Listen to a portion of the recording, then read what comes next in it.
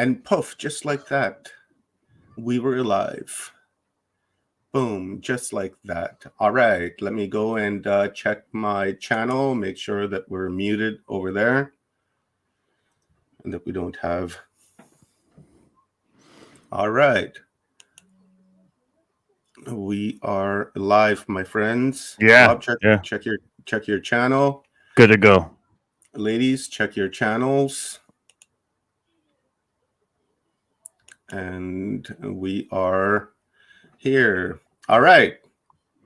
Good morning, everyone. Morning. Today is day 5 of 11, and we are halfway there. Today's going to be an amazing, amazing day. Let me just quickly run through what we're doing here. Rob, you want to toss this up on the screen, please?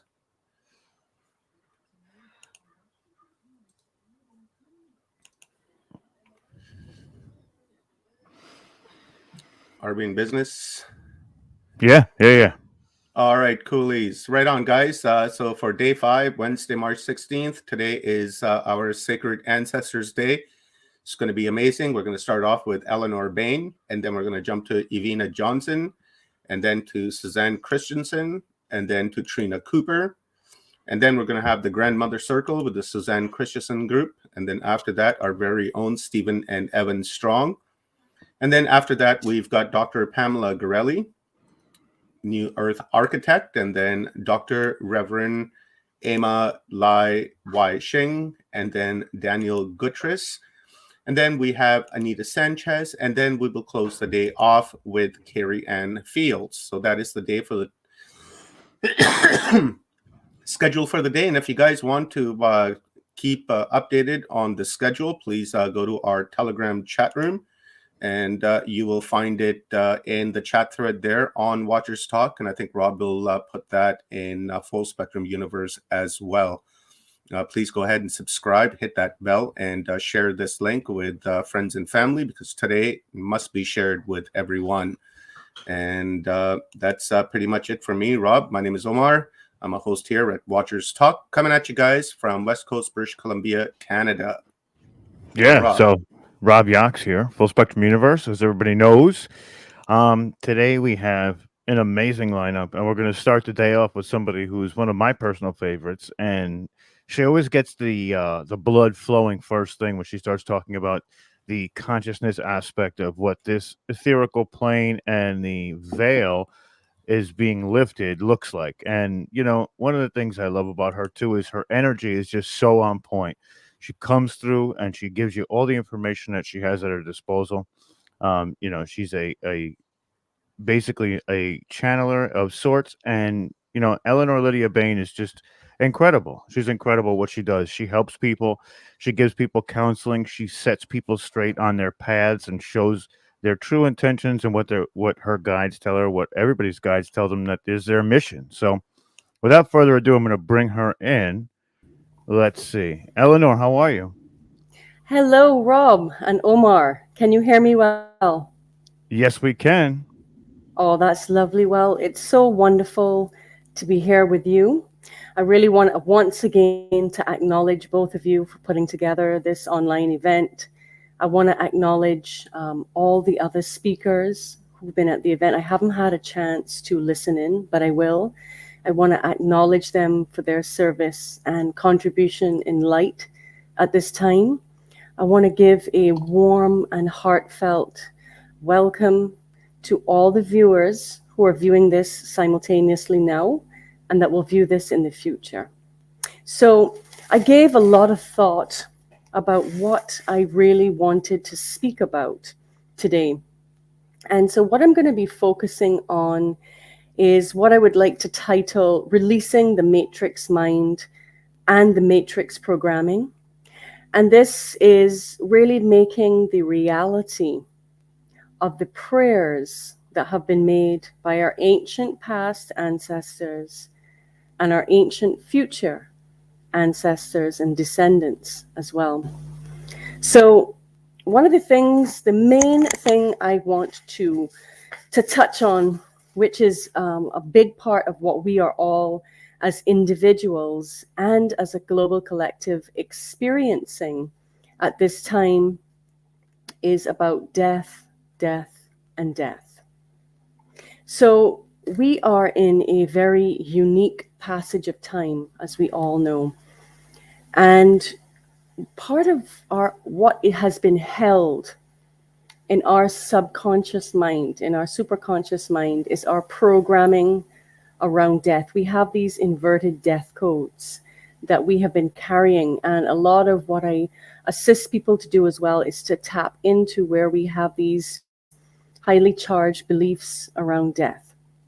So we're consciously releasing the death codes that we have all held within, and consciously breaking free at this time of the death and rebirth cycle that has been known on this planet as the reincarnation grid, as a part of the old construct of Earth. Now, even though we are going to be asked to consciously be releasing these death codes, in saying that, there is a seeming contradiction that is happening in this passage of time. So we have a situation where there will be, from my perspective, looking into the quantum field and the spiritual weather, moving forward from this time, let's say until April of 2023, we are still going to have the experience of a lot of people who will be so-called dying or leaving this reality as we know it. And, you know, it'll be called COVID, or a result of the war, or a result of the jab, natural disasters, etc. But however, seen from a higher perspective, this is not the work of anything nefarious. This is in fact a natural part of the evolution of this planet and we, the surface dwellers here. And the reason for this is that the sentient, celestial, planetary consciousness known as Earth knew what was coming. She knew the negative timelines that had been projected pre-2012 that would be taking place on this planet. What we could call as an umbrella body the Armageddon timelines. And Earth, in her infinite wisdom, shifted her broadband frequency, her baseline frequency, into the fifth dimensional frequencies, and that happened in 2012. So Earth is actually already in an ascended frequency, the planetary consciousness. It's we who have the catching up to do. And we are being asked in this process to become aware of the programs, the beliefs, and the stories of good and evil, the high polarities that is playing out in the surface world and the world of matter and form, of the high polarities of good and evil that are what we could describe as the ceiling of fourth dimensional consciousness. At the fourth dimensional consciousness level, we have these extreme good and evil scenarios that play out, which is kind of what we are experiencing on the planet right now. And we're being asked to bring our awareness of how we can apply ourselves to the external reality and our internal reality, and indeed look at our method of problem solving at this time. We're being asked to give up battling, as what we resist must surely persist. And engaging in battling is still creating the generation of the lower timelines. Now, we've all been given an equal opportunity on this planet in this awakening process. We've had the information that's been released through various channels. We've had different methods for persons to come into contact with their own higher self and their innate knowing and their innate being. And we've had the opportunity to do a lot of the inner work required at this time in order to release a lot of these old densities. So the point is here moving forward, and it's not that I am the bringer of what I would say, bad news. This is coming from a very neutral, heart-spaced perspective, in that the earth will not, as we move forward into the future, she will not allow us, by our actions, our words, and our thoughts, she will not allow us to pollute her quantum field and our collective shared reality anymore. And so here we are in the depths of the separation of densities of consciousness on this planet, what the Bible referred to as the separation of the wheat from the chaff. So how do we do this? One of the ways is we choose, instead of battling our inner circumstances and what is playing out in the external world, into having the awareness to activate our innate ability to create and also use our creativity in co-creative processes. We are here to out-create. We're not here to battle. This is one of the core shifts that we're being asked in mastering our being and being in a very unique situation on this planet, that we are actually ascending in our bodies. We are in a unique process where we do not need to die in order to grow spiritually, in order to make this quantum leap in consciousness while still in a body. And this is a very rare occurrence, but it also has its challenges. And I myself and a lot of my colleagues and a lot of clients and friends have been looking at the pattern recognition of what's been happening for us. So I'm here to present some tips and some tools that I think are going to be very helpful for those, as we are all in the midst of this process together. So since 2012, when Earth ascended her bandwidth frequency, we have all been walking through our Akashic records. So a lot of all the outstanding karmas, circumstances, stories, and timelines have played out on Earth and played out in our individual lives and circumstances. And in saying this, there has been a lot of triggering that has been going on for a lot of people. And so one of the practices that I'm really working with at this time, more now so than before, and recommending to clients and friends and family, it sounds really basic, but it is a key of mastery, and it is part of the spiritual mechanics of ascending in a body. And this key is actually forgiveness. When it comes now to clearing our karma, whatever is showing up in our world is, the reality is going to give us a feedback of what is left outstanding for us in our own quantum field, in our own Akashic records, for us to master. And we've been everything. We've played a lot of different roles, all of us. So knowing that we have some of these outstanding, like to do, is if there is a situation that starts to occur in my reality, if the person is not spiritually aware enough to do this practice, I will call forward that person's I am presence and call forth my own I am presence and visualize the karmic contract between us. And you can use whatever visualization or process feels authentic to you. And to tear up this old karmic contract and state that you do not need this karma between you and this individual. And really seek to hold forgiveness and to give forgiveness for where you feel you may have been wronged.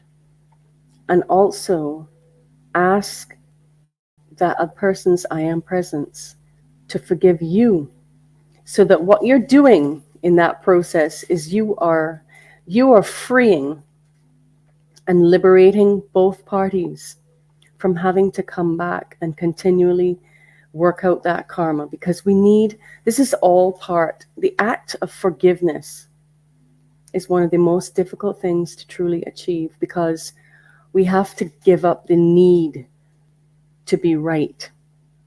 We have to give up the battle of my truth and your truth and being special and being better than. And this requires us to be in the sacred, neutral space of our heart, that we don't need to be right, but we choose the true wisdom of neutrality, of forgiving the other person and forgiving ourselves. And if we can hold that in our awareness and integrate this practice going forward, this is going to help to release us from all of these karmic contracts in awareness, in tacit consent. I mean, there's a lot of karmic contracts that come simply from the DNA skin suits. So things that happened in the past with our lineage going backwards and forwards in time that may be occurring, that maybe not even our karma. And we need to use our I am commands, which is the apex. Our I am is the apex of our being.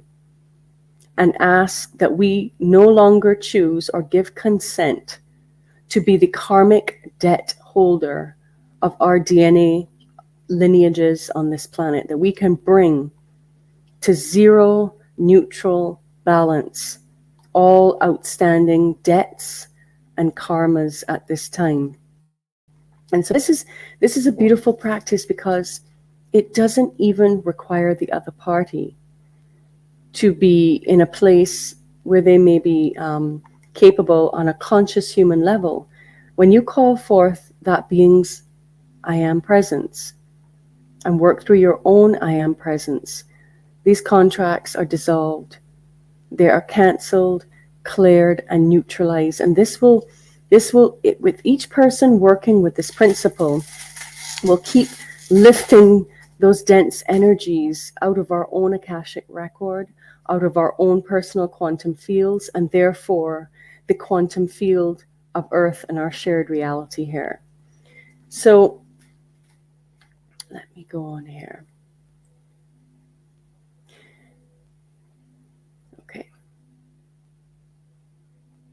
Okay. Now, one of the things coming back to ascending, making a spiritual ascension while still in a physical body, is that there is literally a whole lot of light. What's happening to our physical bodies right now? As we know, we have increasing solar radiation, increasing electromagnetic energies that are coming from the sun, the coronal mass ejections, the plasma, all of these aspects, whether they be the electric and magnetic components, the plasmic components. What's happening to our physical vessels at this time is that it's like all of this very dense, compact, high levels of light are wanting to come into the skin suit. So it is very important at this time, especially within the spiritual communities. People tend to focus on, absorbing a lot of information, just getting more and more and more and more information. And that can actually send the mind a bit bonkers.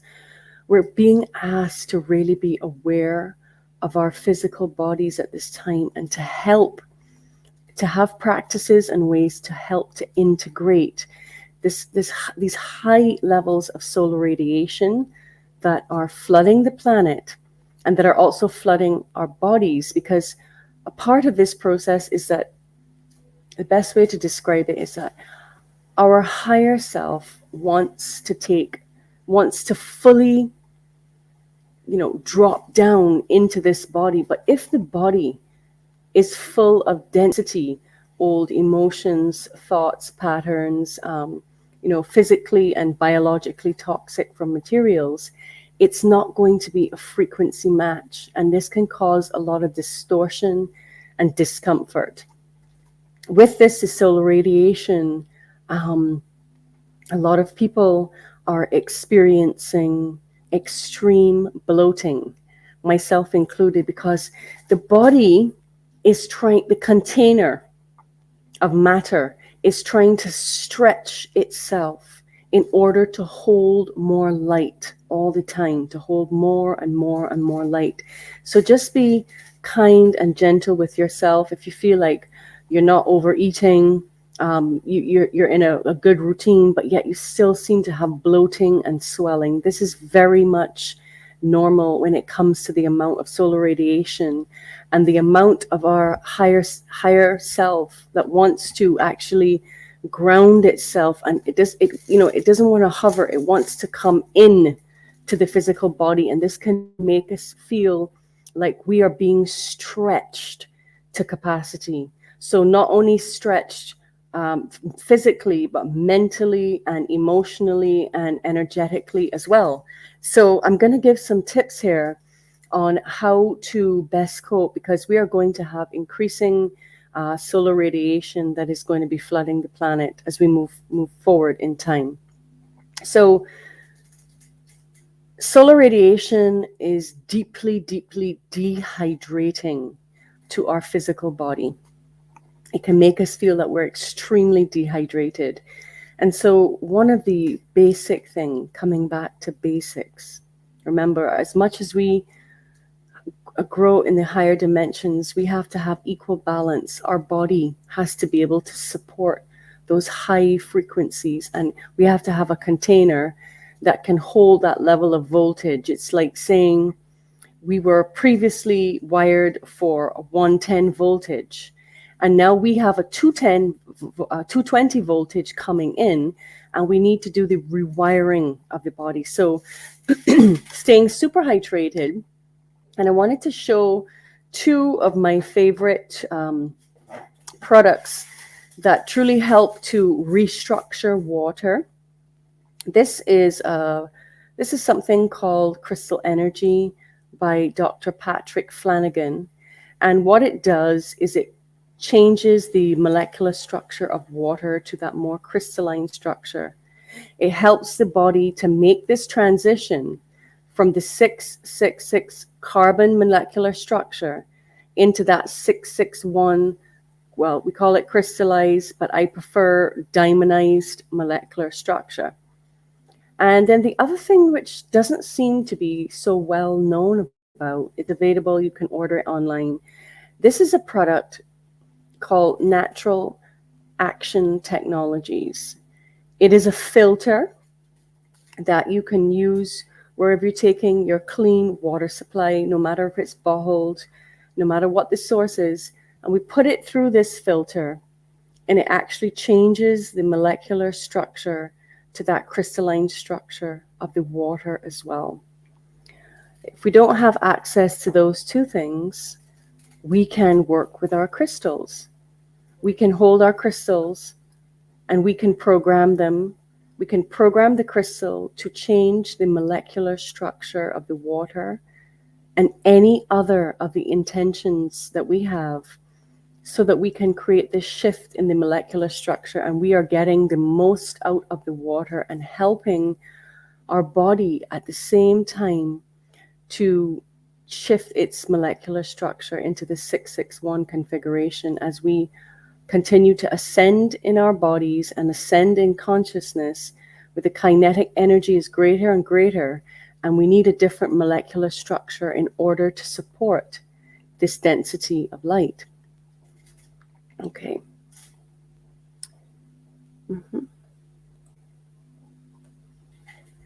Okay.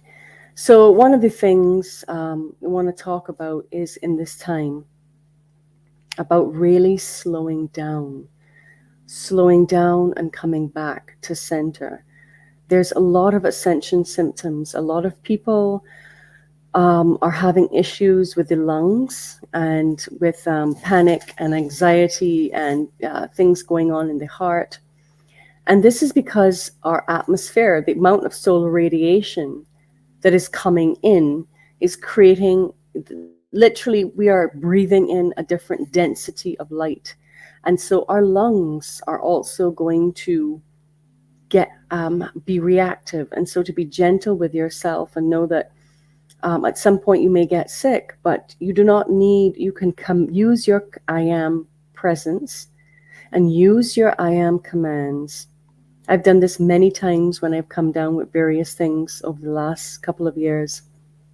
And to state out loud to your body that you do not need to die in order to grow spiritually. That was the old, we are in a lifetime where we can choose to grow spiritually without having to physically die. It's just that that was the only way normally previously we ever made a quantum leap in consciousness. We would have to leave our bodies in order to be able to connect to that larger version of ourself. So we want to bring it back to basics for all of us in the spiritual community right now, and being kind to ourselves and others through this process, and to come into a routine of self-love, self-healing, and self-care. These are very, very important at this time because things are moving very fast. And the speed at which things are moving in the reality is also having a tremendous impact on our nervous system again. Our nervous system, our energy bodies, everything is being upgraded at this time. And our nervous system, we need to pay a lot of special attention to taking care of our nervous system. So again, I would recommend using high doses of, in particular, magnesium, making sure that you're taking some form of a magnesium supplement, and also taking a potassium supplement to help to soothe and calm and to help the nervous system to move through all of these energetic upgrades as the solar radiation continues to hit us. And there's also been a great practice that I have used over the years, and it has to do with what we call in esoteric communities Jacob's ladder. When we look at our spinal vertebral column, right from the top, from the axis, right down to the coccyx. And you can bring up an image of your vertebral column. And what we're intending to do is send that golden light and make the intention to activate our cranial sacral pulse. There is a pulse. It's known in cranial sacral therapy. That's the whole point of the cranial sacral therapy, is to be able to get that fluid to easily and smoothly lubricate the spinal column and therefore our nervous system. Because a lot of people's nerves are not only being affected by the global circumstances and what is playing out, which will continue to ramp up in its intensity for probably about the next 5 years or so. We are walking through the top of the fourth dimensional in our reality in our Akashic records. We are walking through these very intense timelines. But as we know from the looking glass technology and the last presentation that I did, we also know that all of these different timelines are going to play out before they all merge and collapse into that peace and paradise and well-being and prosperity and liberation of human consciousness timeline. We have come back. We, the souls who are awake and aware at this time, we have fears Because in a future timeline, in a future simultaneous timeline, we did annihilate ourselves. And we are here at this time to be the living light codes, to be the living algorithm, and to be the living beings in a physical body that are anchoring these new codes of light, these new codes of the new sun world, and replacing the old inverted matrix codes of death into the new sun codes that we're bringing here and emanating out by all of our words, our actions, and our deeds. And this is very important. A lot of us, myself included, when I do my spiritual maintenance, we recognize that a lot of times we can have a lot of knowledge, okay? And we're more so now than ever because of the information age that we live in. But guys, we have to bring into balance and to integrity what we think, what we say, and what we do. And for each of us, that's different. And there is to be no shame, blame, and guilt, but to have the awareness that if we say something, do another, speak another, this is bringing chaos and confusion to our own being. And a lot of us at this time who are very evolved beings, who are a part of the spiritual communities, there's been a really good lesson that's come up for me that I wanted to share because it could be a major ego trap at this time. And I really want to thank, let me get her name here, because I really wanted to thank and to acknowledge another colleague who, I'm just going to bring up her name here so I make sure to acknowledge her. Another colleague who's been very helpful in putting some pieces together for me over the last few months. And I'm incorporating some of her concepts brought forth by the lovely Linda Good McGills. She's given me a lot of clarity in my own superconscious mind and words to abstract knowingness. And so I want to address us in the spiritual communities at this time, is that we have had part of the matrix programming that we've all been falsely conditioned with and have allowed us some very intense experiences, is this need to be special. This need that my truth is more important than your truth, and the need to be so-called someone. And this has led into what we call the God and Goddess programming. You know, God and Goddess and the need to be special is still a part of the old matrix programming.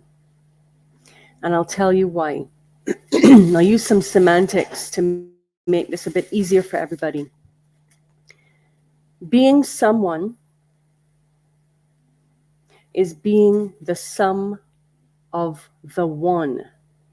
It means we have this subtle shift in consciousness from being somebody, I'm different, I'm special. That is still a programming of separation.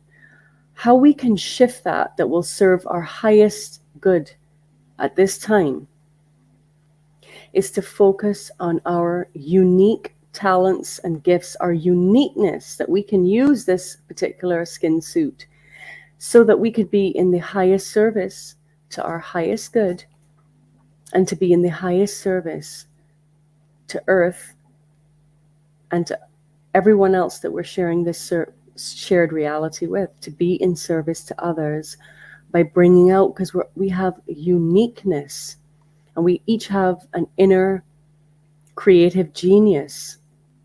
But a lot of persons, even within the spiritual communities, are still very enmeshed in, I'm a god, I'm a goddess. Well, I mean, mostly times when we were gods and goddesses, we battled each other to death.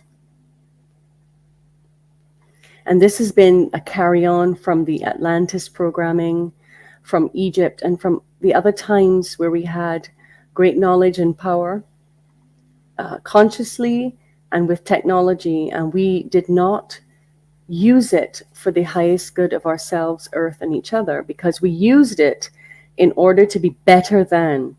The more you truly grow in consciousness, the more that you bring forward and embody your higher self, your divine self, you gain more of a collective and planetary consciousness. You give up the need to be someone.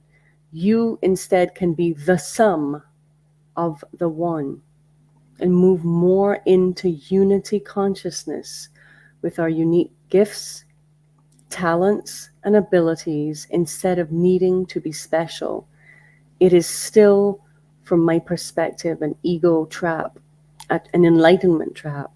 And I myself have had to do a lot of reflection on that programming and see where moving forward in these energies, you will not be able to, we live in true equal co-creation in the fifth dimension. Nobody is more special than another. Just as if you, if you look at nature and you imagine an entire beautiful ecosystem, no one plant, tree, flower, animal, river,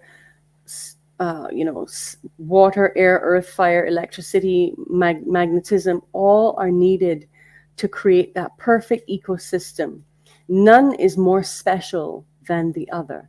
And this is an aspect of our own consciousness that we're working through to release this inverted matrix programming at this time, so we can continue to grow and ascend in consciousness. Okay? Okay. And this is another thing I'm going to touch on now, what is happening in terms of this time with the global shift that's happening, and those who are not able to shift in consciousness at this time. As I said before, I've seen several things in my dreams.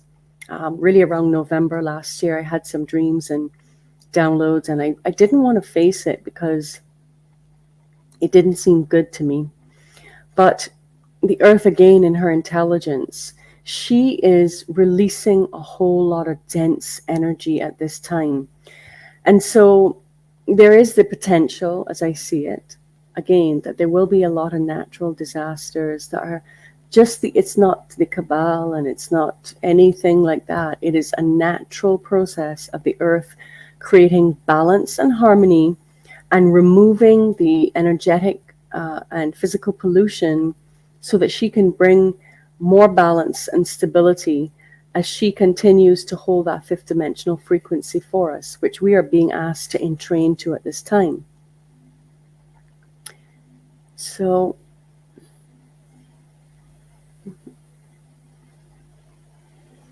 okay. Okay.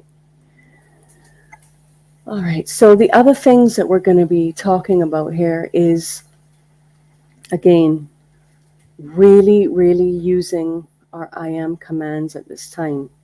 There are things that will continue to trigger us in our personal life and in the collective global unfolding that we're in.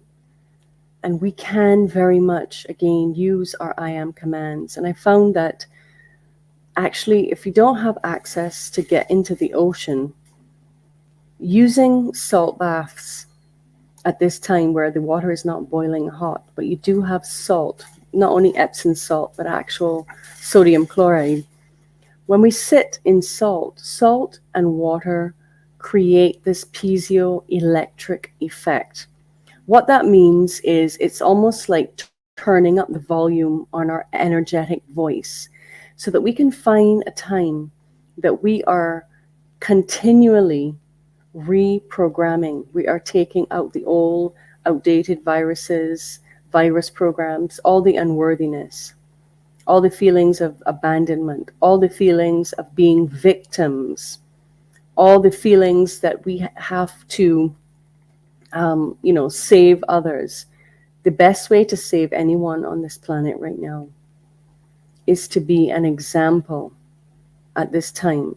And we all know, each of us, what that means for us. It is really important. A lot of us are having pains and different illnesses and different things that come up that can be quite scary for us. And we can speak out loud to our bodies, to our innate bodies, and we can ask that whatever density is still in our body that is not in alignment with our highest good and our higher self, we ask to release the density out of our body. You can use the violet flame. You can use any number of visualizations that are authentic for you to continue to transmute, to transform. And when we become aware of these negative programs, we can simply ask, even if we say something in a heated moment, we just ask for it to be cleared, cancel, and neutralize. So we are not polluting this quantum field, because we are now in a space and a territory where we are very, very much responsible for what we are doing, what we are thinking, and what we are saying. Okay, really important as well at this time.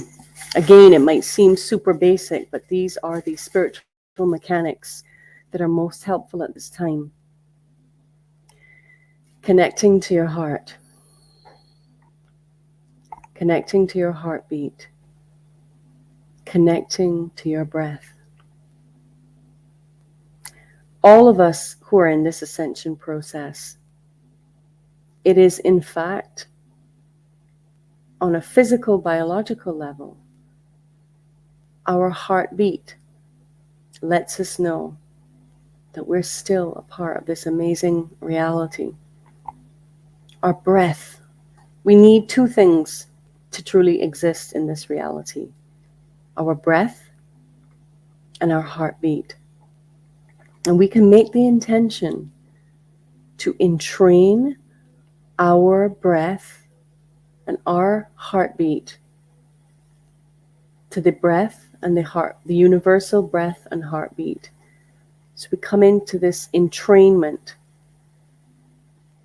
and greater sense of self than being separate, because right now our hearts are all going through so very much. We are all facing unique circumstances. For every person it will be different, that are asking us to let go everything that we've held in our existence as a soul, all the galactic wars, all of our experiences of our ancestors, all the trauma we may have been through in this life as children.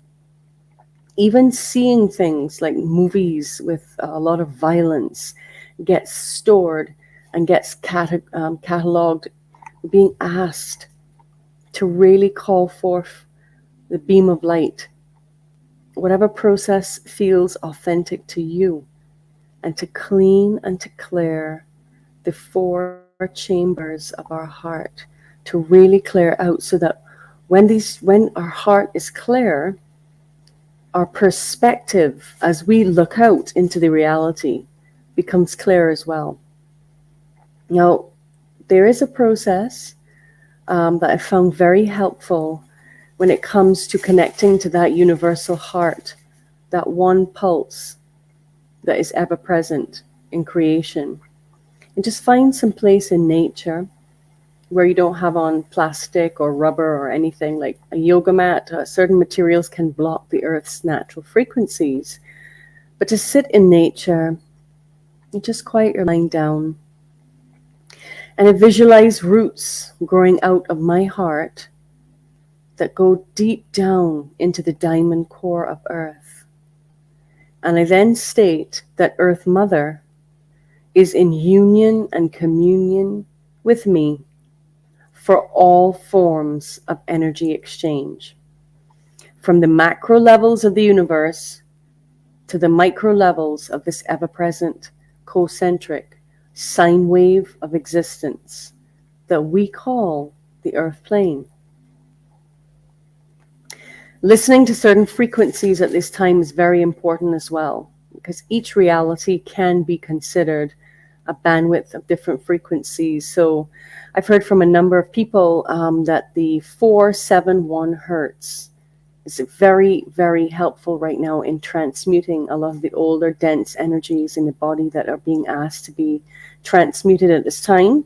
And I would also always recommend the frequencies of Ted Winslow and SoundSync Tech. Any of his frequencies are going to help to heal and repair the subtle energy bodies, and in fact keep us entrained to the higher frequency realities at this time. Okay. Okay.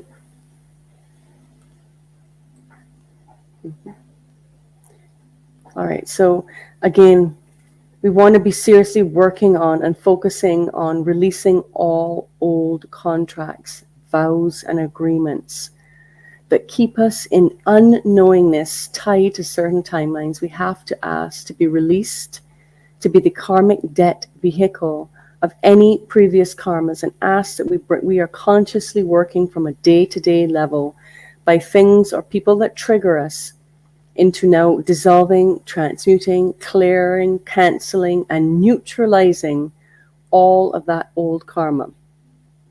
Okay. We also have to be aware that there are the artificial intelligence programs which are running through the matrix. And especially before we go to sleep, we do our processes of declaring our I am commands that we cannot be manipulated, distorted, perverted or dominated, distorted by any being, seen or unseen, past, present, future, artificial or sentient, individual or collective, that only our I am presence is what is running the operating system of this body and this reality at this time. And now, the other part of what's happening to us, which can cause panic and confusion for many, in ascending, we are all going to be able to literally perceive more of reality. So we are moving from using a 3 to 5% brain capacity into a 15 to 20% brain capacity. So literally, the more of the brain we use is directly correlating to how much we can perceive in the reality. So if we're using 5% of our brain, we're only really interfacing with 5% of the available data in the reality. So we can start again to use our I am commands to start to command, visualize, and make a daily practice that we are now giving permission that we start to use 20% of our brain capacity. Having 20% of our DNA active. We can't do it all at once. It would be way too overwhelming to go from 3 to 5% of brain capacity to 100% of our brain capacity, which we are destined as sovereign ascended beings to be using 100% of our brain. But we have to take it in increments so that the body can be able to hold these changes without being blown, like too much electricity to a socket. It will blow the socket. So we've got to be building our ability to hold these higher frequencies. And as we use more of our brain capacity, more of the data of reality does fill in. And this is where we need to give permission to ourselves to see what is in the reality. Because of course, there are things that we say is scary to us. It's going to be scary.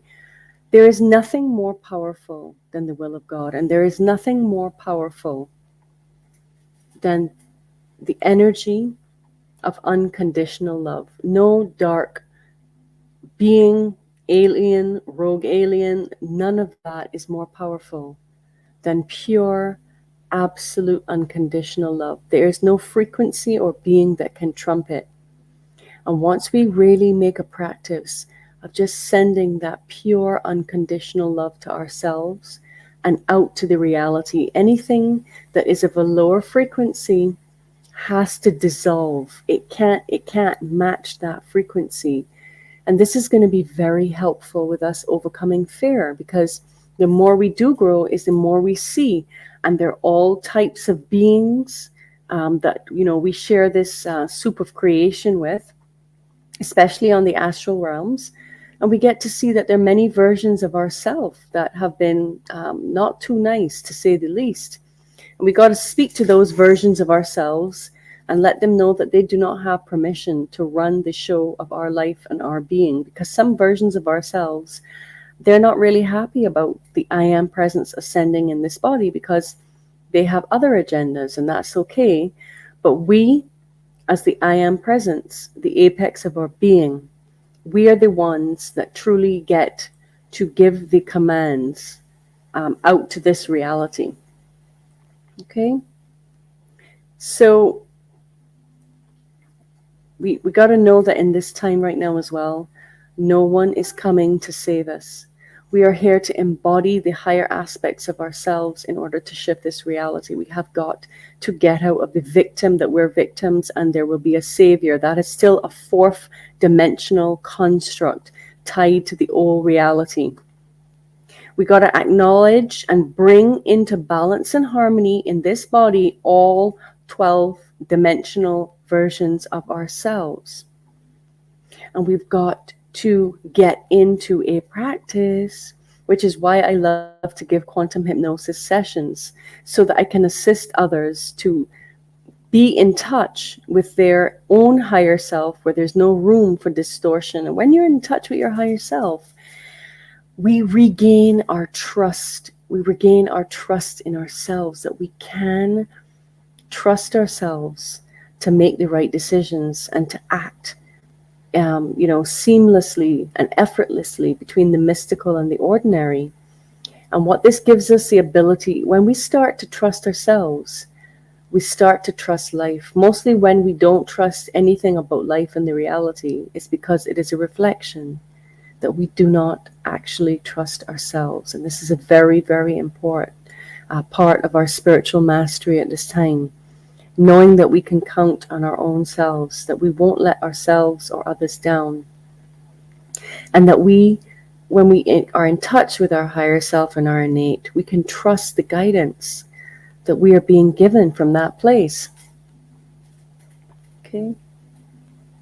And another really important tip and tool I want to give at this time to everyone out there, even the highest of spiritual beings, or to the person that has no true awareness of what's happening. A lot of people are experiencing depression and a lot of the lower frequencies at this time, and feeling pointless, and feeling like we're going in Groundhog's Day and repeating a lot of cycles and loops. And the way I have found very useful to get over that territory in our consciousness is to bring it back to our passion, to bring it back to our creativity and to our passion, that we can, that spark, one of our most, our creativity is our most God source absolute light quality, because a creator creates. And to get in touch with our passion, guys, whatever that might be for you, and to get in touch with our creativity and spend a lot of time activating those creative aspects of ourselves.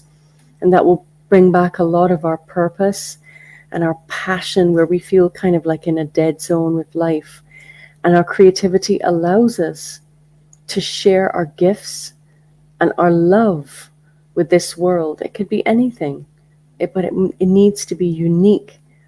And you need to feel very passionate about it. So you're flowing that energy out from you and into this reality. And so, in closing, in this upcoming spring equinox of 2022, I want to remind everybody that the portal opens on the 17th of March, and it reaches its zenith or climax on the 20th and the 21st of March, and then the portal closes on the 23rd. And I'd really like to encourage everyone out there to please put a little time aside to do some clearing, some cleansing, some transmuting, some neutralizing, to do some spiritual housekeeping, and to do practices to help to release the dense energy out of your body at this time, and the dense energy being held in the Akashic records and our energy fields, and as well as connecting in intention. It could be physically, but it could be simply via intention, that all of us would be as one unified collective force of love over this upcoming spring equinox, and that we can continue to create this divine matrix of light, because the matrix is not actually our enemy. The matrix could be seen as our lover, and we need to come out of this bipolarism, of this love-hate relationship with this reality, because remember, we created this reality, and we've come back from the future to ensure the paradise timeline going forward in our reality. Thank you, Rob and Omar. I don't know if you have any questions for me now at this time. I just wanted to jump in first off and say that, whenever you speak, I get captivated, because this function of timelines and how we're able to change these timelines, for me, it resonates because, for a long time I was on one path, and I thought that path was the path I was supposed to be on. Then my realization happened where I knew that something different was out there for myself, and how my timeline has changed from not only what I saw, but from what had happened already too. So there's this different aspect of when you're looking forward or backwards within those timelines, and how you take away different pieces. I want to try and say this right because I'm trying to articulate it properly.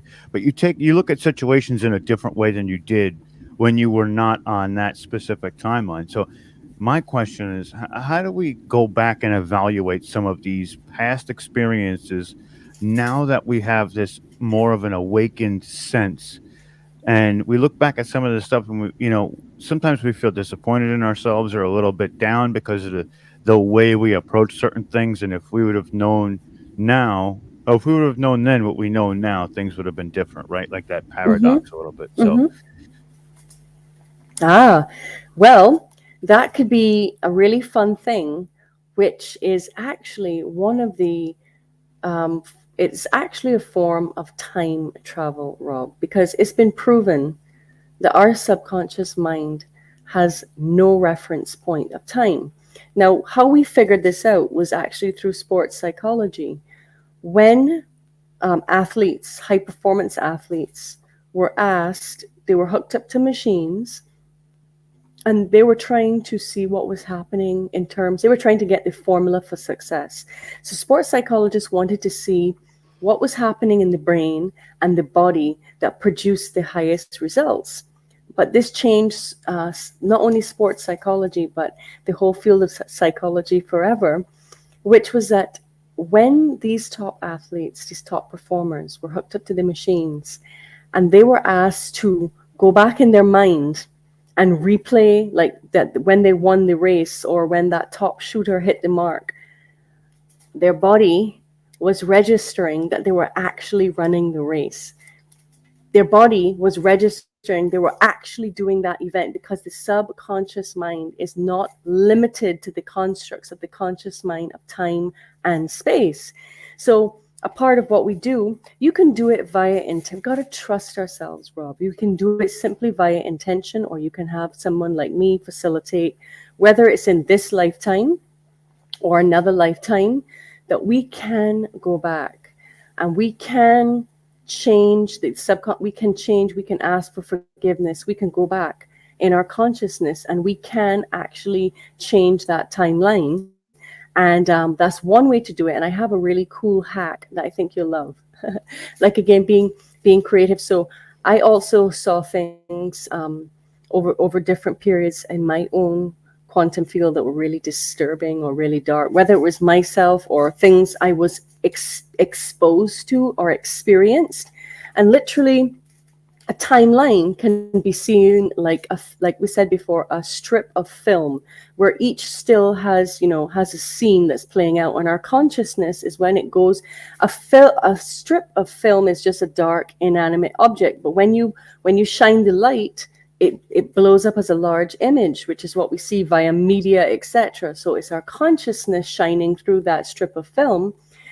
And so where I've seen chunks of very unpleasant and things I would like to see shifted, I literally visualize that timeline or those scenes that have played out in that timeline. And I take like a brush, a rainbow brush, and I brush it over. And I bring healing and light, and I change the images that occurred in those timelines so that I can experience the change in the reality here and now. And I know this works because when we go and we change things in the past, we can see the shift in this reality here now. And That's that is exceptional. how we are actually averting these Armageddon timelines. But like, what about you and what you've been experiencing over these last months in terms of the ascension symptoms and like feeling in your body with all of this? We are being, I mean, blasted with solar radiation, which is not easy to assimilate. How have you and your friends and family been feeling?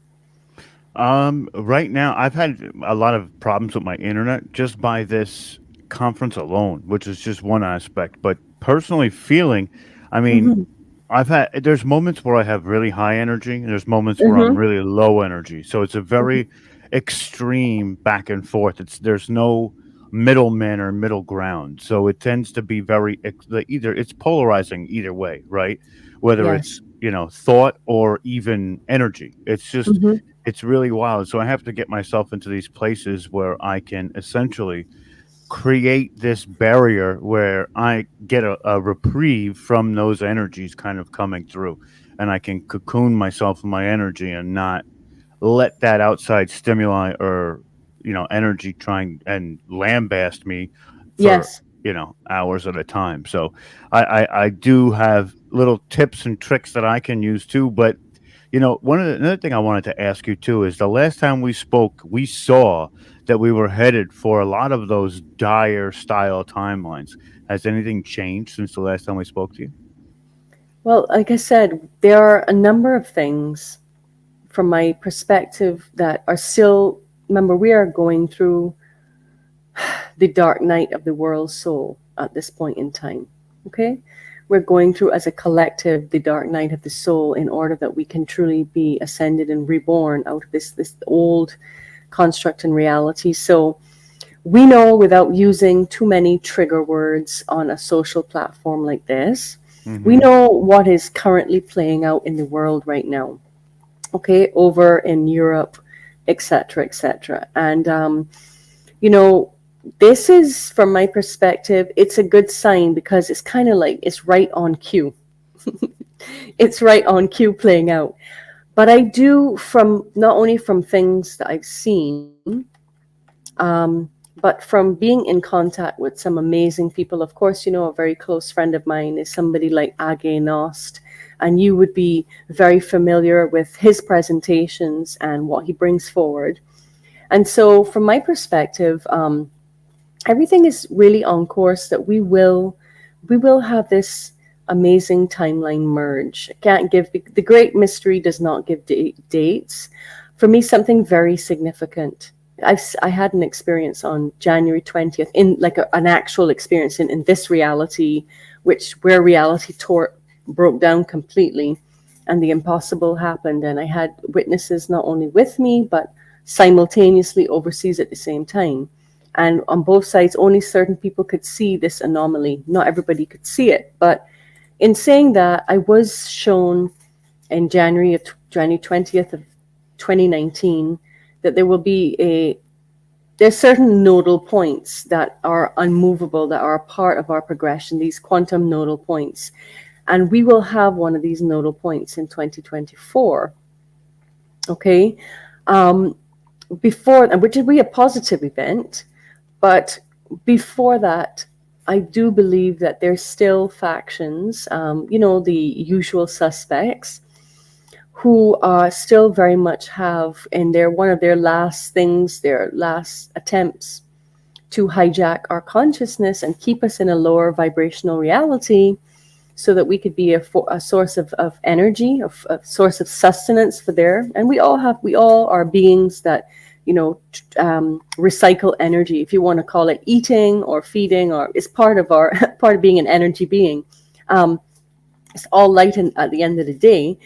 But I feel that there will be still an attempt of this false flag alien invasion as another way of really hijacking our consciousness and putting us, not only putting us into fear, but putting us in a situation where we would hand over our authority to, our leaders. Right. Okay, but that will shift when we, as individuals and collectives, that can't happen if we are empowered and we do not need to have saviors anymore, that we do not choose to write the programs of good guy and bad guy, that we can come into the sacred neutral wisdom of the heart and we can have good guys and better guys. Right.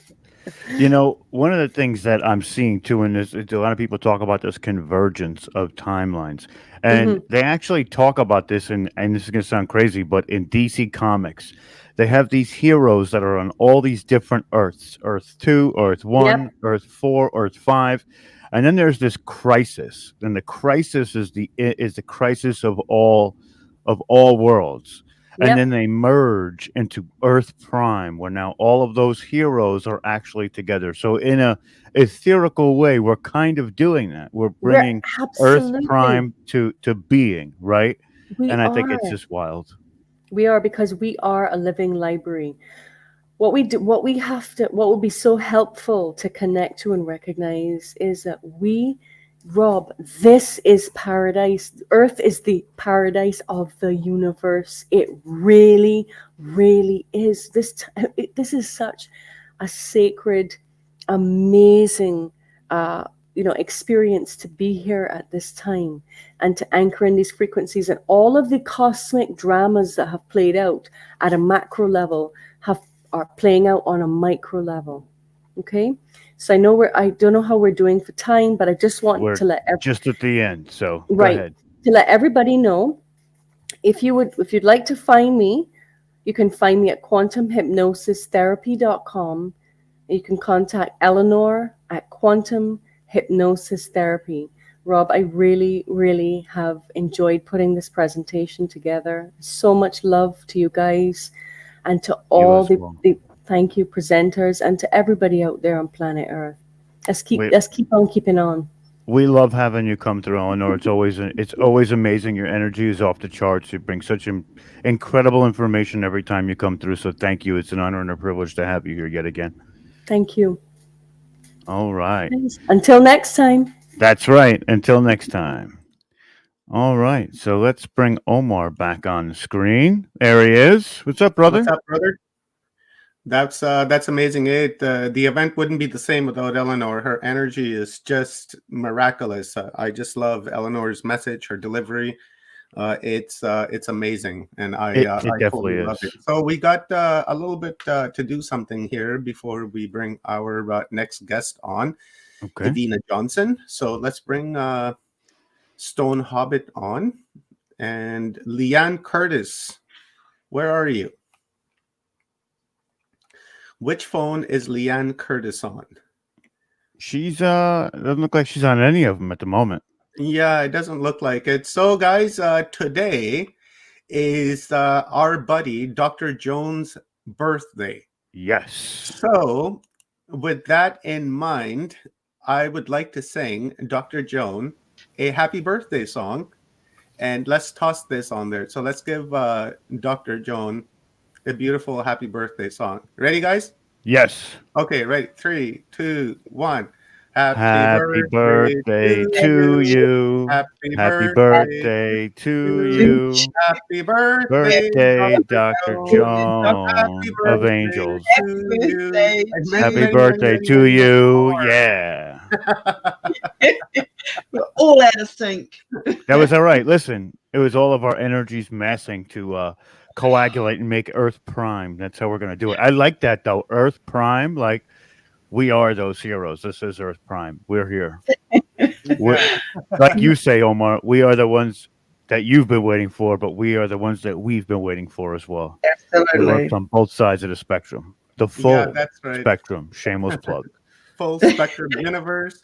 Don't forget to subscribe, like, and join the channel as a member to support Rob so that he can continue to bring you conscious based content to raise your awareness and to raise the awareness of everyone around you. Thank you very much, Rob, for your service. And I'm going to bring Evina on here right away, but I'm going to do her presentation or her bio here really quickly. And then we will bring Evina on. So let me just quickly read Evina's profile. As an advocate, Evina speaks on topics revolving around being more deserving of yourself and adult survivors of childhood sexual assault. These topics are highly important to her because of her past personal struggles with self-love and being an adult survivor herself. Yes, her great passion is to teach on topics dealing with spiritual and magical development. Born in Atlanta, Georgia, and raised in urban communities, Ivana Johnson is often noted as very unassuming, despite that she became an intuitive consultant, certified spiritual life coach, and a heretic public speaker. She has studied various spiritual systems and magical paths from ATRs and animism to Zoroastrianism and the magic of Zen. The gateway that began her magical journey was Wicca.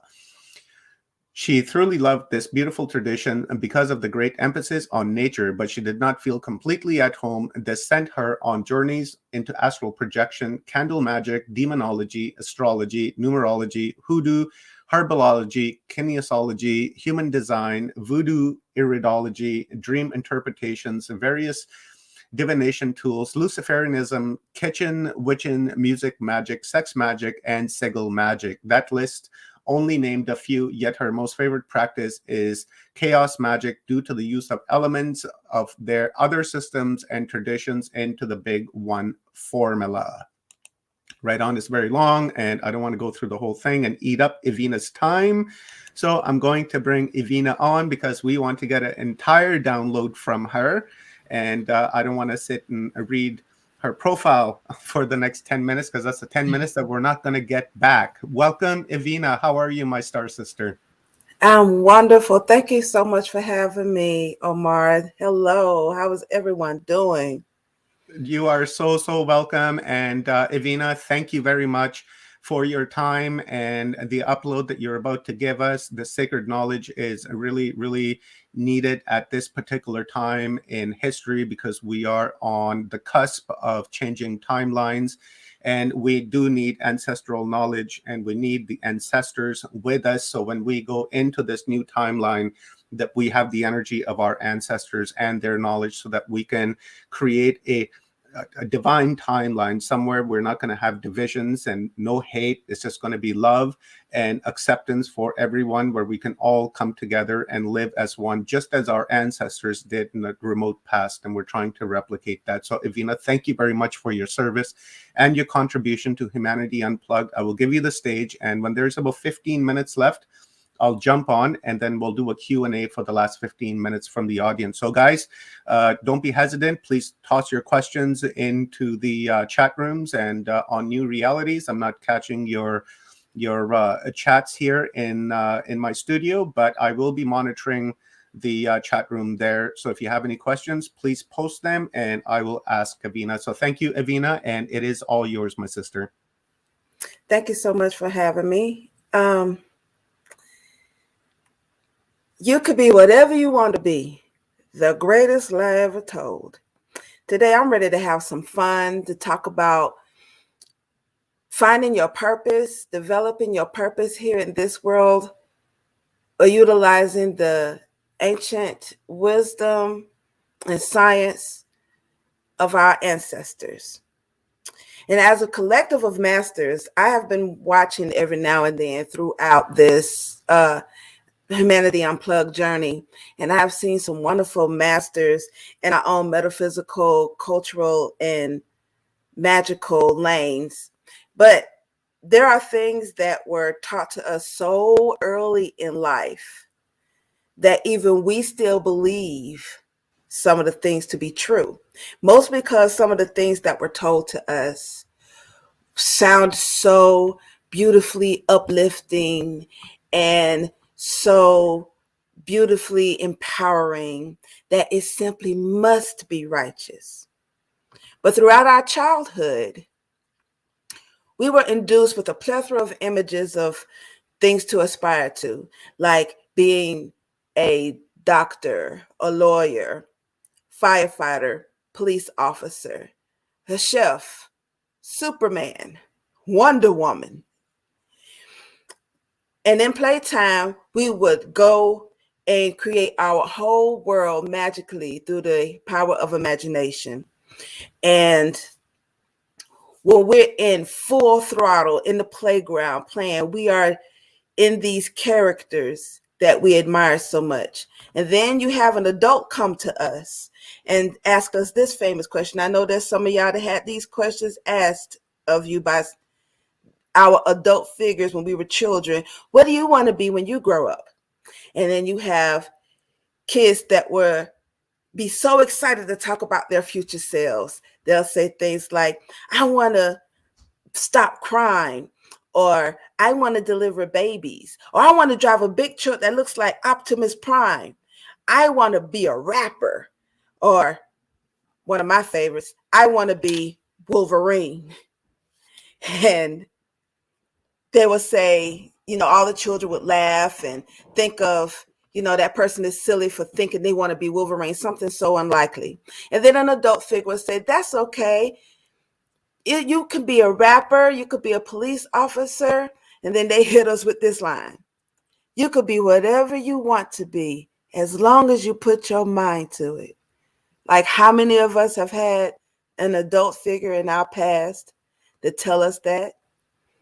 And how many of us believed in that wholeheartedly and lit up with empowerment and joy when we heard that? And how many of you arrived to that future self that you claimed when you was a child? And are you satisfied? Are you fulfilled? If any of those answers are no, how many different fields or career fields did you go through to find that fulfillment? Did you ever find it? For generations, many of us have been separated from the ideas of being fulfilled in our career choices. Look at this day and time of what everything has been happening. We have been induced and molded and conditioned over the years. We grew up more into just getting a job to survive. That was what we were taught by our parents, by our elders, to go to school, get a job, go to school, get a good education, get a job. Hopefully someone taught you to save for retirement and then die. Too many of us have spent decades in undesirable positions to never know the feeling of being fulfilled in life. The idea of living transformed into just existing. This way of existing caused a lot of stagnation, debilitation, sadness, and emptiness. Just look at the vibratory frequency of this world. Everything has just been going downhill. Now there's a complete split. But you still have this half of the split with generations upon generations of stagnation, debilitation, emptiness, sadness. And this has become normal. So normal that we intentionally passing the existing lines of thought down to our offsprings. Whatever happened to obtaining our destiny and fulfilling our purpose in life? Now, there's a difference between destiny and fate. For fate You have no say-so in where you're going in your life. It's like some unforeseen source or some unknown entity makes sure that you get to wherever they want you to be, and you have no say-so. But destiny, another predetermined future, whether in general or as an individual, is involved in participating in achieving an outcome. But you have choices. They call it free will. So, and what is purpose? Purpose is the reason something exists and intended end, aim, or goal. Purpose creates meaning, offers a sense of direction, and helps guide our paths, behaviors, and our goals when applied to our lives. So have we really gotten to the point of believing that we're not important enough to have purpose for living and a destiny to attain? I remember an elder when he was passing away, well, someone told me when an elder was passing away, he said, what was this all for? To think that you lived a whole life really doing nothing, that you dedicated your life to really doing nothing because no one told you what your purpose is. Are we becoming doctors, lawyers, and call center representatives because some parent or society deemed us to? I've met plenty of doctors who once dreamt of being an artist or a singer or a dancer, only to become a doctor because their parents deemed them to be so, for their own personal fulfillment, not for the fulfillment of their child. And for years, this child lives empty and unfulfilled, but make up something and began to believe in their own minds that they're doing it for their parents and it's for their family. And they're coming up with strange ideas and rhymes and reasons of why to do something that is not their purpose. It is vital to achieve consciousness to the point where we are being led to our purpose. We must begin now to travel on our individual and collective pathways of fulfilling the purpose in which we have come here to fulfill upon. I argue for the reason why many of us are here right now, especially those of us who have been giving presentations and more presenters to come in the next few days, is that we are here to assist others in coming into their purpose. So I have this amazing friend. He's a doctor by the name of Dr. David Feschuk. Another amazing doctor who is actually a family member recommended that I visit him for my back pains that I was enduring. So I'm laying face down on his chiropractic table, and he uses the singing bowls in his holistic chiropractic practice. And I'm face down, so I don't know what's happening. I know that he had singing bowls, but I'm my back hurting. I'm not thinking about anything else. And as he's placing these bowls on my back, I just knew which one they were. So I would say something like, "Is that the yellow one?" And he would reply, "How did you know that?" And he'll do his thing, and then he'll remove it, and he'll place another bowl on top. And then I'm like, "Is that the orange one?" He was like, "Never in my practice have anyone face down guess what these are on their back." So he was very curious and set him on a journey to discover who I am. I don't know what's so important about me. I'm like, my back hurting, fix it. That's all I was caring about. So then he knew I was someone special for some reason. And he told me that I am very unassuming. Just looking at me, especially with my background coming from the urban hoods of the ATL, no one would ever fathom what I can do. So as we had conversations, I explained to him that I am an empath and I could see everybody's business, and I shared my website with him, and he was on just more and more wanting to know more about me. One day I'm watching a video about hypnotism, and I thought, man, that shit's so fake. I don't know. I don't believe in hypnotism. If that shit real, I want to be hypnotized. And that's how I was thinking, because I don't like seeing fake things. I need to see and experience practically myself what those things are like. And for many years, I've seen hypnotist shows and have always thought them to be fake. Few days later, Dr. David comes to me and he says, how do you feel about quantum healing hypnosis therapy? And I interrupted him as he was trying to explain to me what it is. I'm like, I'm in. I'm ready. Let's go. Fast forward to after my session. And when I came out of my sleep, I guess, I felt a lump in my throat, like I was crying. And I looked at Dr. David and his eyes are red. And then I noticed my face all wet. Like, what happened with you? Dr. David, have you been crying? He replied, yes, several times. So have you. I'm like, Lord, what has happened? He was just so in awe about me and what the results of the session. I didn't know I was under for 2 hours. I thought it was like an hour. No, I thought it was like 30 minutes to 45 minutes, but he told me it was 2 hours. And from that moment on, he expressed to me that he has a personal mission to help me to get to my purpose.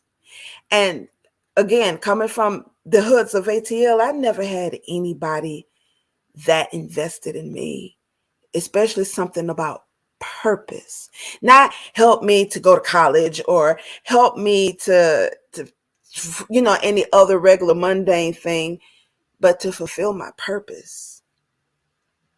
And that was just the most amazing thing in my mind, to have someone, especially a doctor, not just a coach or a teacher, a doctor. That was just amazing to me.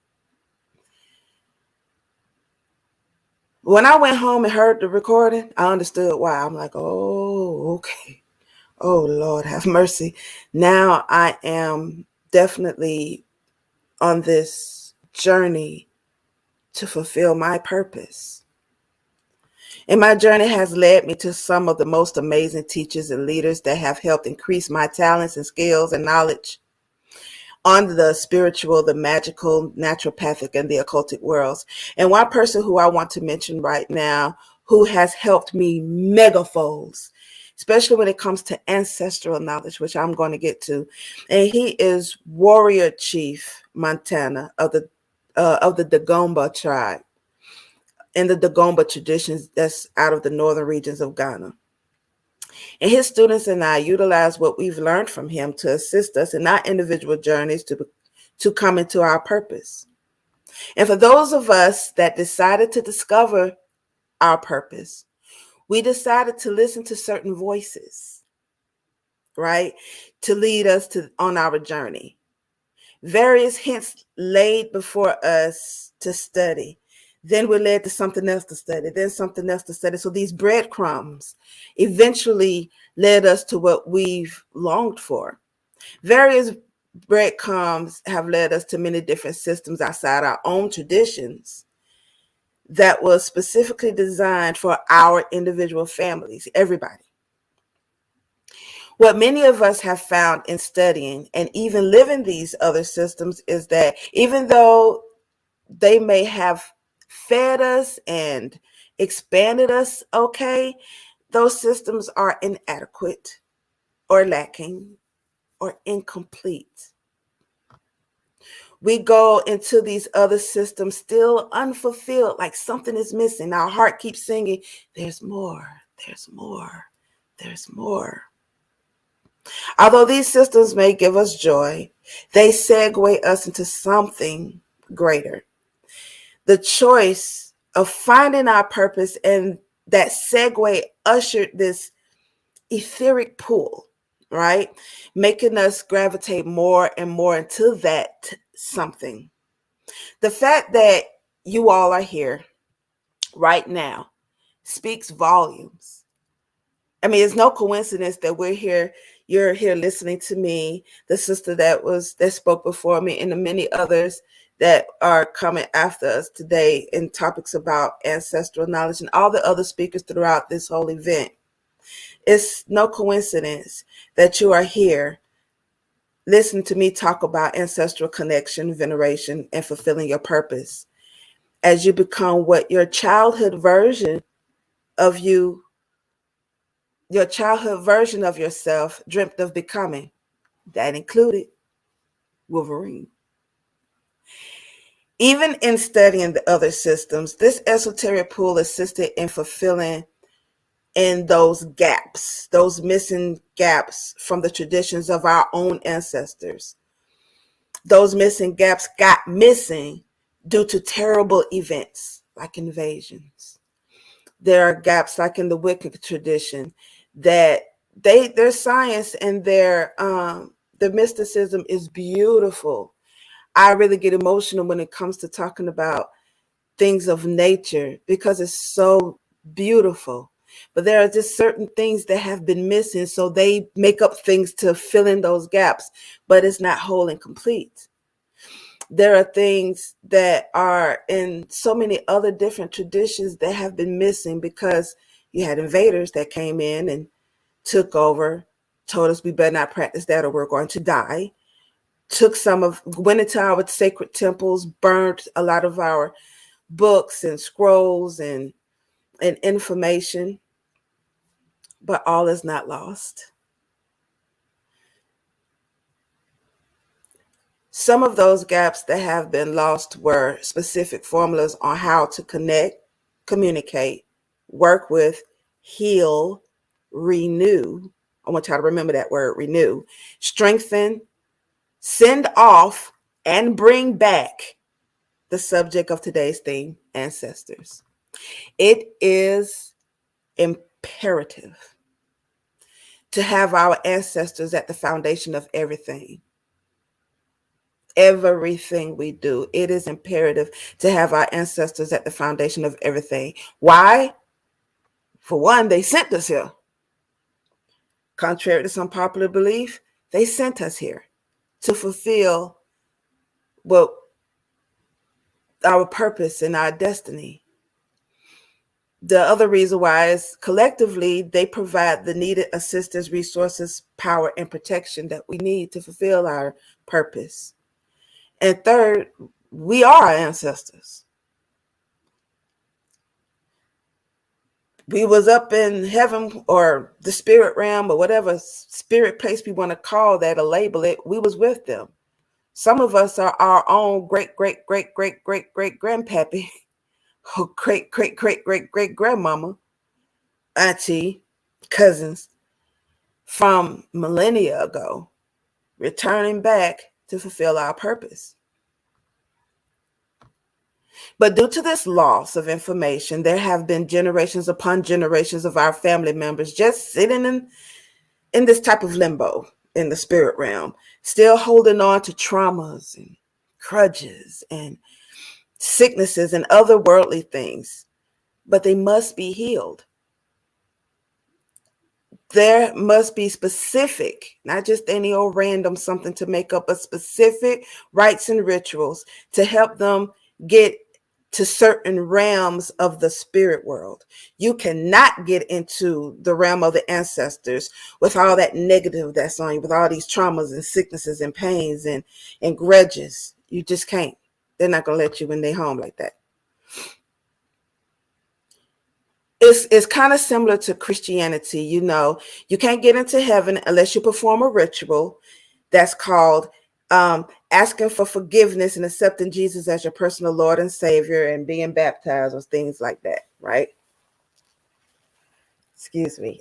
I think a cold was trying to come on, but I wasn't going to let that stop me from delivering my message today. So I apologize. That is a specific ritual in Christianity to cleanse yourself of sin in order to gain access to heaven, right? However, for many of us, there is a concentrated effort to detach us from this great resource by taking us from our traditional ways of life. This includes healing traumas, family dramas, and performing specific rituals to help the ancestors. There are those of us who go into various spiritual systems and are very happy finding out and going deep into learning candle magic, astrology, psionic devices, and human design, right? There are a fraction of us who find these things and feel unfulfilled. For that fraction, it is ancestral and traditional connection where the fulfillment lies. Each culture once had or still has traditional ways of ancestral veneration and ancestralization. Throughout time, it became lost in most traditions and hidden away deeply in other traditions, one way or another. Regardless of ethnicity, the powers that be made us lose and or destroy a lot of our information. However, again, all is not lost. Here's an example of the breadcrumbs I mentioned earlier. I know some of us have heard of astrology or human design. So you ever read that section in astrology where it says like your best career section, and notice that the suggested careers for your sign, it may have come close or it wasn't really clear with the degrees of all the planets and the signs and the houses and everything. For example, let's say that it says for you to be a counselor. But which type of counselor? You don't know which type of counselor they're talking about. So you go on to school and you think you're supposed to be a counselor at a grade school. When in actuality, had you went to your ancestors and did certain rites and petition the ancestors to find out what it is that your purpose is, you would have found out that you're not supposed to be a counselor for children. You're supposed to be a specific type of counselor, like a counselor for adults to talk them out of marriage. See how specific that is? But you wouldn't have known that by reading your astrology chart, right? Of all of the spiritual things we can do in preparation for and during this great shift, why our ancestors? Some of our ancestors are our closest friends, our BFFs. While in the ancestor realm, you were right along there with them as an ancestor yourself. Remember, again, we are our ancestors. And again, I argue that we're here to assist individuals in coming into our purpose. So we are that elder that returned for whatever reason. On whatever capacity, your ancestors know you better than anyone else. They have your best interest at heart. They are the ones who knows you. They are the ones who have been with your family since the very, very beginning of time. Tens and hundreds of thousands of years ago. We're going back so far with our ancestry, right? That we can gain access to. Your ancestors also give you the absolute highest level of grace, mercy, compassion, and that kick in the butt when you need it, especially when you have the gall to buck the system. What I mean by buck the system is, have you ever had your parents tell you to go and do something that, I don't know, go take out the trash, whatever. You had a parent that give you a directive and you decide to do it on your own time, if at all. That's what I mean by bucking the system.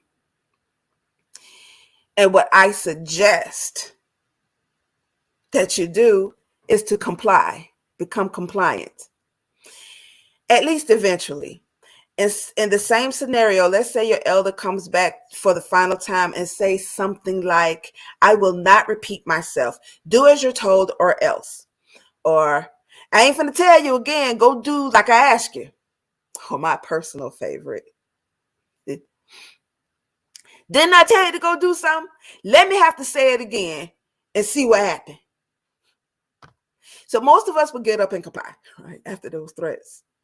And then there are some of us who don't comply and get punished. Have any of you ever had a spiritual ass whooping before? I want to share a spiritual ass whooping that one of my elders shared with us. A story about one time how he lost his healing abilities. So he knew that he had the ability to heal. And one day when he was actually in Christianity, he and his mate was at church. And for those of us who understand how Christianity works, where you're in the church and you have the pastor that's in the front inviting everybody to come down to receive healing or to be invited to join the church or something to that effect. And while people were going down the aisle, he noticed someone in the wheelchair. And Spirit told him, go heal him. Go and heal him. Go heal him. And my elder at the time, he was younger, much younger. And he was like, not living was his quote. They kept urging him to go heal him. He's not, nope. I ain't doing that. I'm not going to go out here and look stupid. He felt hands on him, pushing him into the aisle. And he's grabbing on to the back of a pew that's in front of him to keep him from going into the aisle. Like, what is happening? Keep urging him, even gave him directives of where to put his hands on the person to heal that person so they could walk. Gave him words to say to heal this person. But my elder at the time, he didn't want to do it. He was not trying to look crazy. He didn't follow the directives that was given to him by Spirit. So the very next day in his car on his way to work, something told him to look up. And when he looked up, he noticed an eagle circling around following his car. Then he heard distinctly, we're going to take that from you. He knew immediately what they were talking about. They were talking about his healing ability. So he started this whole begging thing. Oh, no, please. Okay, I'm sorry. Okay, the next time you ask me to heal, they were like, nope, we're going to take that from you. And all of a sudden he said that when he motioned his hands like this, he felt a pull, like something leaving him. He said he never felt so empty, like it was a piece of him that was taken from him. And he never felt so terrible, so bad, like, oh my God. But don't worry, ladies and gentlemen, don't worry, brothers and sisters. He eventually got his healing abilities back, but we can say that for another conversation. But that's that spiritual ass whooping. When they tell you to do something, we need to be able to listen. I have a whole program where I speak about talking about your first mind is your divine mind. Your second guess is a hot mess. Your first mind is that spirit, or popularly called your higher self or your spirit guide, amongst other names around the world, that speaks to you, that has your voice, but speaks softly and in peace, but gives you directives. That other voice, that second guess, starts explaining itself, like why it's the better suggestion than whatever that first voice was talking about.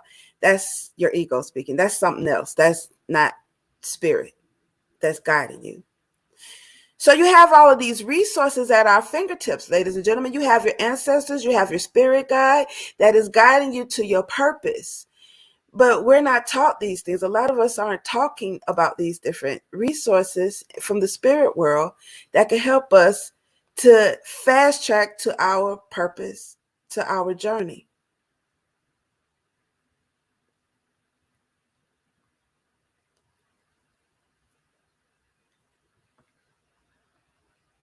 So even though we have ancestors that can help and assist us, a lot of us have this thing because there's some dead folks from our bloodline that's back there in the spirit world that they're just supposed to just up and help you because they love us. And then when they get over there, they're all of a sudden endowed with such great amount of power and knowledge. All of a sudden, there's the same rabid people that was here when they just left here, especially those of us, those ancestors who passed away, who never received certain rituals to help them cross over, to help heal them. Again, they can't get into certain realms in the spirit world with all of this negative on them. So they're just sitting there waiting for help because our information was lost. It was forced to lose a lot of this information. So I remember watching on Netflix, and you can check it out. It's a rap contest called Rhythm and Flow, with judges. There was 3 judges. You had T.I., Cardi B, and Chance the Rapper. And on the 6th episode, it was called Battle Rap, which is part of the hip hop culture when you have to battle with your verses or your lyricism against another person. And this once, bless her heart, this one sister who was competing against this brother, her name was Felicia, and his name was Caleb Colossus. And in the beginning, as they was introducing the rapper, she come out there all confident because she knew, I got my ancestors with me. And I said, Lord, she finna fail. I already knew off the top, oh, Lord, she finna fail. She is not finna win this one. There's this term called choking on the mic where you stumble because you're freestyling, or there were some people who had opportunity to pre-write their verse or what they're going to say and battling against the person. And when you're battling the person, you're supposed to come with insults or have extreme lyrical prowess in how you utilize your rhymes, right? She choked. She messed up. But where was her ancestors that she boastfully said on Netflix, on a TV show that millions was going to see? She boastfully called and said, I got my ancestors with me. But she didn't win. She was sent home. Actually, they both kind of sucked, just to be very clear. Spoiler alert, they both sucked. But Kayla Colossus won that between the two. So why didn't her ancestors have her back? Well, here's questions. Did she feed them? Did she give them energy? Are they cleared of their traumas? Or did they look at her and say, you look just like your great, great, great, great, great grand auntie or your great auntie that I can't stand her. Where I look like helping you because I know you, her. Because they still have grudges. They have all of these other different turmoils and pains and traumas that they're dealing with that was never cleared, and they brought it to the spirit world. I had an elder that taught me that we must release. That's why I find monks fascinating. That you must release the desires of this world, because when you get over into the ancestor world, you get into the spirit world, that your desires of this physical plane is multiplied like 1,000. It's even harder to release. So they need help from us, from the physical folks, to help them relieve themselves of that. So then my question is, has she been feeding them? Did she develop a relationship? Developing a relationship with your ancestors is the same as developing a relationship with your current kinfolks who are alive. That's just like somebody coming up to you and asking, coming up to you and say, hey, cousin, you're a new cousin. What's going on? I'm gonna need some help with some money. Can I borrow some money? And they're you don't know this person. It's like, who are you? Just because you say you're my cousin doesn't mean anything. Who are you? Same thing in the spirit world. It's like, who are you? Is what the spirits are saying. Okay, let's get to know each other before I start passing you out some money. Or just start helping you develop in your life. Or give me reason to like you. Yes, there are ancestors in the ancestor realm that don't like you. Help them heal. How do you know how to do that? Do you know what to do to help them do that? In order to have the highest levels of ancestor communication and renewal, first you must do away with self-serving lines of thought and be of service to your family and community. It goes against our design, our nature to be self-serving. We are, by design, community serving. Ever heard of the saying, it takes a village to raise a child? When a village raises one child, that child gets the perspective of everyone in the community that they would not have been able to get otherwise within just their household. And I know here in America, they've gotten from, my mother's era, where if you messed up and the whole neighborhood know about it, there's some elders in that neighborhood will give you a butt whooping before your parents get home. And then they'll tell your parents what you done did wrong. The whole neighborhood is raising. But they were so concerned about other people laying their hand on their child. Now it's like, don't touch my child. Or now they got the government raising our children. And y'all see what's going on in America is terrible. that we don't want to take care of our kids. We got the school and the government feeding and clothing and taking care of our children instead of us doing it or the community doing it. We've gotten so far away from that. This village assists in your personal development. We need to get back to community. We need to get back to brother and sisterhood and be able to raise these children, be able to utilize certain ancestral or traditional methods and knowing what this child came into this world to do specifically. Now, our own personal wants and desires, I want my child to be a doctor. I want my child to be a lawyer. I want my child to be an engineer. No, that child might not have came here for that. That is what ancestor renewal and communication can help you with. When you strengthen, heal, renew, and communicate with your ancestors, they will assist you with getting to know yourself, your nature, and restore your power and the full expression of being yourself, who you came here in this world to be. And what do I mean by getting to know your nature and restore your power? Whomever you identify with is secondary to your nature. You know, we like to identify ourselves as women or as a woman or as a man or as whatever race or ethnicity you are. That only serves us momentarily. Being of service is our nature and is primary. For example, being a healer is your nature. Being male or female is irrelevant. Our nature transcends labels. Whomever you identify with is only applicable based on your circumstance. Nature transcends circumstances. The only thing that matters when it comes to circumstances is the expression of it, how you respond to that circumstance, not the circumstance itself. Restoring your power simply refers to being in a space where you have a say-so. Have you noticed those millionaires and billionaires and gazillionaires? They have power. They have a say-so. They can even sway any world leader to their liking. When you are in a place of power, living in your nature and the full expression of yourself and of your being, this makes life at the mercy of you, not you at the mercy of life. Some of you may be living exactly this way. Congratulations. This is the natural way of living. Some may think that they have a say-so, when in fact they don't. To prove that someone does not have a say-so, you can ask them this simple question. When life appears to occur unfavorable or it's not going your way, how do you respond?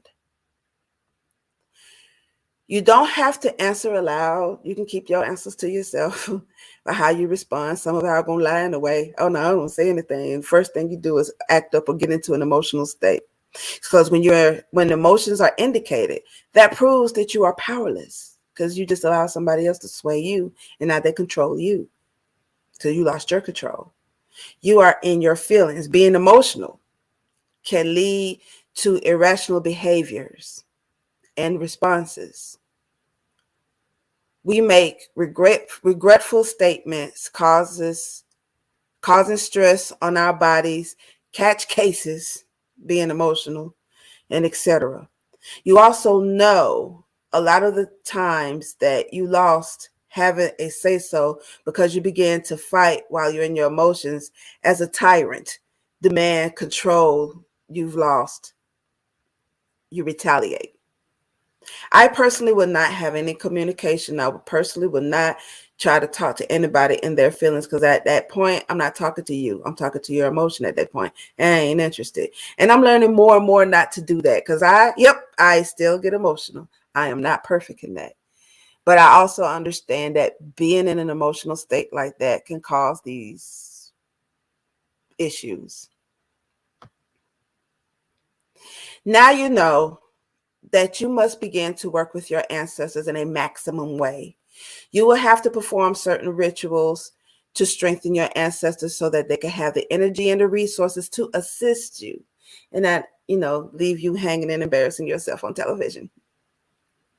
Remember the story I shared about my chiropractor, Dr. David Fishuk? Was it life's little quirky coincidence that led me to him? Nope. It was my petition to my ancestors to send me the people and resources to help me to fulfill my purpose. They led me to visit a doctor who is related to me in some way, which led me to an old, now new friend to help heal my back issues and assist me in fulfilling my purpose.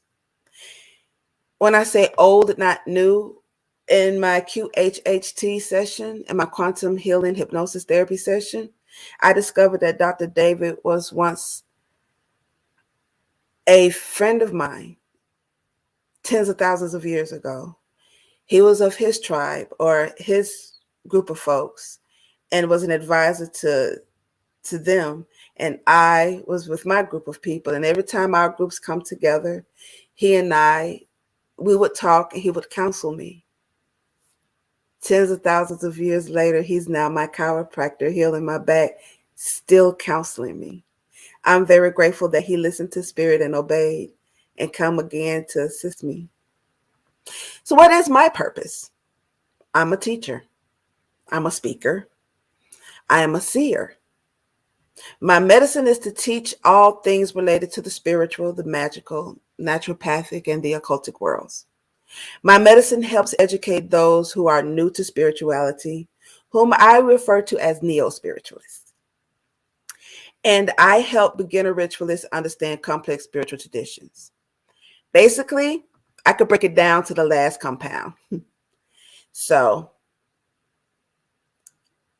when I can help those who are here to assist us in this great shift in whatever capacity they are here to assist in. That includes helping finding them and connecting them with their ancestors and to help them discover their purpose. If you're someone you love or clueless about what your medicine is and would like to know how to find your purpose, you can find me on my website at helpbyevina.com, and I'll be more than glad to assist you. So what is your medicine? You can be a police officer. You could be whatever it is that you've been sent here to be, not what you want to be, because I wanted to be a musician. And here I am, a spiritual scientist. And if you are to be a healer, whether if you're being a doctor, cutting somebody open or opening up their crown chakra, your medicine is being a healer. If you're supposed to be a community defender, like the Black Panther Party or the local police department, or defending your nation in your country's military, then you are a defender, or even a defender like Wolverine. I love those claws. Love those claws. I wish I had them. Love Wolverine. Those were fantastic. When I grow up. That's sick, Evina. I don't want to make you mad. Thank you so much for allowing me to share. What a beautiful presentation, Evina. I resonated with that, and especially about the old spiritual ass kicking. I think we can all use a little bit of that right now, because we're trying to elevate ourselves and trying to deprogram and unmatrix ourselves from the past programming. So I think we all could use a little bit of whooping. And then when you were saying that you wanted to be a musician, I had a thought come across my mind. And I was like, well, you're a spiritual musician, because you just sang us an amazing sacred upload. And I really appreciate that.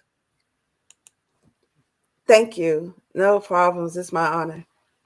Guys, I have Evina's website that I just posted in the chats. You can just scroll up and you will find it, and it's right here on the screen. And as well, connect with Evina on Facebook, and shoot her a message, and become friends, and get some advice from her, because truly she is a teacher of our times that we need. We can't be going to the old paradigm teachers that we've been going to. Now we need to go to new teachers such as Evina and get that sacred knowledge for ourselves, so that we can begin to raise our awareness, personal awareness, and the awareness of our family that's around us, and our friends and our community, because it's a ripple effect. When you throw a stone, a pebble, into a still lake, you get that ripple effect. And right now, this timeline that we're trying to create, imagine it as a still sheet of water in that lake, and we throw that thought. The thought is the pebble, and then it's going to ripple right across, and that's what we are aiming to do. And then here is Evina's YouTube channel, guys. Help her grow her channel, because we need to get this message out there. So head on over there, open a new tab, and subscribe to her channel. Hit that bell. That's the most important thing, so that you can get notifications for when Evina is live and is uploading videos, because this is the knowledge that we truly, truly, truly need. So, Evina, let me address a couple of questions here. We have about 10 minutes, 11 minutes to go. Let's go. This question is coming from Pam. I don't even want to say the last name in case I don't say it right. It is, what was the emotional topic that was revealed during your time being under? What was the emotional topic? Okay, what was I crying about? There was a point where he led me to, he took me to one of my past lives, and the end of my past life, at the end of my life at that point, I'm about to die. And I told him what was happening at that point, and then I passed away. And when I passed away, I'm in the spirit world, and everything there was just so beautiful, and it made me emotional. That was one of the many times that I was crying. It was the spheres that I saw. I had a grandbaby that passed away, and then I saw my grandbaby. I saw my elders that passed away. My grandfather and my father and my mother of that time. And it was just, I just got really caught up emotionally. It wasn't like sad, boo-hoo-hoo, oh my Lord. It was very beautiful. That's beautiful. Thank you for sharing that. Let's set up another question here. And I actually like this one, because I do a lot of earthing and conscious breathing. I like going to my favorite tree. And this one here is, let's show this one. This one here is coming from Lori from Watchers Talk. She says, I leave a lot to chance, and my head gets in the way, but I get Vivi inspired. Any grounding tips that you can offer? I wish I had it on me. Not only do I utilize stones, like hematite is my absolute favorite. It has saved my life. The hematite that grounded me. Yeah, there's a whole story about cows. I'll tell you about it one day, about how the hematite, I'd love to hear it. how the hematite saved my life, because I was so floaty and emotional. So there are grounding stones that you can use as I wish I had it close by me so I could show you my hematite bracelet that I wear every day. And there's also planting your bare feet to the ground, especially when the weather is nice outside. You want to do that. Even if you're in your home and you're wearing shoes, and you could just, instead of sitting, with your legs crossed or laying in the bed, actually have your foot on the floor. One of our greatest powers is imagination. So you see yourself with your foot to the floor, and with guided meditation, especially those meditations that say imagining your foot reach through the earth, like the roots of a tree, digging further and deeper into the earth. Mm. That's a grounding method. That is a grounding method you can utilize.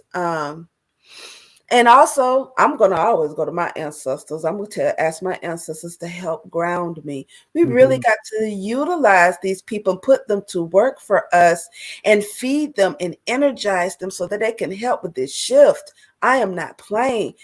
Our kin folks that has transitioned over into the other realm, even the old ancient ones, because here's the thing about ancestors, especially when it comes to grounding and centering yourself and not being so caught up in the world's energies, is that in healing our ancestors and feeding them and all of this here, the ancient ones have to come back. We have to make way for the ancient ones to come back, and they can't come back to mess. So if you're not grounded, and if you're not healing them, and if you're not healing yourself and your current family who's alive, if you're not assisting in community, like I said, you have to do away with self-serving. You have to be community serving. Do away with all of the self-servingness and help healing your family, help healing yourself of your traumas and your grudges and your pains. And your family who passed away. When you work on that and started this healing, then the ancient ones are able to come back through us and assist in this shift and rectify all this mess that's going on. I really liked what you just said about the ancestors and imagination. And there's a couple of things I picked up on here, and I saw that yesterday. Actually, all of them have been my favorite speakers. The one that I've really have resonated with was Kiera Windrider yesterday. Of course, I'm resonating with all of them, but the message that you just gave us really resonated with what Kiera was saying yesterday about the memory, right? We have a brain memory, and then we have an avatar memory, and the avatar memory is the one that holds the memories of all of our ancestors. So if we go internal, then we can connect with those ancestors and enhance humanity unplugged, explore the internal, right? If we go in and we change the vibrational distortion of our energy and help change the energy of our ancestors, then we can create a vibration in which the ancestors can manifest, when they can come in here and then begin to help us. When you were saying about the imagination, I'm not really quite sure if I heard this on from one of the presenters yesterday, because it's just so much information just the last few days, or if it was I was watching a documentary last night. I'm not quite sure, but I think it was like they had two groups of people, and they had them play basketball, and one group of people physically played the basketball, and then the other group played basketball in their minds. They imagined playing basketball, and then afterwards, when they were playing physically, the ones that imagined playing basketball were just as good as the people that were physically playing the basketball, right? So when you were saying imagination, right, that imagination is very, very, very important, because it sets intention, and also it creates that creative visualization in which we can immerse ourselves and then believe, so that we can manifest that. The thing about when you mentioned remembering, there's things that we have done away with that we're supposed to remember. And when, like, for example, there's a lot of religious folks around here that's doing things they ain't got no business, like having sex all willy-nilly. Okay, let's say you're single and I'm grown, I can have sex whoever I want to. Okay, that's fine. But you also have to understand that when you're sleeping with that person, that you just collected their spiritual debt. What is spiritual debt? That's like the debt that you owe, a promise that you made that you're gonna have to pay for. They ain't even got nothing to do with you, but now you have absorbed that because you slept with them. Not to mention whomever they slept with in their spiritual day, all of them are now on you. There's a reason why they said don't be going around sleeping before marriage, going around sleeping with folks before marriage, but we forgot that. So no one talks about spiritual debt. They just say you ain't supposed to have sex before marriage. But when you explain the science behind that, it's like you all of a sudden remember. It's not like you learned something new. This is not new information. It's a remembering. This was information that was already stored. What you were saying, you have that bank with the ancestors that have this information already. That bank, because we are our ancestors, so we have this information. And when you have somebody like me or my elders or these other elders and teachers that remind us of these things, it's like, oh yeah, somehow I knew that. We have to remember a lot of this stuff, especially in preparation for this shift that's happening. Yeah, There's a lot of stuff we got to remember. Personally, I don't think people should be willy-nilly out there screwing each other. It's dangerous, number one, and second, you lose self-respect, right? You lose self-dignity, and you should only be having sex with your partner, someone that you love and appreciate, so that you can exchange that energy, as you're saying, so that you can incorporate that within you. But if you're just willy-nilly out there, doing your neighbor over here and that person over there across the street and that person over there, that's very, very bad energy. And like you're saying, if it all accumulates together, you don't know what's mingling in there, because that person could have slept with 20 other people and then they got 20 bad energies within them, and then now you took all that energy in, you're gonna have to detox and do all of that. So it's not a wise idea. And I've always told my children the very same thing. I didn't explain it to them in the manner that you just explained it, but I explained it to them in a way that is dangerous and it's not good for you and you shouldn't do that, because of the fact we ain't even talking about diseases. Yeah, this is a temple that you need to respect, right? It's our divine temple that we've created for ourselves, so that our 26 grams of consciousness can reside within this avatar and respect this avatar. That's why we bathe and we clean ourselves and we have a clean environment, because we want to have respect for this. And as soon as you lose respect for this avatar, then it's going to break apart. It's like if you don't take care of your car and you don't do oil changes and plug changes and wire changes, it's going to break down. And same thing is with this, but just in a different aspect. So Evina, thank you very much. I love you, my star sister. You're absolutely divine, and I have a lot of respect for you, a lot of gratitudes, and I want to connect with you again after this conference and want to do more shows with you. And I want to really, really pick your mind, because you're incredibly intelligent and just full of love and energy. So before I let you go, please tell our viewers where they can find you and how they can contact you. Well, again, you can reach me at www.helpbyevena, EVENAH.com. You can also tune in on YouTube, any other podcast platforms, and check me out on the Me Middleton Show, where I speak about all things spiritual, magical, naturopathic, and the occultic for the neo-spiritualist or those who are newer to spirituality. You can find me on Instagram at Me Middleton. You can find me on Clubhouse at Speak Evena, and you can join my club on Clubhouse, the Me Middleton Lounge. I'm somewhere everywhere. And you can email me at helpbyevena@gmail.com or contact@helpbyevena.com. I'm some of everywhere, but if you find me one of those other places, it'll link you to some of the other places. Fantastic. And guys, I will put Evina's email address in the chat here really quick once we bring Kathy Mason up. And if you guys want to shoot her an email and connect with her, that would be super awesome. Like we said, there's a lot of resources available in this conference, and these resources are for you to utilize so that you can raise your awareness and go into that timeline with purification. Really, that's the word for this conference. So, my friend, thank you very much, Evina, for your time. I love you so much, and a lot of respect for you. And I will be in contact with you shortly. Thank you so much for having me, Omar. And congratulations on this magnificent event. And I'm so honored to be a part of it. Everyone have a super fantastic day. Absorb everything you can.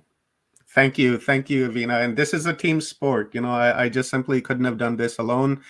There's a lot of people involved in the background to make this happen. So, it's just not me. But thank you. I appreciate it.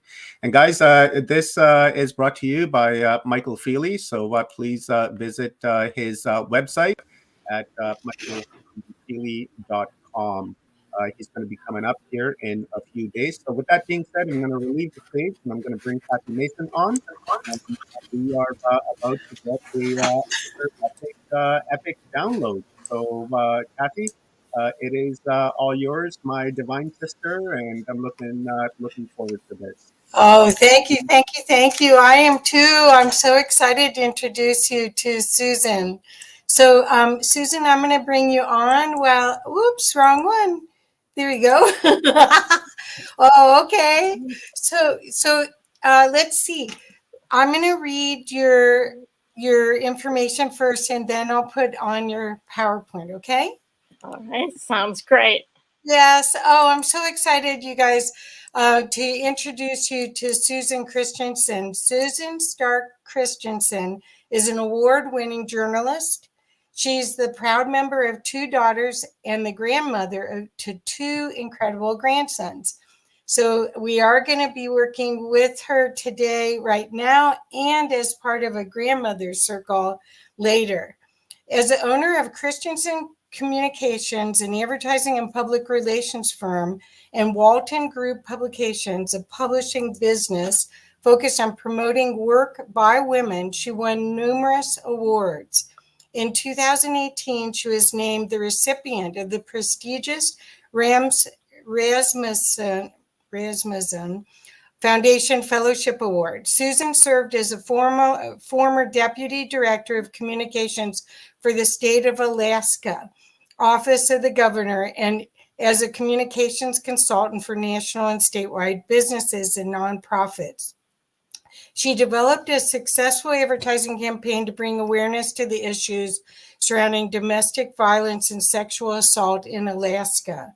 Her volunteer work has included the Spiritual Unity of Tribes Gathering, serving on the board of directors of International Cross-Cultural Alcohol Program, as well as numerous local service organizations. Working on the book Women's Voices, The Wisdom of the Grandmothers, and on the documentary The Wisdom of the Grandmothers, was the fulfillment of one of Susan's life dreams. And that film, we'll be talking a little bit about her first film. She's working on another one.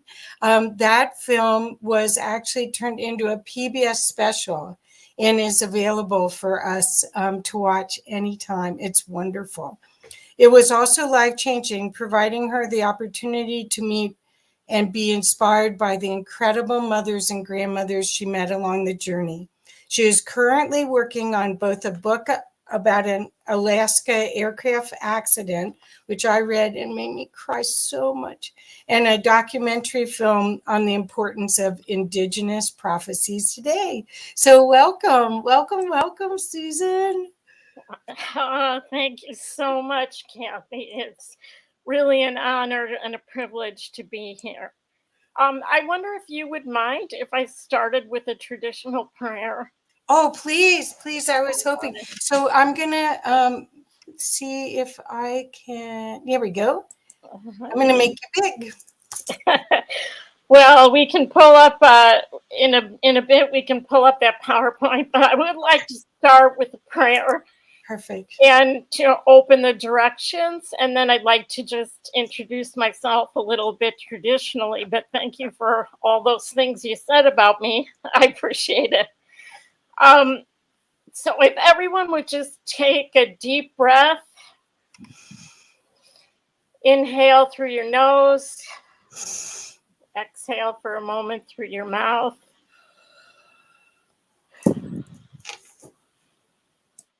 To the winds of the south, great serpent, wrap your coils of light around us. Teach us to shed the past the way you shed your skin, to walk softly upon the earth.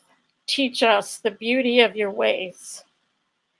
To the winds of the west, mother, sister, jaguar, protect our medicine space. Teach us the way of peace, to live impeccably. Show us the way beyond death. To the winds of the north, hummingbird, grandmothers and grandfathers, ancient ones, come and warm your hands by our fires. whisper to us in the wind. We honor you who have come before us and you who will come after us, our children's children. To the winds of the east, great eagle, great condor, come to us from the place of the rising sun. Keep us under your wing. Show us the mountains we only dare to dream of. Teach us to fly wing to wing with the Great Spirit. Mother Earth, we've gathered together for the healing of all your children.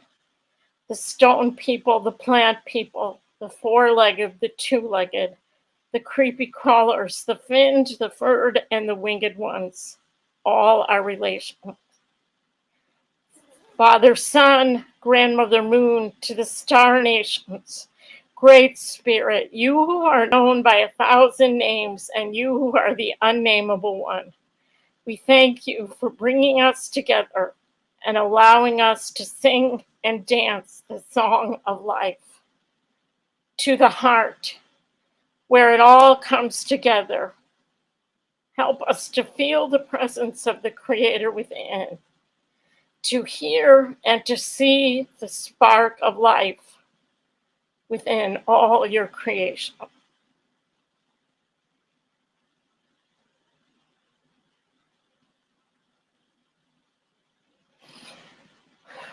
Well, thank you again, Kathy. And to the organizers of this event, it's really an honor to be here. And I really appreciate you, Kathy, for inviting me to share a little bit about the journey that I've been on and the upcoming project that I'm working on Indigenous prophecies. I always introduce myself the same way. I always start out by telling people that I'm not nervous and I'm not crying. Many times people will ask me about my voice, and I always like to tell them that I wore a brace when I was younger, and the brace damaged my vocal cords, and I went a year of my life without being able to speak at all. So I had to learn how to talk all over again. And so this is the best I can do. And I always let people know that while that was a very, very difficult time of my life, it led me to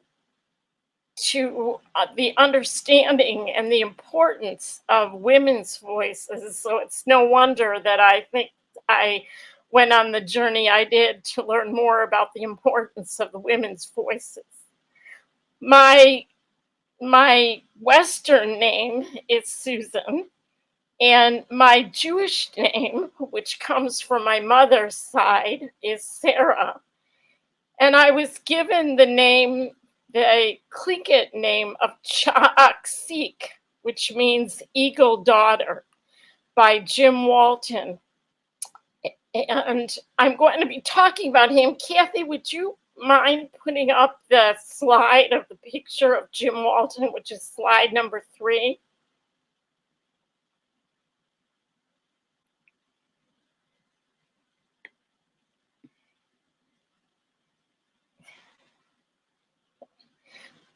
Perfect. Jim used to teach us that many times that the people of the Tlingit nation, when they speak, they will spread out a blanket. And I'd like to spread out that blanket today and ask that the blanket will catch any words that may be offensive to anyone. I'm not an expert, and I'm not an expert on prophecy by any means. And I can only share with you my understanding of what was shared with me. But I did want to talk today about Jim Walton before I talk to you a little bit about the grandmother prophecy. Jim Walton was an amazing influence in my life. I was blessed to be adopted by Jim. His Tlingit name was Klaak. And excuse me for not saying that correctly. If you're Tlingit, I apologize. Jim was the leader of the Kagwantan Wolf House of the Eagle moiety in Sitka. He died on November 18th, 2003 in Juneau at the age of 80. He was born on March 29th, 1923 in Sitka, Alaska, to Rudolph Walton, whose Tlingit name was Klawuk, who was of the Tlingit Kiksati clan, and to Mary Charles Davis, who was a Kagwantan. As a child, Jim received traditional Tlingit training, and he became an expert in oratory and protocol. He graduated from Selden Jackson High School in Sitka in 1943. And as a young man, Jim struggled with finding the balance between his traditional Tlingit training and living in the modern world. And during that time in his life when he struggled, he did what happened to many people of his time. He picked up alcohol and he began to have trouble with dealing with alcohol and many other problems that came to people who were struggling between a traditional way of life and living in the Western world. But in 1953, Jim's life began to change. And Kathy, I'm going to mess you up here a little bit. Would you go to slide number 6? I put these slides out of order a little bit. There you go. Thanks. And the reason that Jim's life began to change was he was introduced to 2 sacred teachings. One of them was the teachings of the Baha'i faith on the importance of the unity of all people. And the other one was the teachings of Black Elk. Jim read the book Black Elk Speaks, and he was so taken by the teachings of unity of all people and by Black Elk's vision as it was relayed in that book, that he actually went to the sacred hills of South Dakota to find the family of Black Elk. And what he wanted to do was he wanted to determine if what had been portrayed in the book Black Elk Speaks actually portrayed Black Elk's vision in a true way. Several years ago, I happened to have the opportunity to meet Myron Puyer, who was a descendant of Black Elk. And Myron told me he remembered that his grandmother, Olivia Black Elk Puyer, had relayed to her that her brother, Henry Black Elk, the great-grandson of Black Elk, had met with Jim Walton to consult about and to confirm that what was written of Black Elk's vision in that book was true. From that time on, Jim would often talk about how that meeting changed his life. And he dedicated his life to bringing about the rebirth of traditional indigenous teachings in order to affect the health of his people and in order to help bring about Black Elk's vision and the vision of unity of all people into reality. And I'd like to read to you just a very small part of Black Elk's vision, which talks about the hoop of many hoops. Then I was standing on the highest mountain of them all, and round about beneath me was the whole hoop of the world. And while I stood there, I saw more than I can tell, and I understood more than I saw. For I was seeing in a sacred manner the shape of all things in the spirit, and the shape of all things as they must live together like one being. And I saw the sacred hoop of my people was one of many hoops that made one circle, wide as the daylight and as starlight. And in the center grew one mighty flowering tree, to shelter all the children of one mother and one father. And I saw that it was holy. Kathy, would you go back to slide 4 for a minute? One of the things that Jim learned about and that became a passion for me was after he learned about Black Elk's vision, he traveled around the world and the country asking elders for permission to start something which he called spiritual unity of the tribes gatherings. And he received permission in the late 1980s. And it was at one of these spiritual unity of tribes gatherings that I first heard about the prophecy that said there won't be peace on earth until the voices of the grandmothers are heard. I'd like to say that again. There won't be peace on earth until the voices of the grandmothers are heard. And if you'd go, Kathy, to the next slide, slide number 5. Why are the voices of the grandmothers, why was this teaching important? What did I learn by traveling north-south across the earth, from Siberia to Patagonia, asking grandmothers about this teaching? And I found that it exists in all across the earth, from the far north to the far south. And one of the things that I learned was that the grandmothers and the indigenous peoples of the earth have a very important connection to the earth. And they have a very important connection to the Creator. And one of the problems, many of the problems that we have in the earth today are because the indigenous nations of the earth were left out of the great circle of nations. I wanted to talk for a minute. Kathy, would you go? I apologize for these being so out of order, but would you go back to the slide right after the first one that shows the hoop? There you go. And I wanted to, while you're looking at the slide, I wanted to share a little bit of information about the importance of the indigenous people being brought into the circle of the world. And some of this comes from a friend of mine who's by the name of Dr. Lee Brown. Dr. Brown spoke at the Baha'i Continental Indigenous Council held in Fairbanks, Alaska in 1986.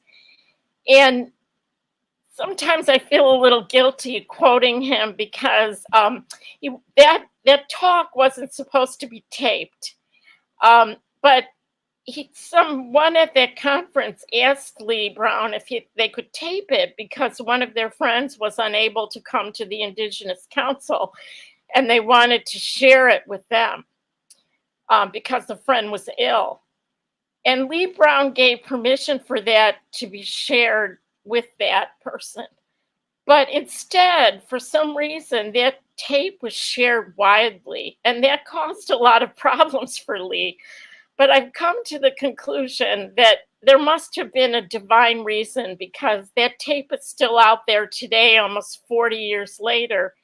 And it's still on YouTube, and there's people that have taken it and put it in other talks. And I wanted to share some of the things I learned from Lee at that Indigenous Council. We talked about the circles of the earth and the guardians of the earth. And these are some very important prophecies, and I wanted to briefly touch on them with you today. He said that there were cycles in the history of humanity, and this is an indigenous teaching that go back many, many thousands and thousands of years. The first cycle was the cycle of the spirit. The second cycle was the cycle of the mineral or the rock. The third cycle was the cycle of the plant. And the fourth cycle was the cycle of the animal. And in the 1990s, when Lee gave this talk, he said we were at the end of the cycle of the animal and entering into a new cycle for humanity, which the elders called the cycle of the human being. And that in that cycle, it would be the time in which the highest powers of the human being will be released.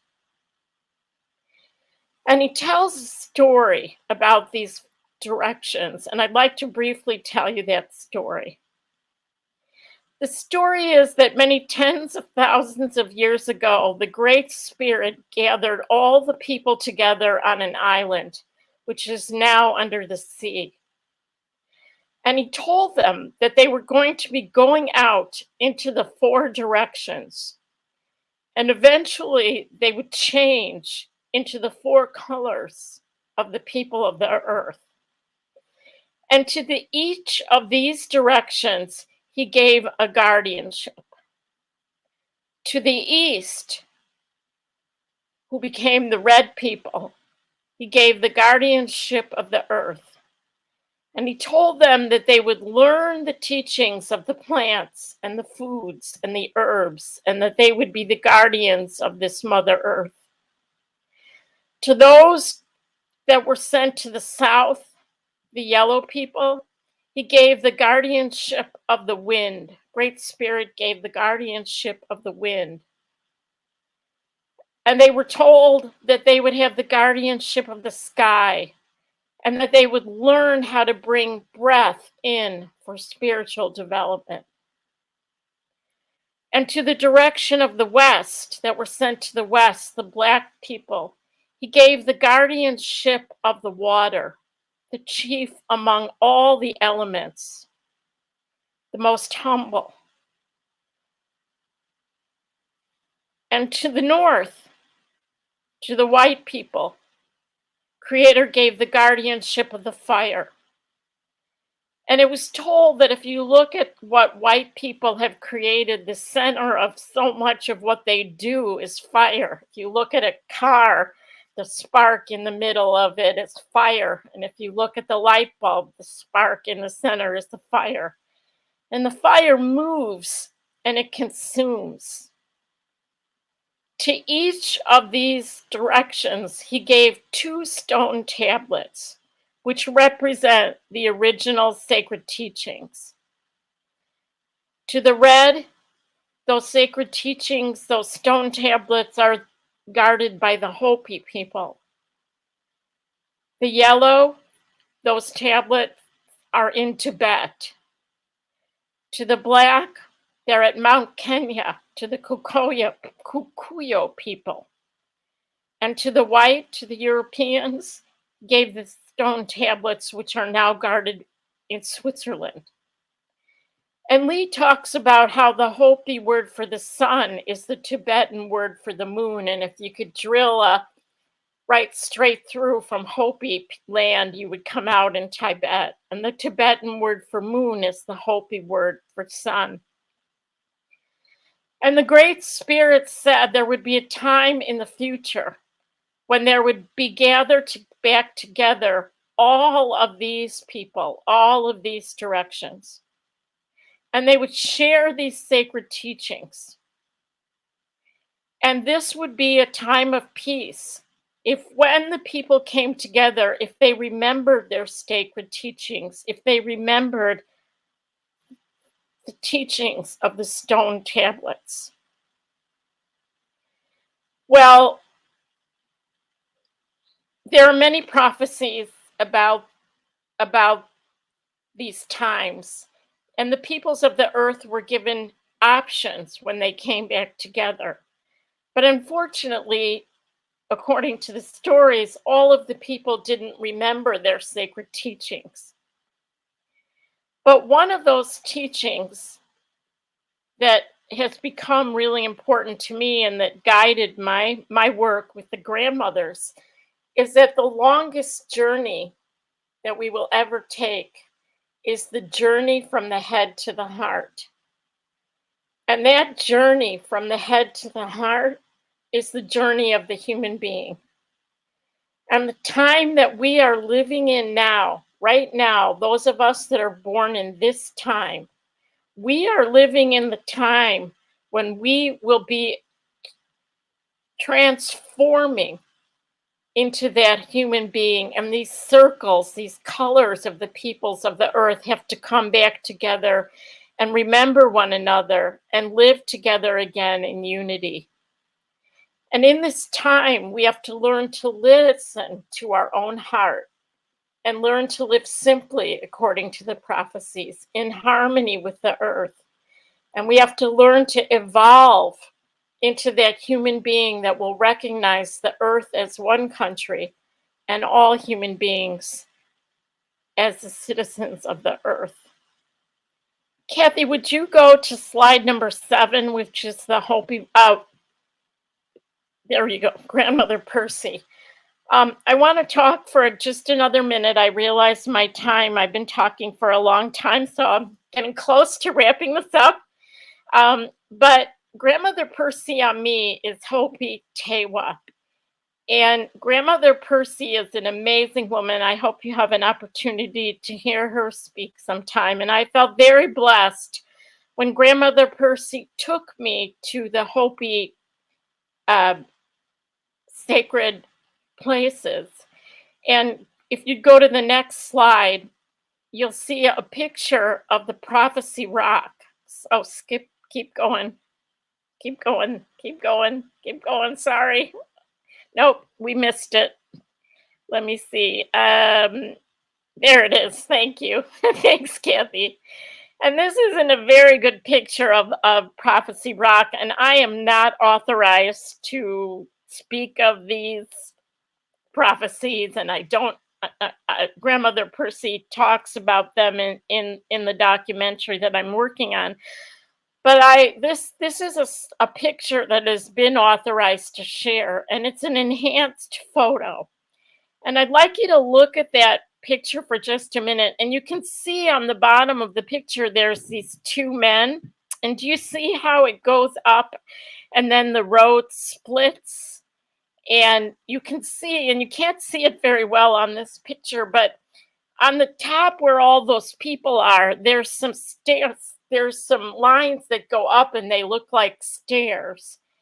And when I first saw the pictures of Prophecy Rock, for some reason, coming from a Western mindset, I thought that all of those people that were on that top stairways that goes up, that meant that they were somehow going into the spiritual world. That was my original thought before I saw Prophecy Rock.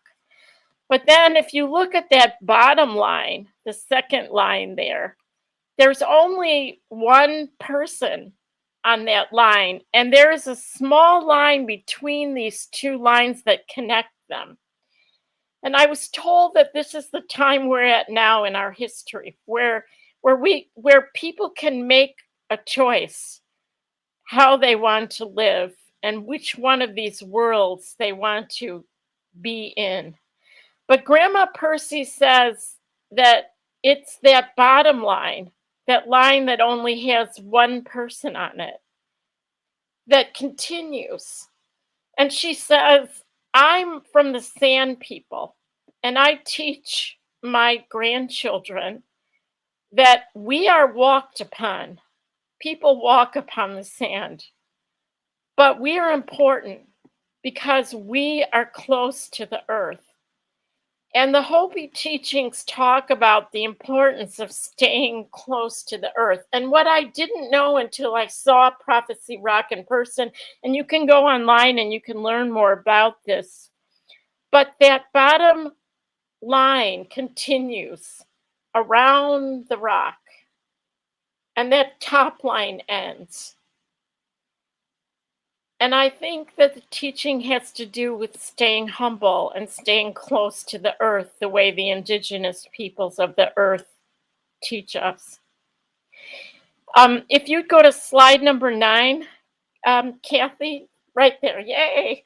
I had an opportunity to interview a Mayan elder by the name of Tata Ernesto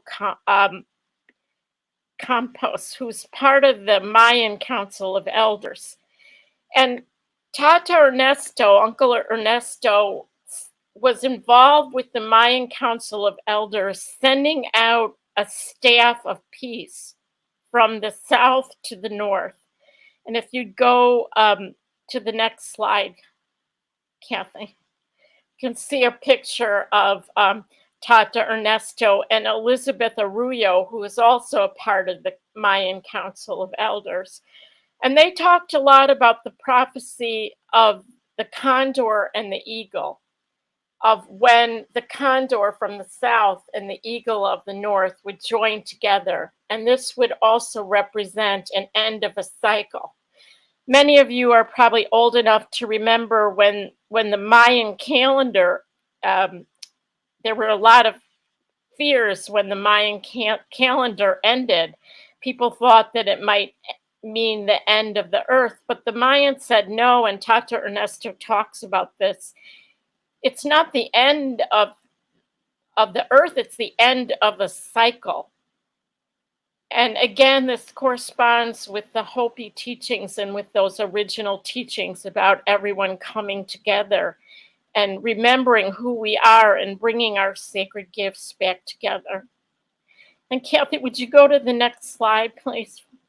This is a gathering that Tata Ernesto came to in Japan. And I was invited to come to that gathering because I was blessed to be able to carry the Mayan staff of peace to Alaska. And all of the people who carried the staff, the Mayan staff of peace, were invited to come to a Shinto peace gathering at the base of Mount Fuji. And when we were at that gathering, they took us into a cave. And they call this cave the Cave of Mother Earth. And they said that this cave, it was quite an amazing thing. I was convinced that I was going to die before I got into that cave. I don't like closed spaces, and I'm not particularly athletic. And we had to crawl through this very small cave over rocks. But I remembered something that the elders used to say, and it came to me as I was deciding whether or not I was going to go or not. And it was, today is a good day to die. And I thought, okay, if I'm going to die, this would probably be a good place to die. So I managed to get in there. And inside of that cave was a rock that the Shinto people who had a temple above this cave that they were the caretakers of told us that this was this cave of Mother Earth. The rock looked like, I can only describe it as looking like a pregnant woman standing on two legs. And underneath this huge rock of this pregnant woman standing on two rocks that looked like legs was another rock that looked like a male phallus. And they said, this is the center of our beliefs of our Mother Earth. And the Shinto people they're very much like the indigenous people of the world. They believe in the connection to our mother, the importance of the connection to Mother Earth, and that this time is an important time in all of our lives. So if you go to the next slide, Kathy, I want to end with, this is a picture of the Shinto doing a ceremony at the base of Mount Fuji for peace, calling in that sacred mountain to calling in for peace. So what I'd like to end with is, I'd like to end with something that all of the prophecies that I've been told about and all of the people that I spoke with and interviewed, I interviewed Mayan, I interviewed people from Alaska, I interviewed people from tribes in South America, and all of them say the exact same thing. What do these prophecies tell us? What is the purpose of this time? What's the importance of knowing them?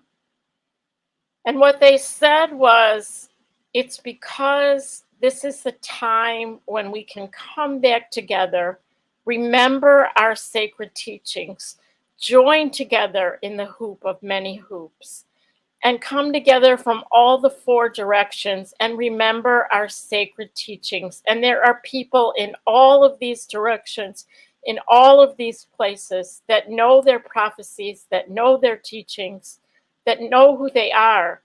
And all of you and whoever I'm speaking to today, who's ever touched by any of these stories, you are those people. You own that spark of the Creator. You have that knowledge within you. And the time of shamans and teachers telling us what to believe is over.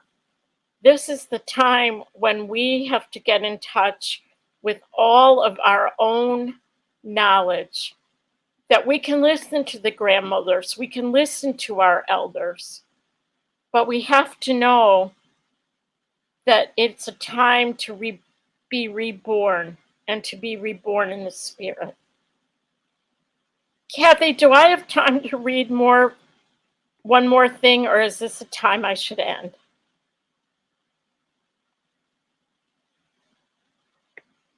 Kathy, are you there? Hi, Suzanne. I'm here. Yeah, go ahead. You have time. Okay. Well, I'd like to thank you. I'd like to read then something that I wrote in the spring of 1995. And everything that's ever come to me of importance in my life has come to me because of a dream. And I wrote an article about a dream that I had in 1995. And it was published in a magazine called In Context. And it's called Black Elk Was Right. And I think it'll take me about 5 minutes and then I'll be done. So Kathy's nodding. Thank you. No, don't worry. We have plenty of time. Okay, so I'm going to end. Thank you, Kathy. I'm going to end with reading you this I'll just end with this and then I'll close the directions and we can take questions. Okay. The grandmothers came to speak again today at the great circle of all nations. And once again, I was filled with reverence and awe. One by one, they came forward into the great hall, each wearing their traditional tribal regalia. It seemed to me I heard the drum today for the first time, its beat reverberating throughout the council chambers like a heartbeat at a great birth. I was so proud that my great-grandmother was one of those chosen to share memories of how this great peace, foretold by spiritual leaders, medicine men and women, and seers for thousands of years, had come to pass. Here are her words. Great-grandmother speaks. Mitake Oyasin, all my relations. I would like to remind this gathering of the vision of the Ogallala Sioux medicine man, Black Elk, and the vision he had at Harney Peak.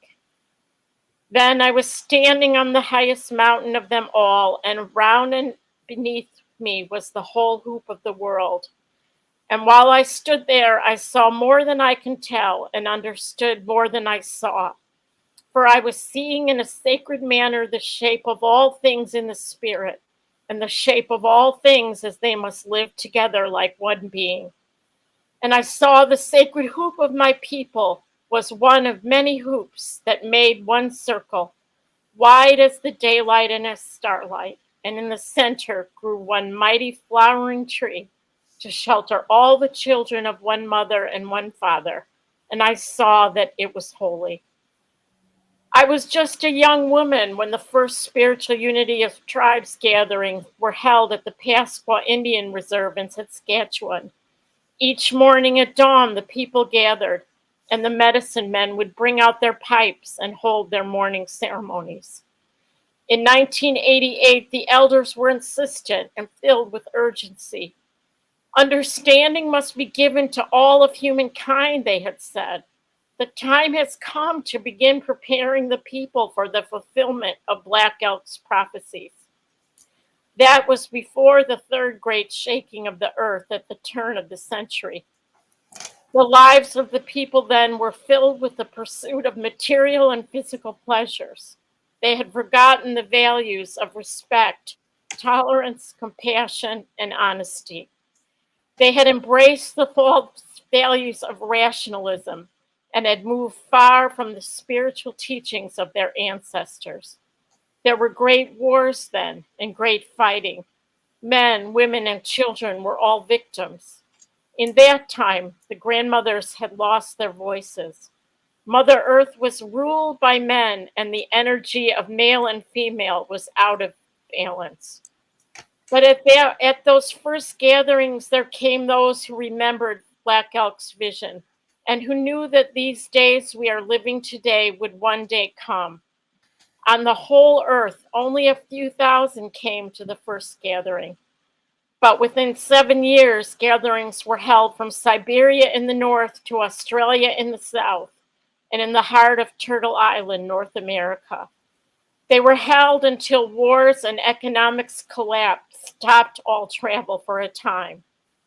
At the last gathering, only the old ones met at 6 nations in eastern Turtle Island.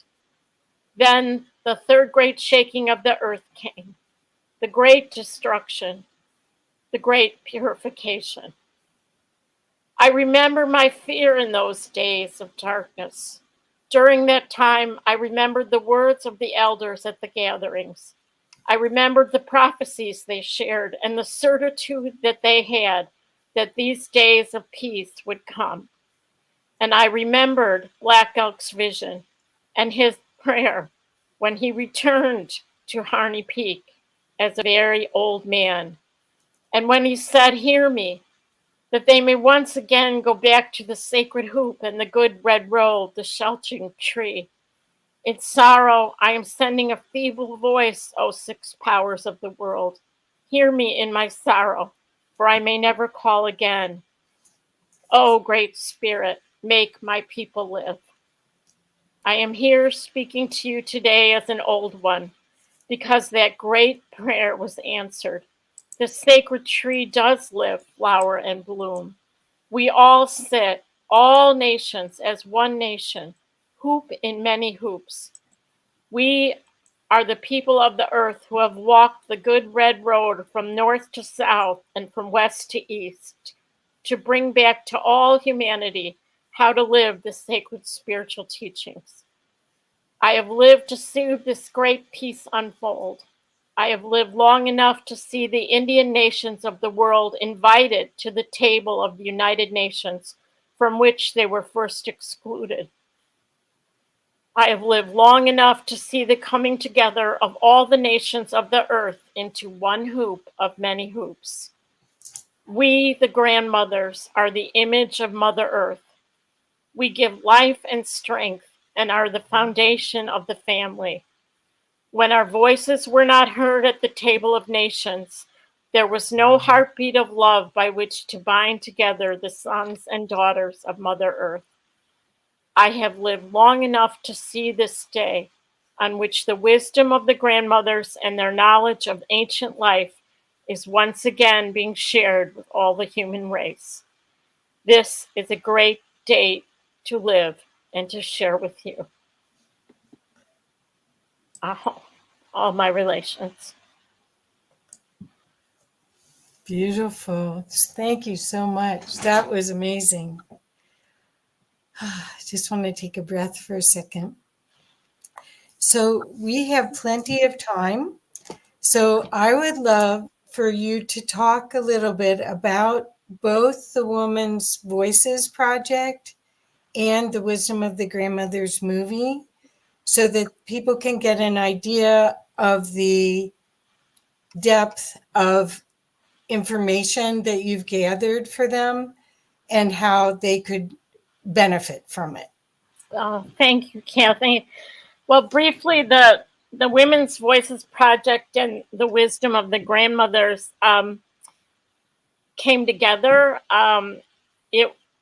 there is a book that I was able to publish that has stories of the grandmothers that I visited from Siberia to Patagonia. And then when I was doing the book, I taped the grandmothers, and I had this idea that people needed to hear them in their own voices, that reading their stories was one thing, but being able to hear them speak themselves was another. So I went back to the beginning, and because I hadn't made it all the way to South America when I did the book, I started back at the beginning, and I put together a film called The Wisdom of the Grandmothers. And I didn't know how to turn on a camera when we started, but I started compiling their stories and their visions and put together a documentary, which ended up being shown on PBS stations across the country. And that's available on the website, The Wisdom of the Grandmothers. And it's available for free. And the documentary I'm working on now, which isn't complete because I haven't been able to get the interviews with the Australians. And thank you, Kathy, for bringing this up. I wanted to mention it. The Australian people, the Aboriginal people of Australia and the people of Africa, who you heard about a little before this presentation, they hold a very important place in the prophecies, and they have very important wisdom to share. And so my putting together of the documentary about the prophecies can't be completed until, and I was on my way there when COVID hit. The day I was supposed to leave was the day they shut down all the air travel, but that's open again. And I'm hoping to work with people, whether I go there or not, who will send me some of their stories. And if I haven't shared enough why these stories are so important, I learned from the grandmothers that this knowledge, this sacred knowledge, this stories that these are our origin stories. This is who we are. This is how we can connect with those origins and with that star seed that is planted within us. Perfect. So, Perfect. Well, and there's lots of questions and comments. So let's put this one on. It says, we've been working with the Australian Aboriginals for the past 3 years, and this conference is inspired by them. So that's what I had mentioned to you, that there's people here, and we'll have you talk with Omar and get connected with them. Okay. yeah, it's amazing. Their origin stories, so many of the stories, Western people say, well, those are myths or those are stories. When I talk about some of these things, they say, well, those are just tales. But actually, they are the history of the people. They are what was passed down from generation to generation. They establish how the people got there. Right. And how they're connected to those sacred places that we are hopefully connecting with again at this time. So thank you for that comment and your inspiration. So Kyra put, I also have significant messages in my dreams, beautiful reminders of the elders' wisdom. Thank you, Kyra. I really believe strongly, and again, if my words offend anyone, I hope they'll be captured in the blanket. But the time of shaman and leaders, and we can learn from our elders, and we can learn from those people who have more knowledge than we do. And it's really important we do that. But the time of how they could teach and how they could share their energy and their wisdom, some of that time is over.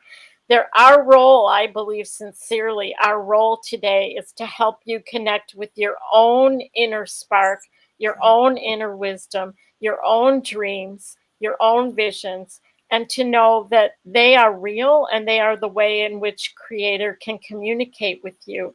And as we develop our brains and as we develop this new human being, we will be able to connect much more easily than we have been in this time of materialism of the past.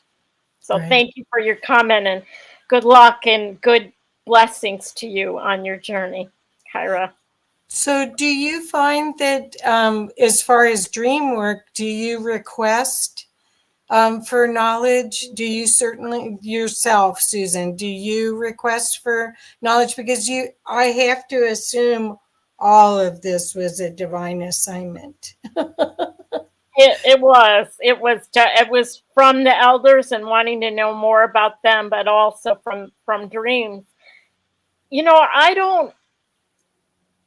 That's a hard question for me personally to answer. I pray. I was told that we need to pray at morning and at night. We need to call ourselves into account. And I do that. And I pray by the fire, and I pray in many different ways. I don't actively seek dreams, but I actively seek the Creator's guidance. I don't know if that, and how it comes, if it comes, is a special blessing. And when it comes, and I did want to share something that the elder said, and Jim Walton used to talk about all the time. You don't ask the Creator why. You don't say, why me, when you have one of these dreams or visions. You never ask that question. You just say, what? What can I do? How can I do it? And you trust that you don't have to see the end in the beginning. I never know where something is going to go, but I was taught that we listen and we follow it, and we will be shown whether we understand or not. Sometimes for me, it's been 40 years of understanding, and I still don't understand. And honestly, I'm old enough now to realize I don't need to understand. I just need to do what I'm asked to do to the best of my ability, and it's good enough. So if you're a young person out there with a dream or a vision, or an old person, don't wait anymore. It's time. Perfect.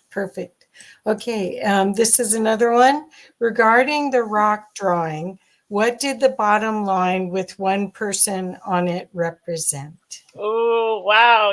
That is a very good question. Well, these lines represent the split in humanity. There's the top line ends. I can only tell you that. It's the one that most people take, and it goes up some steps, and there's like stick drawings of people on it, and it ends. But that bottom line, the line once the split happens, that continues around, there's only one stick figure on it. And to me, that represents the person following the humble path, following the path close to the earth, not necessarily following. And again, this is my understanding. Please forgive me, but Grandma Percy and I talked about it some. But that humbleness, that living close to Mother Earth, that living simply, and we're all being asked to do that now, and it's not easy. I went from being a big shot. I'm almost done, Kathy, I promise. That I thought I was really important when I was doing all those things, and I worked for the governor, and aren't I important? But none of that mattered. Like, Yeah. I had to walk away from that if I was going to follow my path and follow my dream, and recognize that, if I want, I'm happier living simply and living close to the earth, and that in the end we don't take any of those things with us anyway. Right. So let's walk this path close to there. That's what I think it represents, but I encourage you to find out more. Good. Okay. So what would you say is the theme that you heard from either the prophecy, because you're a student, you're a scholar, you're an investigative reporter, you're going and talking to people with an idea of, I think you are hopeful about the human race, and there's nothing to fear, that this is the evolution of our species. But was there a theme that you heard from all of this new film, the prophecy film? Was there something you'd like to share? What I tried to say in my talk, and I apologize if I didn't do it very well. I'm not very good at this, but the theme is that of one of hope. Our destiny, and all of the tribes and all the different prophecies all shared this. Our destiny is to come back together as all the races of the earth, to be together in the hoop of many hoops, to share the gifts and the sacred teachings that are given to us, and to go forward into a time of prophesized peace. Now, that is so hopeful. And Yes. we live at a very hard time. We live in the time when people have been asked to wake up and they're not, and the male, not men, but the patriarchy is still fighting, and they're fighting over pieces of land that belong to Mother Earth, and they're killing each other. This will end, and the prophesied time of peace will come. And our waking up individually first, because you can't give away something you don't own, and collectively together will allow us this time, even if it's after a time of darkness, which is prophesied. I didn't talk about the third great shaking of the earth. Lee Brown talks about that. The Hopi prophecies talk about that. And a lot of people get stuck in that, oh, there's going to be this horrible time. But the message isn't that. The message is we'll get past it, and we will build together a world of peace where we remember the sacred teachings that we were given. We remember what was in the stone tablets, and we come together and hold hands with all races in love and unity and oneness. That's the time we're living in. Perfect. Wonderful.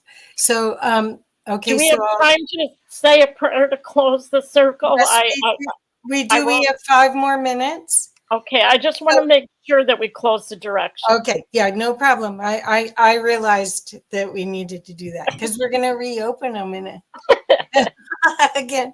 Okay. So this is Kyra saying, yes, we are creator itself. Remember how to embody. Thank you, sweet Susan.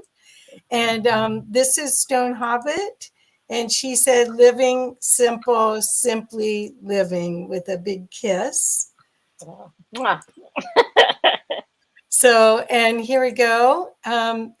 Igmu 2 says, set us into divine action and motion, creator.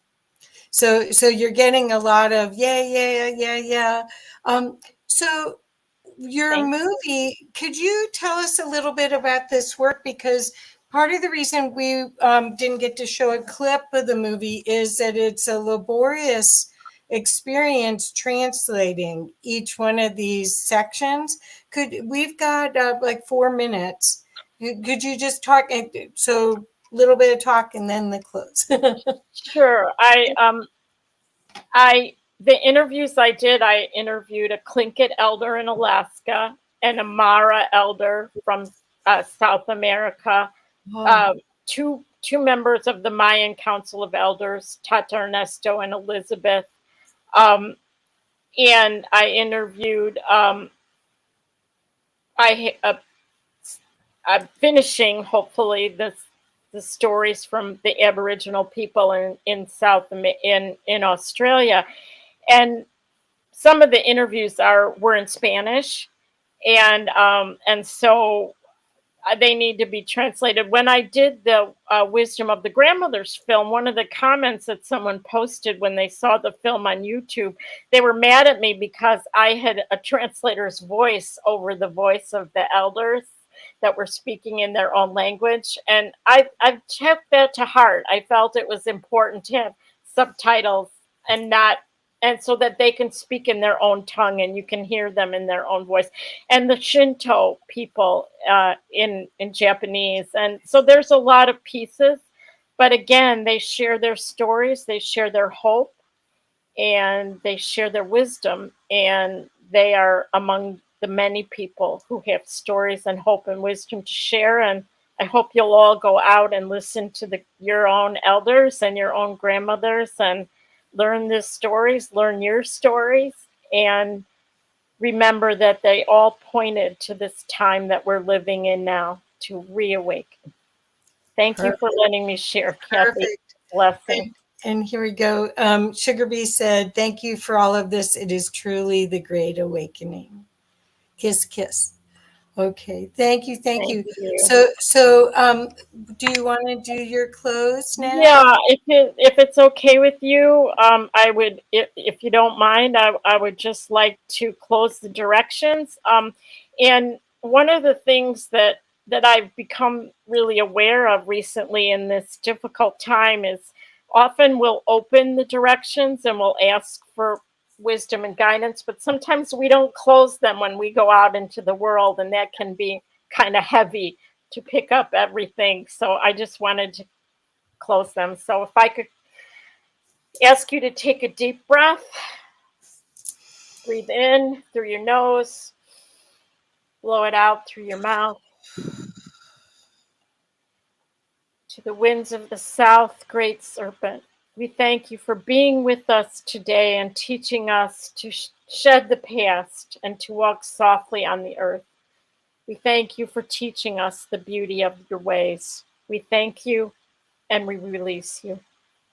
To the winds of the west, Mother Sister Jaguar, we thank you for protecting our medicine space and for teaching us to live the way of peace. We thank you and we release you. To the winds of the north, hummingbird grandmothers and grandfathers, ancient ones, we thank you for warming your hands by our fires and whispering to us in the wind. We thank you for allowing us to honor you and those who come after us, our children's children. We thank you and we release you. To the winds of the east, great eagle, great condor, we thank you for coming to us from the place of the rising sun and keeping us under your wing. We thank you for teaching us to fly wing to wing with the Great Spirit. We thank you. We release you. Mother Earth, we thank you for allowing us to gather together for the healing of all your children, the stone people, the plant people, the four-legged, the two-legged, the creepy crawlers, the fin, the furred, and the winged ones, all our relations. We thank you and we release you. Father, Son, Grandmother Moon, to the star nations, Great Spirit, you who are known by 1,000 names and you who are the unnameable one, we thank you for bringing us together and allowing us to sing and dance the song of life. We thank you and we release you. And to the heart where it all comes together, we thank you for helping us to feel the presence of the Creator within. And we ask you to allow us to heal and see the spark of life within all your creation. Gunal Chish, Aho. Thank you, Kathy, and to all the organizers for allowing us to be here. It's truly been an honor. I got chills. Thank you so much. And I can't wait to see this next movie. And I want to encourage everyone to go to thewisdomofthegrandmothers.com. I've put it in the comments all along, or the Women's Voices Project, and learn more about this incredible work that Susan has put together for us. Thank you, Susan. Thank you, Kathy. Thank you, everyone. Blessings. Blessings. Thank you. Love you very much. Talk to you soon. Love you. Bye-bye. Thank you. That was wonderful. That was beautiful. Really, really resonated with that, especially the Hopi and how you involved the Aborigines from Australia. For the last, this is the third year, but for the last 2 years, we've been doing winter solstices in carrying out the prophecy of the magic box. And this is the final year for us doing that. And this conference was inspired out of the last 2 years so that we can create a timeline of peace and love. So thank you. Thank you very much for your service and your contribution. I truly appreciate it. Thank you for yours. And that voice from above was Omar.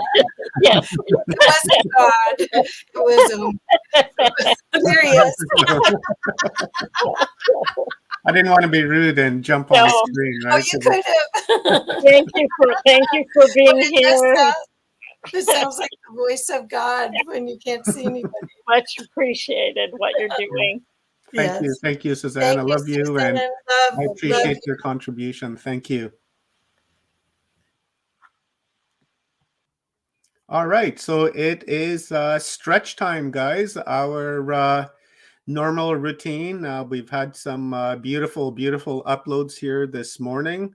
Eleanor, and then Evina, and then Suzanne. It's epic, and we're just going to take a 10-minute stretch break so that we can relax our avatars and our minds, so that we can sit back and get a beautiful upload from Trina, and then again from Suzanne Christensen, the Grandmother Circle panel, and then Stephen and Evan Strong from Australia, who are going to be talking about the prophecy of the Aboriginals in Australia. So really, this is all going to come together very, very nicely. So Leanne, I'm going to give it to you, my beautiful star sister, and it is yours. Hello. All right, let's wake my phone up and play a little music. Hopefully the levels are all right. Okay. Let's take a couple of deep breaths and feel our feet on the floor. Feel our one precious body ground into the earth. Take a deep breath in and exhale. One more. And one more.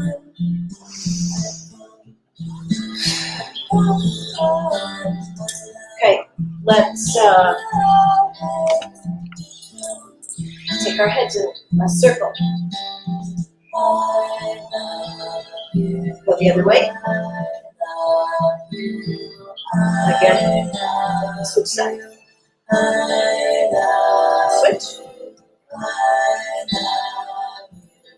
Okay. Put our knees together and go around in one direction.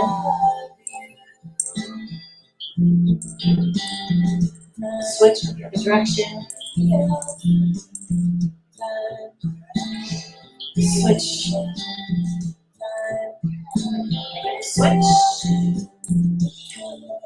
Okay, hands on hips. Put your feet out wide if it's more comfortable. And let's go around in a circle here. Don't forget to keep breathing. And switch directions. Switch.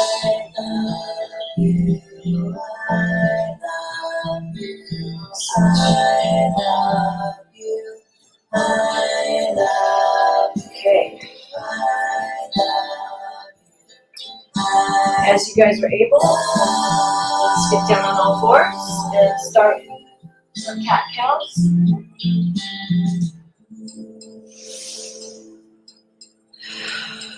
Exhale, down.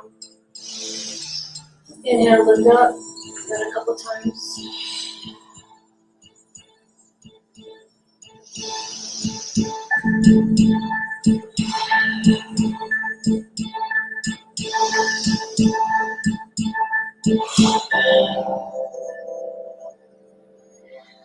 And this time come up into a down dog. Exhale as your heart feels. My heart. Feel like you stretch. My side. Feel the stretch on your side. Walking elbow. We said goodbye. Put our right leg up. And bend it a couple times. That's any fancy things you guys like to do. Open up your hips. Feel free. I love you. I love you. I love. Let's all move forward and bring our knees forward into a nice elevation. And then back. And then stick our leg up again. And really stretch. And step through. I'm going to pivot so that my back isn't to you.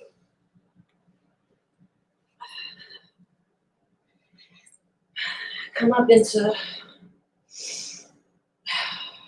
warrior 2. Stretch. And now swing your arms around in a big windmill so that your right arm is over your left. Try to lift your arms up. Feel that nice stretch between your scapulae. Scapula. I like saying that word. You try it out. Scapula. And then extend back out. And put our forearms on our legs.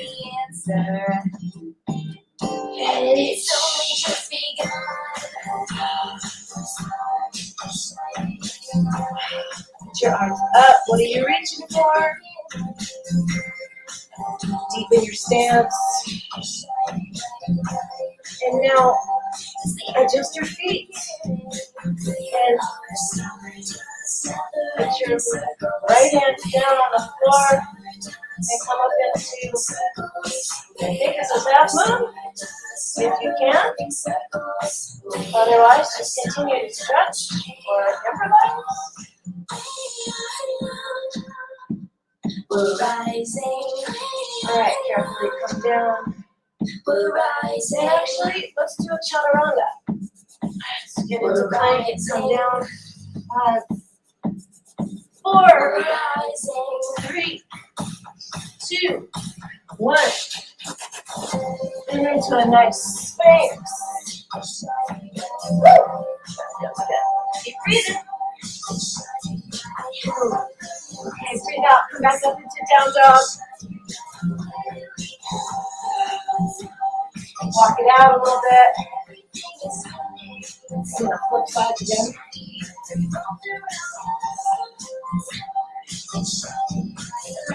And now we're going to lift our left leg up, away from the floor, and get a couple times. Do your fancy things if you like doing fancy things.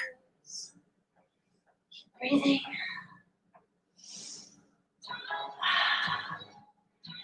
Let's come down into a plank and bring our left knee forward. Keep breathing. And let's go back. Stick it back in here. Bend it a couple times.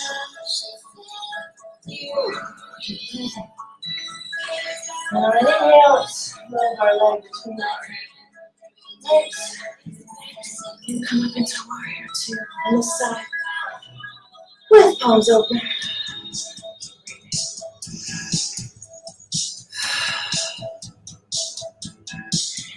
And let's do a windmill so that our left hand is in front.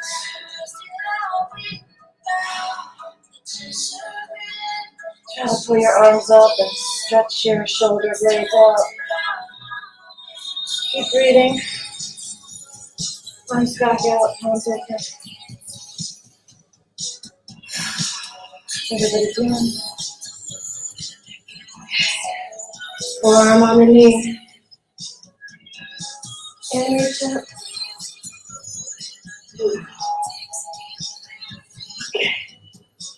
Now reach up. And brighten the lines. What are you guys reaching for? Keep breathing. And if you want, keep stretching. You can also go into triangle or come up into whatever this is with me.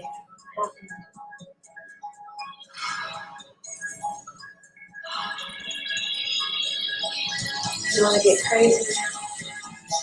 Move your hand with flat.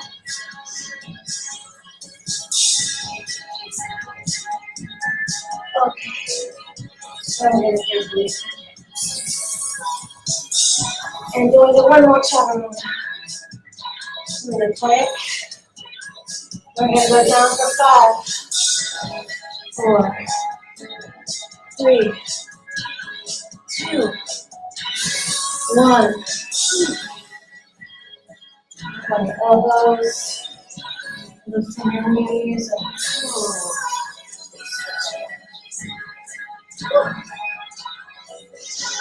Another minute, Leanne. Another minute, and then we will bring our panel on. Or sorry, Trina. That's Trina is next. Just come into a nice child's pose and take a couple of big breaths.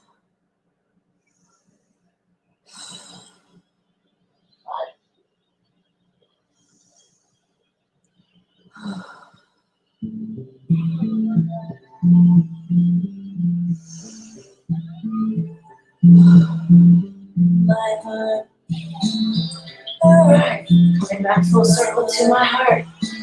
Let's carefully sit, cross-legged, or whatever makes sense to you.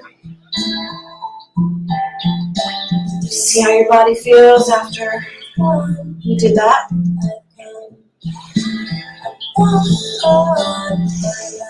Deep breaths. 2 more. Palms down, palms up.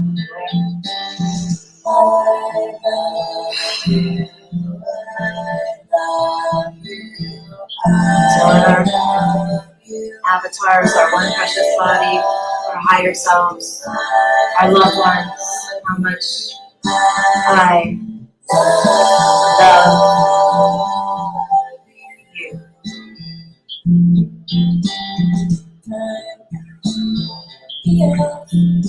All right. Thank you so much for giving me the opportunity to stretch your containers. Enjoy the rest of this beautiful day, and I will be back. I will be back, she said in her best Arnold. Yeah. A little later. And we can do it again. Kind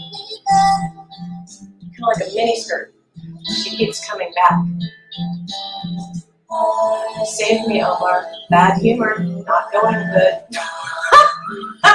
I love you. We'll go back to I love you. Awesomeness.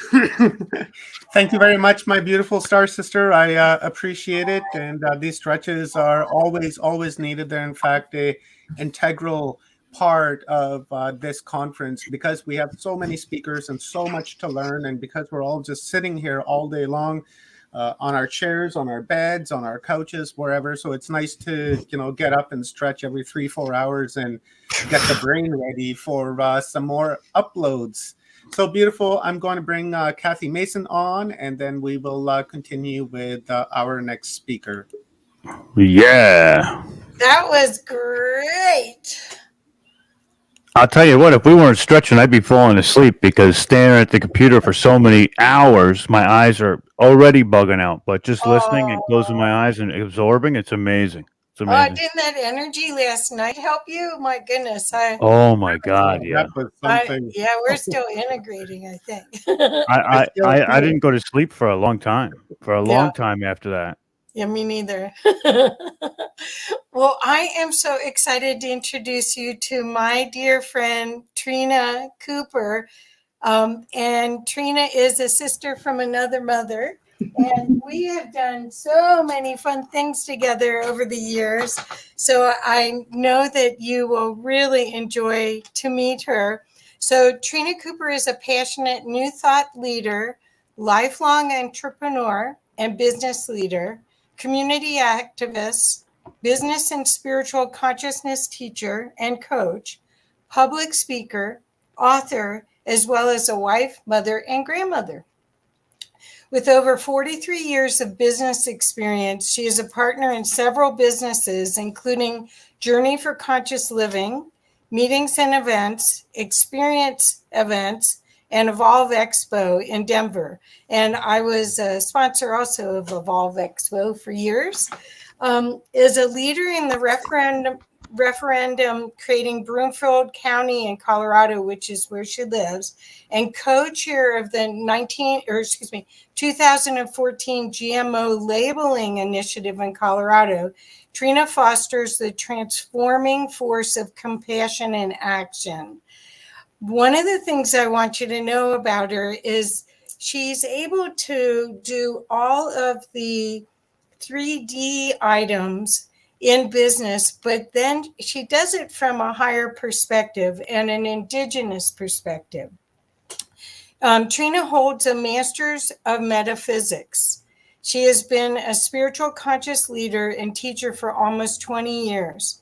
Trina is also a contributing author in the recently published best-selling book, Speaking Your Truth Too, Courageous Stories from Inspiring Women. And she was co-host of What's Up on the Consciousness Unlimited Radio Network on Blog Talk Radio, and currently is co-host of Quantum Leap Book Club on Law of Attraction Radio. And Trina and I, for 2 years, did a training program once a month for people as well. So Trina, with that, I want to welcome you, and I'm hoping that you will enjoy this group as much as they will enjoy you. Today, you're going to talk about Shatter the Structure. Yeah.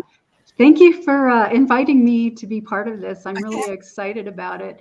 I was listening to that and I was like getting tired hearing. I was like, oh my gosh. I've had a busy life, and I really want to be able to share with some of you some of the teachings that I have received, what I've learned, some of the knowledge that I have. And I really, really was inspired listening to Susan, because the native path is one for me that, while in this lifetime I do not have an ounce of Native American or indigenous blood that they're finding, I also know that we are all from the fire. And so every one of us has roots in an indigenous path. And whether it be one of the Native American, the Aborigines, the ones from Southeast Asia or Africa or wherever we're from, there were indigenous tribes, there were indigenous people with teachings that were so deep. And I really do feel that the strength that we have in this lifetime is to be able to learn and take in as much as we possibly can from all of these teachings, because so many people in the world now are not a true blood. They are many mixed races, many backgrounds and cultures. And the more we open up to who we truly are, this blend of spirit being embodied in this form and being able to express and share and love each other, the more powerful we're going to be. So as Kathy said, I have been an entrepreneur all my life. I've never really held a job, and have just pretty much created things from the time I was about 18 years old. And I became very interested, always having dreams that would occur. That was kind of my path into, or my lead into the spiritual path, because I wanted to know, why was I having these kind of prophetic dreams? What were they meaning? I also had an extremely strong draw to the Native American teachings. And I grew up in a very strict Catholic home, married a Jewish man, which created havoc in both of our families, which was interesting. But being able to find that balance between cultures and between teachings was really phenomenal. And then to be introduced to a more native way of looking at things and really incorporating it all together, so it became this really rich kind of soup or stew. It was just amazing. And I feel like that's where where people are going now. So again, I've got this business background, and I do a talk called Shattering the Structure for business, because I feel like we need to get people out of their boxes. We need to get people opening up to things. And I drop seeds in this, and I've had some really wonderful responses. I've also do a lot of psychic fairs, healing fairs, and I bring them to places like golf course clubhouses and places where you'd find more mainstream. And I'm absolutely shocked at the number of people waking up and wanting to learn more. So there's such an opportunity for everyone that has any kind of a teaching or anything they want to share from the heart to go out and start doing it in whatever way you feel comfortable doing it. That's where the power lies in every one of us. I'm also a mom and a grandmother, and I find the wisdom in my children.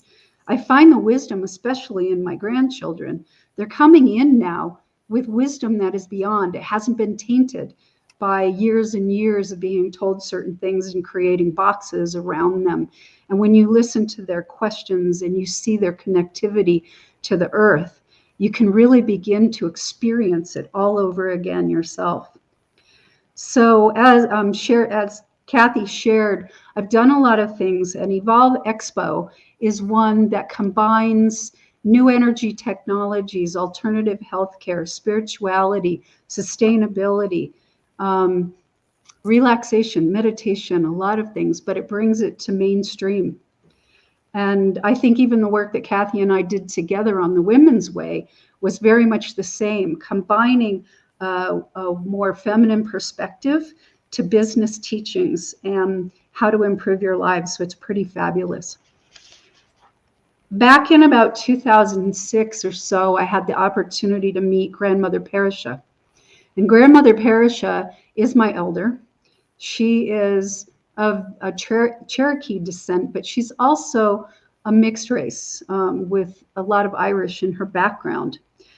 Grandmother Perisha grew up under her grandmother, who was full-blooded Cherokee, living in the woods in northern Alabama, in North Carolina, that area, and learning directly from her grandmother what it was like to be Cherokee, what you needed to know to be Cherokee, and the very, very deep teachings of Nuwati, which is a native medicine way. And the best way I can describe Nuwati to you is that it's about beauty. It's about generosity and abundance. It's about living as God is and really embracing Creator in your life. Grandmother had the opportunity to move out into the Southwest and be with the Hopi people for a very long time, where she was connected with Grandmother Anime, who I've also met and who has transitioned from this life but still speaks to us. And Grandmother Anime was a tablet holder and a reader and a spiritual director living in that area. And she was an amazing, amazing woman, small and frail, and the most powerful being I think I have met, one of the most powerful I've ever met in my life. But I was gifted with a name through this when I was initiated, and my medicine name is to the principal people, I am known as Kanuye, Raven. She walks between two worlds. And it really does talk about my life, because my life is one of walking through mainstream and walking through spirit. And I laugh when I think about it, because I used to think my business life was my Clark Kent life and my spiritual life was my Superman life. And one day I had this big aha that that's just who I am. Clark Kent and Superman were the same person. And it's like, I am spirit, and I am here in the physical to do something. I came here to be here to do something. So all of a sudden it was more of this blending of both in my life, instead of doing one thing in one place and one thing in another. And that opened me up to so much that I am so grateful for. So what my one lesson from that is, really live who you are, live truly from who you are. I also became a sun dancer, and part of the practice is to do vision quests. So it's going out on the land with no food and water for several days and being with yourself, and this is part of what we need to do as a sun dancer. but being with Creator and being with the earth and being with ourself, being with our higher self, and coming back with a new appreciation, with learnings or teachings or whatever vision came through to us during that time.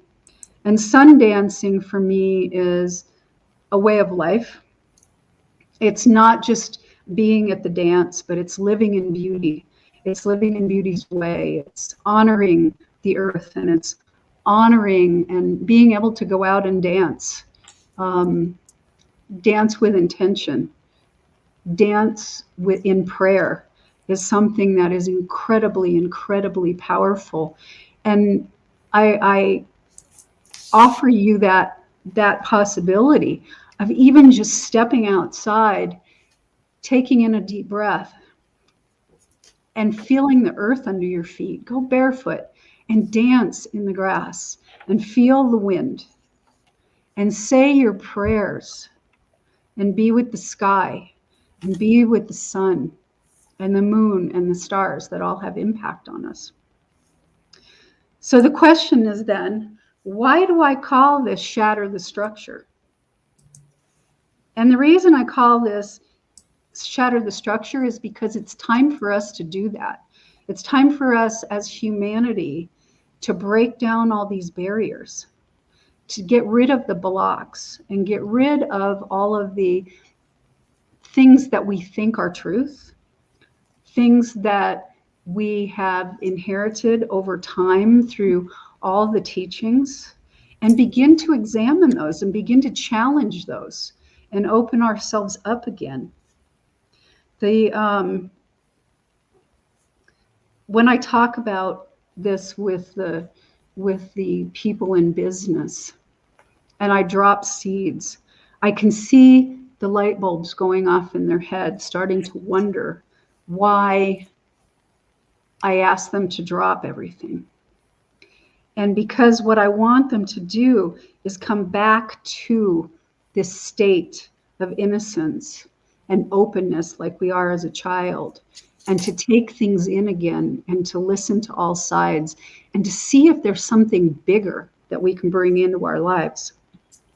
The name of this actually came from a card from the Tarot of Transformation, and it popped out of the deck. It was number 16, and it was called Kali, Shatter the Structure.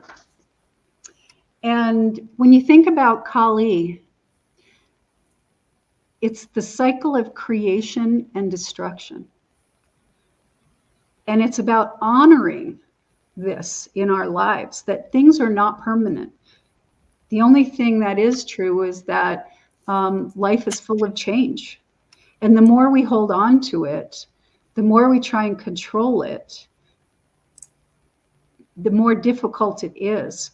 Where if we become aware, if we keep ourselves living from that higher space, that greater perspective, and we start noticing all the things coming in, and how do they relate, and how do we put one thing to another, and what is the aha or the synchronicity that happens, that we go, wow, I just said this and look at what's happening. Those kinds of things are awesome.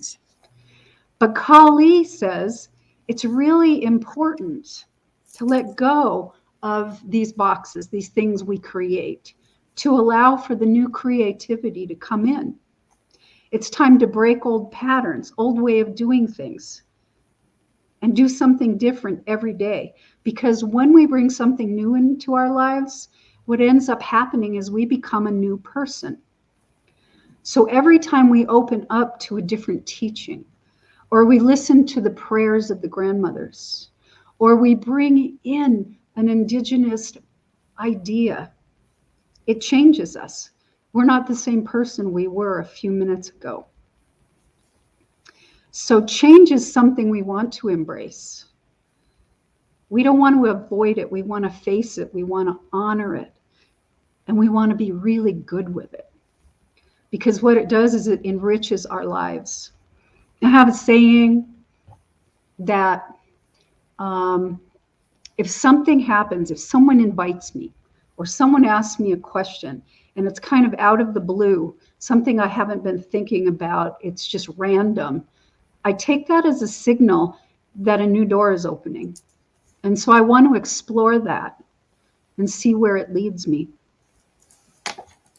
And this is in honoring of yourself, because we're all on a journey. Our ancestors talk about the journey we're on. We're all on a journey. We're not supposed to remain the same. We're supposed to continue to evolve into that really sacred human being that we are. So one of the things that grandmother always said to us is life is a circle and a circle is a cycle, and all things come back to where it began. So while so many indigenous hold the ancient teachings for us, excuse me, it's really time to open and accept and bring all of that in, because it makes us richer. And we're in the family of humanity, and now the world is so small with all the technology and the internet and the webs and all of that. And even some of the teachings now about quantum remote viewing or quantum jumping, those types of things are things our ancestors knew, and they still practice, and they're still there, and we can open to all of those. And we need to set a place and a space that we can hold this steady for others as they're coming. Last night in a meditation, I was sitting, Mother Mary came to me and sat down next to me and held out her hand and said, sit here. And I held out my hand, and a staircase opened up in front of us. And people came from all directions to move on the staircase, move up.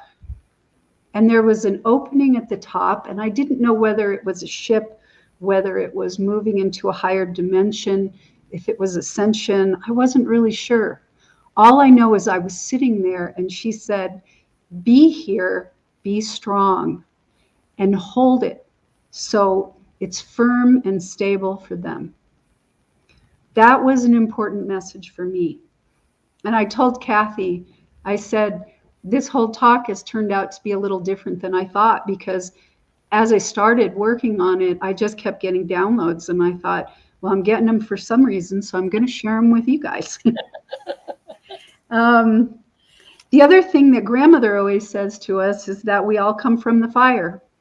And so make sure you go back in your lineage, what's there, and that we, in our present, really hold all the wisdom and knowledge of 7 generations past and 7 generations in the future. So if we sit down in meditation, we can tap into that. We can hold that. And I think for me, it became real. Part of my heritage is Italian. And I went to Italy, to the little town called Rianero. It's about 3 hours east of Naples. And I sat there in the dirt, and I thought about my ancestors growing the plants here and eating those, and all the wisdom that was being taught, or all the things that they knew. And then this was passed on to me through the sperm or the egg on the cellular level. It's still there on the cellular level. So it became very real to me to understand my own ancestry along with the ancients and the ancestors of the indigenous, because there's such a richness there. Another thing I did, because I was brought up so Catholic, was dive into the most basic teachings of the Master Jesus, getting away from all of the interpretations and the re-recordings and the things like that, to really get to the root of the message, because there's a richness in the root of the message. And when you dive back into any of these ancient religions, and you dive into the root of what was there, you find the richness of the teaching. And it is also similar to what has been spoken in all of our indigenous traditions. So don't push aside, if you're of the Western culture, don't push aside any of that richness, because it's there for you as well. And you can take it and relate it to people that you know that are of a Western culture, that are opening up and exploring. Another piece, another card that kept coming up for me probably in the last week 4 or 5 times was the Fool, innocence or ignorance. And it speaks to so much of the same idea. We have an opportunity to step back into innocence, into who we were as a child, and find a fresh perspective. And grandmother was just talking to us the other day about the fact with the wars going on, and how do we really find peace? Open yourself to the perspectives of both sides. Find that center and that balance in the middle, and see how you can assist for all good things. And sometimes all good things are just what is perfect for that person. It may not be perfect for you.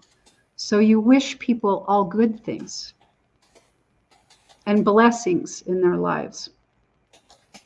She talks to us about that we have an inherited right to health, wealth, and happiness. We all have abundance. We have a right to abundance. And when we live simply and we appreciate, we receive more. But in the circle, we cannot just take. We cannot just receive, because we cut off the energy. Remember, life is a cycle and everything is a circle. And energy works in the same way. So if you receive, you have to give in order to receive more. Or if you give too much, it cuts off that energy too. So what you want to do is make sure if you give, you open yourself to receiving. You need to keep that flow of energy moving in a circle. The other thing with the Fool card, which I loved, was that we open as a child and we journey. And then we have this innocence, but as we move through life, the complexities of life provide us with a deeper perspective and a grounding of the wisdom. That's what we need to do, not get stuck in things, but stay from the perspective of a child, but move through with this wisdom and share with others this wisdom. And a successful journey is when we get to come back to beginner's mind again, and we can see everything through the eyes of a child, but with the wisdom that we've accumulated along the way. So we give gratitude. We give gratitude to all of those who share with us. So right now, we're living in this time of the shattering of structures, whether it's banking, whether it's religion, whether it's countries, whatever it is, it's going on. But if we truly believe that we're co-creators, then somewhere inside of us, we're creating this. So how can we get to peace in the world unless we understand peace for ourselves? What does peace mean to you? What is it? How do you describe it? How do you find it in your life? How do you find a balance? Can you stay in that light? Can you stay in a place where it whirls around you and still hold steady for all of those who are in the middle of it? We need to step inside. And every teaching says the prophecies of where we're going. But so much of that is us going inside and finding that inside ourselves. We need to shatter the old structures that don't serve us. We need to shatter the old belief systems where we're stuck. And I usually find that when I immediately find myself thinking, oh, that's not going to work, or that's going to be difficult. I thought that the first time I brought a fair to the golf course and I went over to look at the space, and in my head I'm thinking, well, I don't know if this space is going to work because this is a metaphysical fair.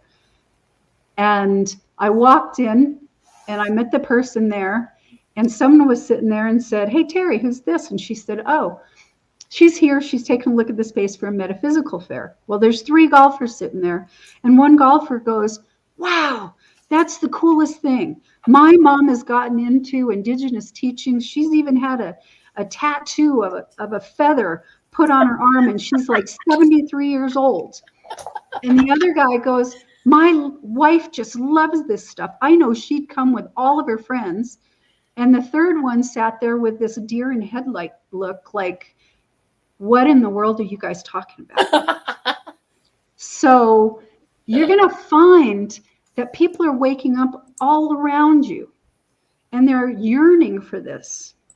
And when I got 2 out of 3, I said, I'm bringing my fair here, because the world needs all of us to open up, needs us to share who we truly are. And my fairs that I've had there, I've had 2 of them so far, and I would say probably 70% of the folks, because this is in a new area that I haven't been in, I haven't done them before, 70% of the people had never attended a fair before, and were just amazed and had so many questions that they wanted to open up and they wanted to learn about themselves. So this is a time of awakening for all of us. And those of us who are really gleaning information from this program need to take what we learn, what we hold as truth in ourselves, and share it with other people in whatever way our talents and skills can do that. So this is really about how you think and how you act and how you do things. So work on yourself first. Learn what you can learn. Take in what resonates with you. And look at the boxes that you've built. Look at where you judge or where you think that something will not work. And ask yourself why, or whose voice is it that's speaking to you. Because in the grand scheme of things, in that field of potential, all the answers are there. The native peoples, the ancestors have told us to go inside. They've told us to ask for assistance, ask for clues, ask for information. It's there for us. And some of it's recorded and it's wonderful. And some we need to pull out on our own. So this is really changing our perspectives. Check yourself. When do you play victim? Can you turn yourself from a victim into a creator? Can you stop reacting and take action? We are a force of nature. As humanity, we are a force of nature. And we can destroy and we can create. Perfect. So where do we want to take this? As a force of nature. Remember, when we live and when we die, our body, our avatar, goes back to the mother. Right now, we just use it as a tool. So we need to take care of it. We need to honor it as an altar. And we need to use it to bring Creator's words and love through us, throughout the world. So anytime you notice yourself getting stuck in a way of thinking, when that repetitive monkey mind gets going, see what's going on there. See what you need to change. Something is popping up for you. And the crazy thing is that our minds run on stories. And we love the stories. But who creates the stories? We actually create stories. And the way we either create balance in our lives, we create harmony, we create community, is from our minds, and it's from the stories that we create. So create the stories in the life that you want to live. Step outside the box. Answer the call when the questions are asked or someone invites you to something that you are completely oblivious to. See how it can change your life. I had a reading from an astrologer, and in part of the reading one time he said, "You need to go to a millionaire school." And I went, "What?" He goes, "Yeah, you need to go to a millionaire school." And I thought, where in the heck am I going to find a millionaire school? Well, within 1 week, someone walks up to me with 2 tickets to the Secrets of the Millionaire Mind. And I would not have even paid attention or gone, except that a seed was dropped and it was there. And I went, wow. So I went. The invitations show up all the time. Creator sends them all the time. They're in the animals. They're in the squawking of the hawk during the day. They're in the breeze that blows. Listen for the messages that pop in your head and follow those. Follow them when your heart opens up. So go deep into the indigenous teachings, even those that are your ancestors, and begin to live simply. One of the teachings Grandmother Perisha gave us, which I love, and I use it every day. I wake up to it every morning. It says, "May I meet 100 beautiful, wonderful beings today. And may I behold and touch 1,000 beautiful things." When you start your day with that intention, your day turns out to be beautiful and new things come into you. So embrace, ask for the 100 incredible beings and the 1,000 beautiful things, and see how that'll change your life. And I just wanted to share some other teachings too that have come through me that have come to me that have been incredibly important. One of them came through a download. And I want you, because I've learned some tough lessons. I lost a house in a wildfire a year ago, something that was with me for 37 years. And I didn't realize it then, the difference between attachment and appreciation. But if you just close your eyes for a moment and take in a deep breath and relax your body, feel how your body's feeling, and then just think the word attachment.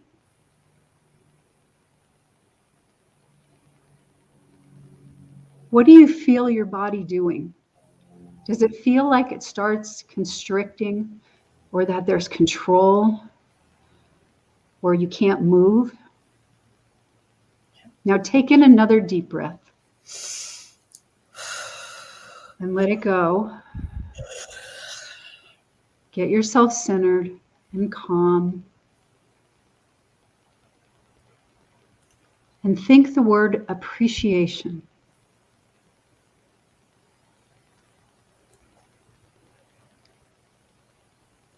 Does your heart open? And do you feel expanded? So open your eyes and notice that difference. I didn't notice at the time when I lost it. I felt okay because I sat down and appreciated the fact that I had the time with that house, that there were beautiful memories, that there were things there. And even though I was sad, I wasn't distraught like a neighbor of mine who cried over all the little things that she was attached to. I felt like Creator had given me those to experience, to have joy in my life, and I was so grateful. that the experience for me, while there was sadness in it, there was a richness that was deep, deep, deep in my soul. And it helped me move through all the things that happened. So when we notice attachment and we notice that holding on to, it's us trying to control it again. And we can't do that with life's changes. What we have to do is turn around and really appreciate what we can of what we were given, and then give it back to Creator, because Creator gave it to us in the first place. Another teaching is about responsibility. The word responsibility means responding with ability. And if you take on something in your life and say, I'll be responsible for this, then respond with ability and do your 100%. A grandmother just talked to us again about what we could do during this time. And I shared a little of it. Open yourselves to hear all sides. And when it doesn't really resonate from you, if there's a perspective that doesn't resonate, ask questions. You cannot create peace through war. You cannot create balance and harmony by going head to head. But when you ask questions and you open them up and you hear another perspective and you can feel somebody coming from their point of view, solutions show up. Both sides can come closer to the middle if both sides are heard and if both sides are respected. And if you move from the heart and not the head. And while we want to bring peace to the world, and I definitely believe sitting in circle and doing meditations and prayers with intention is powerful. It's been measured by scientists that it has an impact. But also when we come face to face with those that appear to be opposite of our point of view, play coyote. Ask them questions. Ask them to explain to you. Let them open up and give you their perspective so that you can embrace it. Grandmother Anime was one of the best coyote that I had ever met. And she would spin off into something with questions, so innocent, but so strong. And then the point would land later. You had an opportunity when you ask questions to share your point of view when they open up. And that's how you find a balance and you find peace in the center. The other thing is, remember, we heard beautiful opening up of the directions. It was absolutely beautiful what Susan did. And I do that in drum circles here, or when we have gatherings here. But I also want to make a comment that those directions are part of you. The mind and spirit and emotion and the body are all part of you. So call them in, be aware of them. This awareness, living in awareness, is being aware of the fact that you are part of those four facets when you are here in a human body. So make sure that you honor the fact that you're spirit, and you honor the fact that you have a creative mind, and that you honor the fact that emotions drive you and they tell you way more than what you expect. And also that your body is a temple, it's an altar, and it's here to help us. So there's a couple resources that I think I have a couple more minutes. Is that right, Kathy? I think I have a couple more. Yes. Okay. So I had a prayer here I wanted to read. This one's Lakota, translated by a Lakota Sioux chief, Yellow Lark, in 1887. And it's a great spirit prayer, and I really love it. It says, "O great spirit, whose voice I hear in the winds, and whose breath gives life to all the world, hear me. I need your strength and wisdom. Let me walk in beauty and make my eyes ever hold the red and purple sunset. Make my hands respect the things you have made, and my ears sharp to hear your voice. Make me wise so that I may understand the things you have taught my people. Let me learn the lessons you have hidden in every leaf and rock. Help me remain calm and strong in the face of all that comes towards me. And help me find compassion without empathy overwhelming me. I seek strength, not to be greater than my brother, but to fight my greatest enemy, myself. Make me always ready to come to you with clean hands and straight eyes, so when life fades as the fading sunset, my spirit may come to you without shame.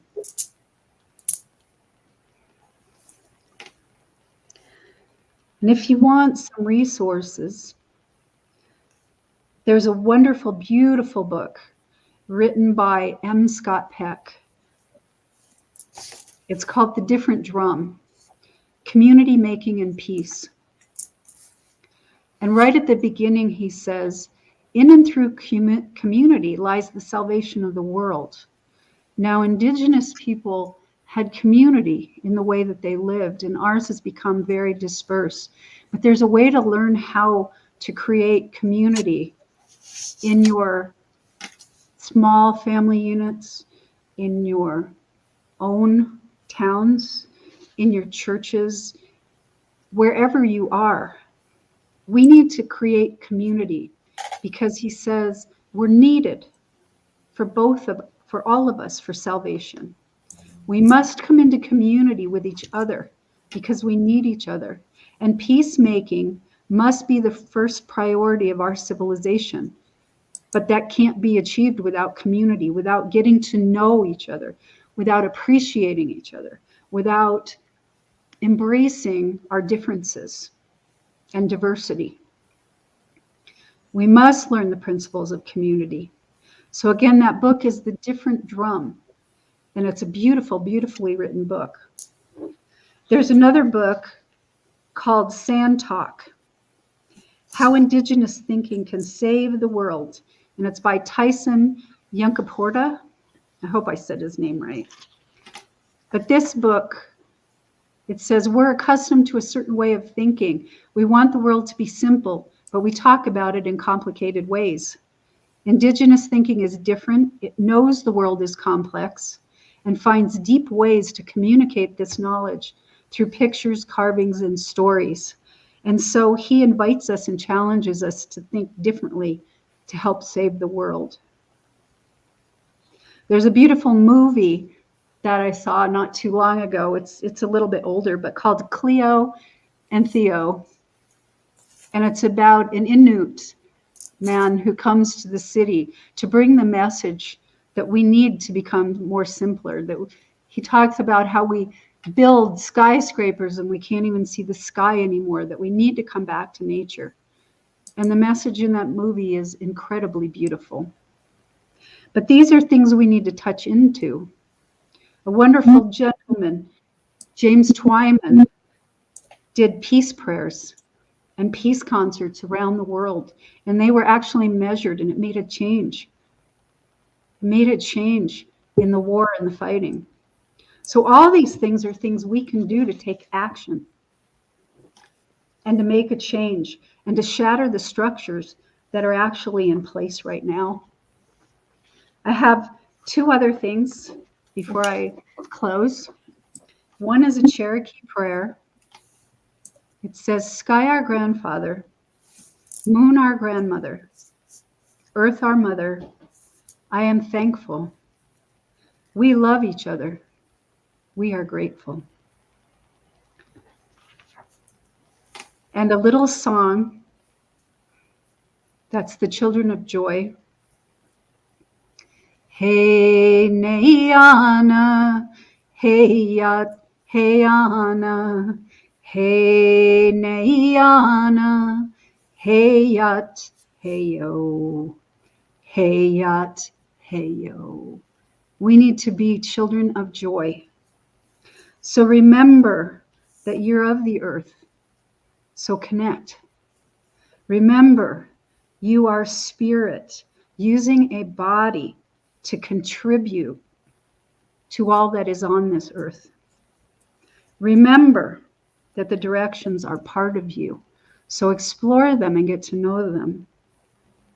And remember to give appreciation and gratitude when you awaken, before you go to sleep, throughout your day, and shatter the structures that hold you back from being the true, authentic person that you are.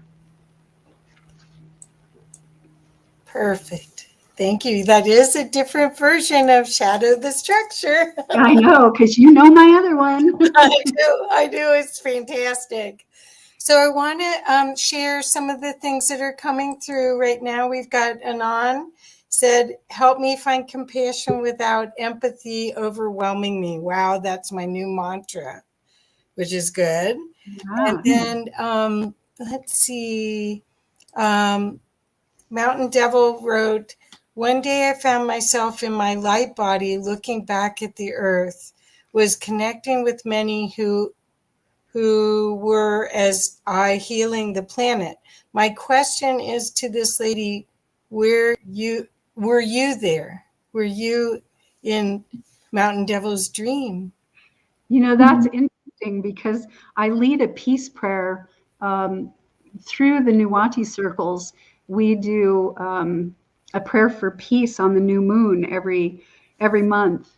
And a lot of times I take the journey around the world, and whoever we happen to meet, and we bring in the ancients and the elders and wisdom keepers to share along the way, and we smile at everyone, and we bring healing, and it's wherever the people want to go. And you can do this on the new moon at 7:30 your time. It's your time zone. You kind of just move around the world, but that's what we do. We go around the planet and we find places that we can just hold that space for whatever healing needs to occur, because we do know that we don't heal. It's like the field is what heals, and the people heal themselves, and we just hold that space and open it up for them. So I could have very well have been there. Well, I love working with you anyway, because it's constant downloads and constant awarenesses, and everything is respected. It is not like, oh no, I'm not paying attention to that. You know that if it's there, it has a divine purpose. Absolutely. I mean, everything is purposeful.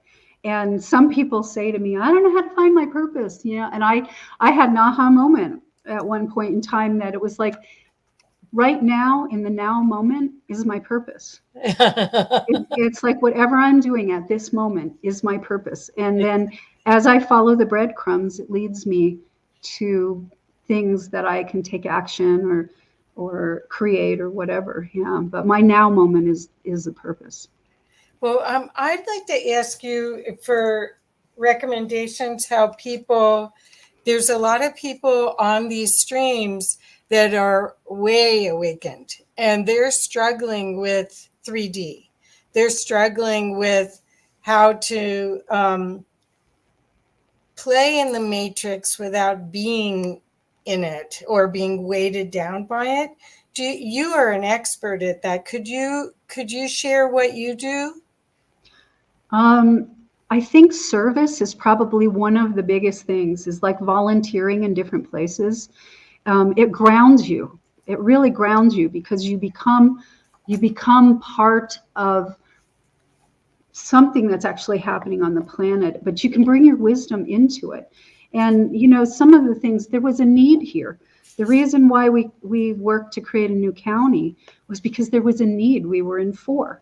So that was a good thing to volunteer for, working on a GMO labeling initiative, because we need healthy food and we need to get rid of the pesticides and things. That was something that could really ground you in. But your wisdom, when we did that campaign, we had a circle of people with an intention of how many signatures we were going to get it on the ballot, how how many were going to be accepted. And we came in with a higher percentage, Yes. with a higher number than what we needed. And even though we didn't win, our intention wasn't to create a new law. It was to bring awareness about healthy food and what Right. was in your food.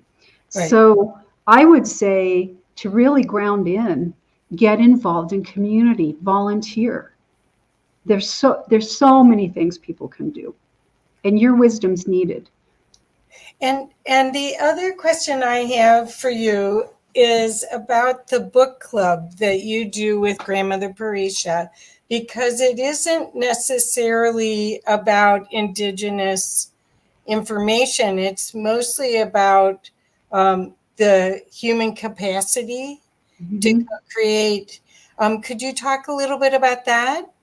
Sure. It's on Quantum Leap Book Club on Law of Attraction Radio. And you can even go to quantumleapbookclub.com. There's a website for it.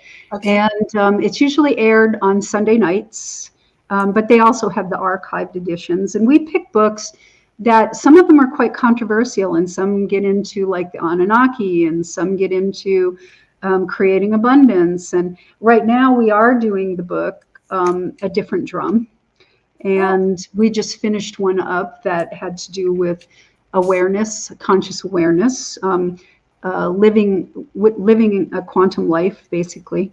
And so there are Indigenous teachings that got brought in by Grandmother all the time, and most of the people who are co-hosts on there are also part of the circle. So we bring our teachings in as we're on that. And then you can also find out on Facebook, Grandmother Parishes on, I believe it's Parish's Circle or Parish's World on Facebook. You can find some things with her there, but she's very much, how did she put it to us? Do not be so spiritually connected that you're no earthly good, or something like that. So we're here in the body for a reason. And that's, and you know, that's one of her biggest messages, is that if someone asks you to do something, ask yourself first, is this mine to do? And your heart will jump and you'll know if it is, and then jump in and help, do something. You know, help your fellow humanity in whatever way you can, because definitely we need it. Well, the other thing that I love about everything that I've done with you is that it has been totally in service, and we didn't really frame it that we were giving to get. We were just giving.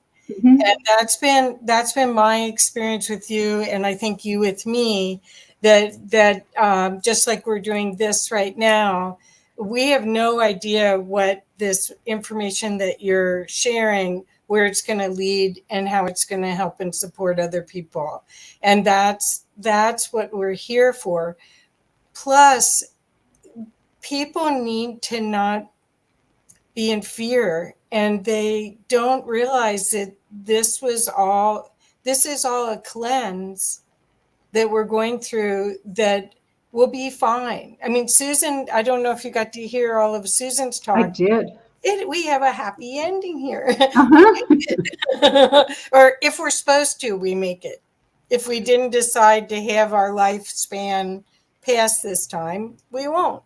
But well, Grandmother talks a lot about the Hopi prophecies, and also the others, because she's quite connected with the Tibetans and with a lot of other people, the Aborigines and things too. And it's like, this has been prophesized. We're here because we chose to be here. Exactly. And we're here to assist. And so don't go into that fear place. Go into a place of service. And what can we do? And, you know, there's a principle that we're taught, that we give to the principle of 10 to 100 to 1,000 fold. One of my biggest lessons was to open up to receive, because the giving was easy. The receiving is what felt uncomfortable to me. And when I recognized the fact that I needed to just open up and say, I really appreciate, or I'm grateful, and, you know, and receive from people, that's when the energy ramped up. Yeah. So it really was I was blocking it. I was blocking the energy circles. So when you think of everything moving as energy in circles, really explore how you can keep it moving and not Yes. stop it. So I want to make sure that everyone knows that they can reach you in lots of different places. And I've been putting your links. You have a website, trinaleecooper.com, and you do help people with coaching and evolving their visions to make them real. Do you want to talk anything about that? We have a few more minutes. Well, it's kind of under construction. I'm kind of in the middle of moving some things around. Same with Journeys for Conscious Living. It isn't a big change. It's a big change time right now. Yes. And so things are being redesigned, redone. Good place to find me too is Trina at Journeys for Conscious Living. And we're going to be bringing out, I do a kind of crazy online drum circle and then the prayers also. Yes. And again, my name's spelled with a Y. It's a little different than other people's. My mother had to do that because I'm different and unique. And that's the one thing grandmother says. You are all like your fingerprint, different and unique and bringing something special into the world. Yes. So, but I'm in the process of building out my website more and offering some more things because some of my other stuff is moving. Right. It's changing. I think anyone would be so lucky to work with you, to be guided with this loving, nurturing kick in the butt. Because I think your perspective of what it takes to reflect back to somebody their divinity is it's no nonsense. It isn't. You're kind and loving the way you present it, but then you're firm, and I love that about you. And thank you so much. Thank you. I've always enjoyed working with you, and maybe as part of this transition and change, other things will ramp up. Of course. Between the two of us too. So that's always good. Of course. Well, so Trina, one last thing, the way that you see this next period of time, do you have any pearls of wisdom that you'd like to end our talk with? Wow. I think we have to each move in our own unique way, and we need to support each other, which means giving of ourselves, but also receiving. We need to keep ourselves healthy. We need to keep ourselves focused, and we really need to take that time with Spirit, because Spirit's going to guide us where we can best serve. And do not go into fear. Fear is nothing but constriction. And know that you're protected, and know that you have all you need. And that's what we really need to be aware of. I learned I can live in a tent with a sleeping bag and be perfectly happy without any of the things around me. And I just know I can live under the stars. So, when you're connected, it's like beautiful. So find your place of service, listen to the guidance, stay in a really, really good space. Wonderful. Thank you. Thank you. So everyone, please get a hold of Trina if you want to learn more from this incredible wisdom keeper. Thank you, Trina. Love you. Appreciate being there. Love you. And thank you, Omar, for opening this up to the world. So wonderful. You're very welcome, Trina. That was beautiful. I resonated with what you were saying. It was hitting me like right here. And I see that you have a dream catcher behind you, and I do as well, just right up there, just right above my head by good old Bob. I truly appreciate your contribution and your wisdom and your knowledge into this conference. This is a message that we need to get across. And as I've said, we're trying to create a new timeline of love and acceptance. And your wisdom and contribution is, it's an integral part of what we're trying to do here. So thank you for your service. Not even today, but for all the years that you've been doing this, and for all the years that are coming to do this, because you're the type of teachers that we're going to be looking towards when this system collapses and when we begin to create this new one. So you're one of the elders that we'll be going to look for wisdom, and sitting at your feet and just ears open and just listening and taking it in. So thank you. Well, Wado to you, and Aho for your blessing. Appreciate you. both of you. Oh, yes. Love you, Bye-bye. Trina. Bye-bye. Bye-bye. Oh, there we go. So Omar, is the voice of God coming back?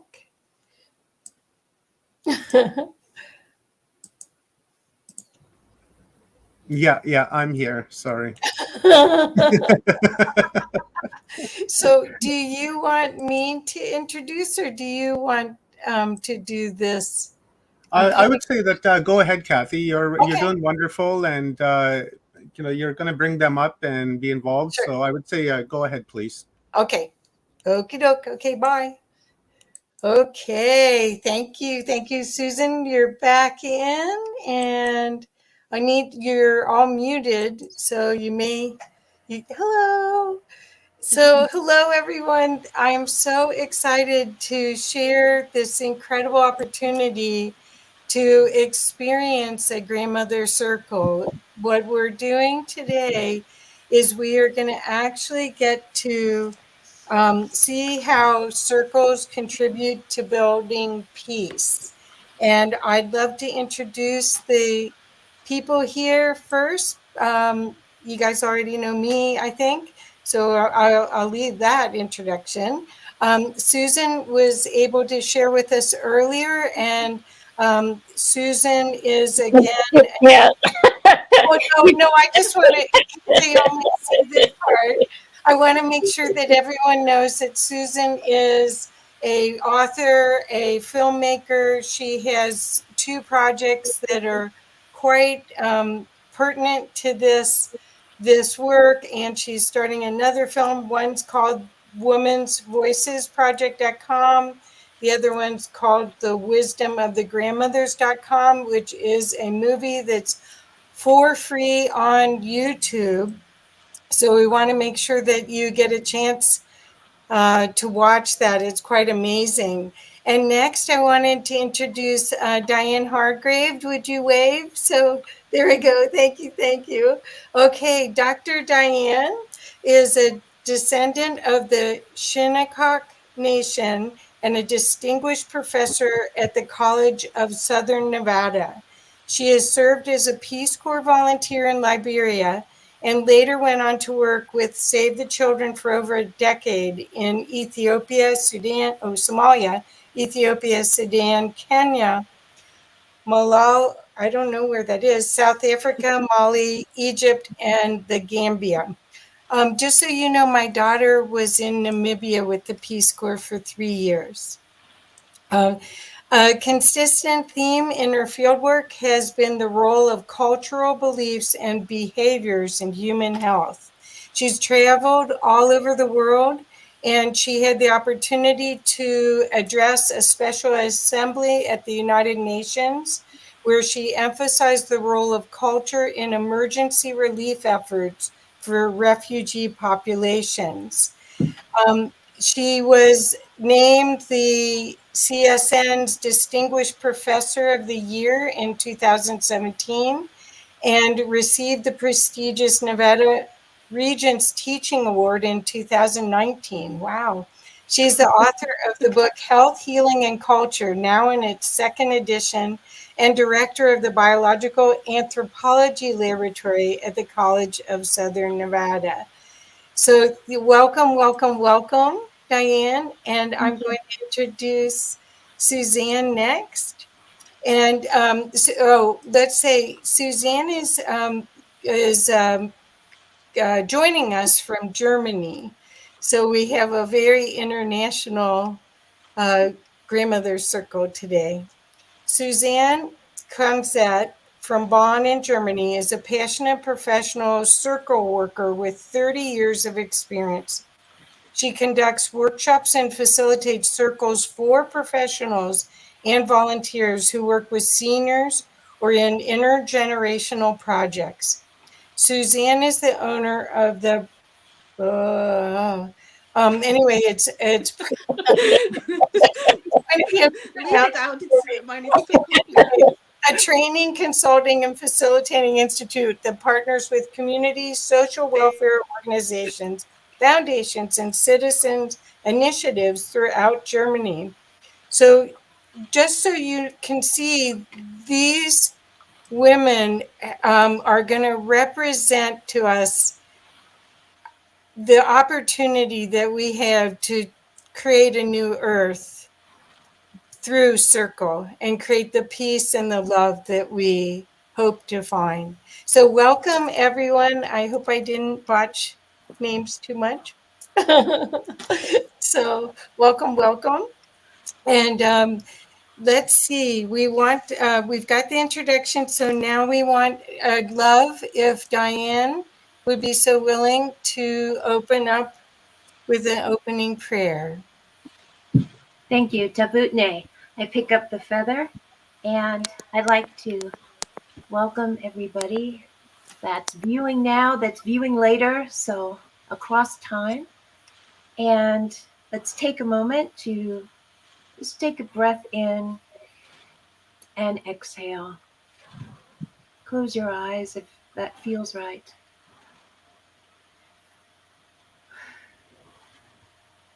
Imagine yourself in a circle.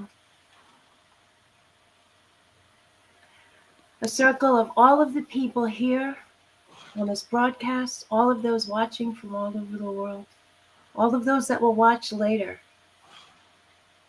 I'd like to call in my grandmother sisters from our grandmother circle and everyone. And imagine in your mind's eye that we're all in a circle together.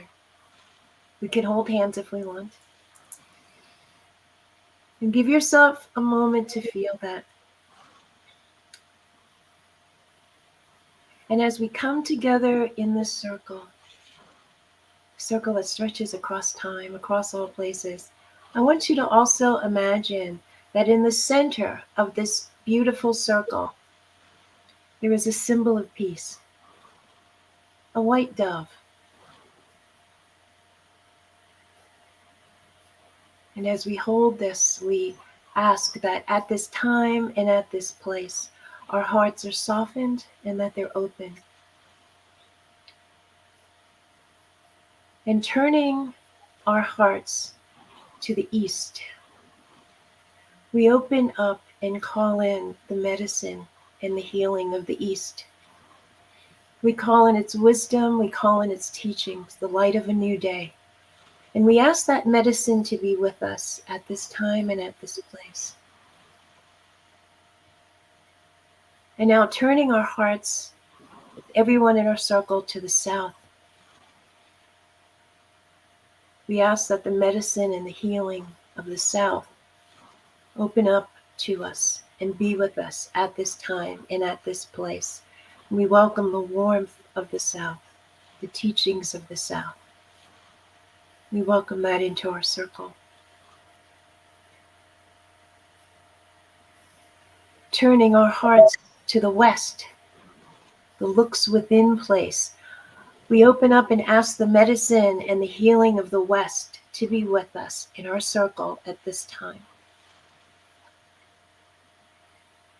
We turn our hearts now to the north, the place of the ancestors, place of wisdom, and we ask that the wisdom and that medicine of the north open up and be with us in our circle at this time. Now imagine in our circle, you're looking skyward, and we call in the energy of Father Sky, the energy of the star nations that watch over us. We ask for that energy and that teaching and that medicine. We ask for that to be with us in our circle and at this time. And then just gently opening our hearts to Mother Earth, whose sweet face we walk upon. And we ask that the healing and the medicine of Mother Earth be with us at this time. And then we ask that you focus on your heart. And we ask that the wisdom and the teaching and the medicine of our own hearts and the hearts of everybody in our circle open up and we come together in a sacred way.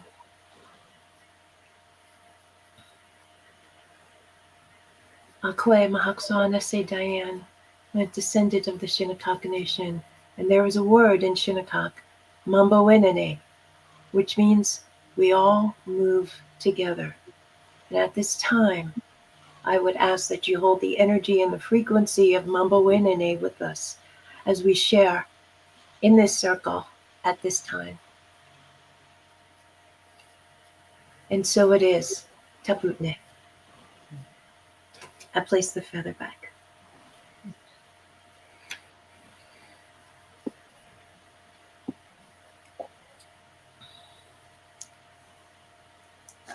I don't have a feather, so I'm going to use this tool. That works. Okay. So the first round of questions that we wanted to share is, what is the role of the grandmothers in bringing peace? And how did the grandmother circle grow into what it has become today? And I put this back. Well, this is Susan. I'll pick up the stick and the feather here. Thank you, Kathy. And I'll answer that question as best I can.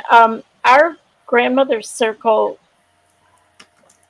grew out of a vision that Four Worlds Development Project had.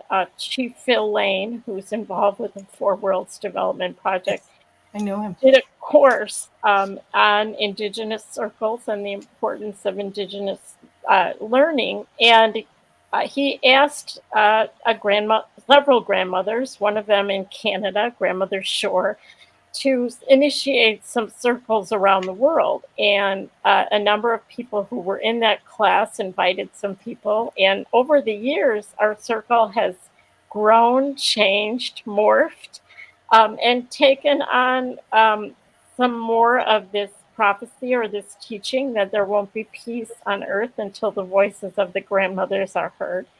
So we've explored what is the importance of grandmothers' voices. How can we as grandmothers bring our energy, as was the previous speaker just so beautifully talked about, how, and those earlier speakers today, how can we bring that energy, bring that, the gifts that we have into the world? And our circle has grown to both be a support for its members, but also as an outreach to explore topics that are of importance for today. And I return the feather.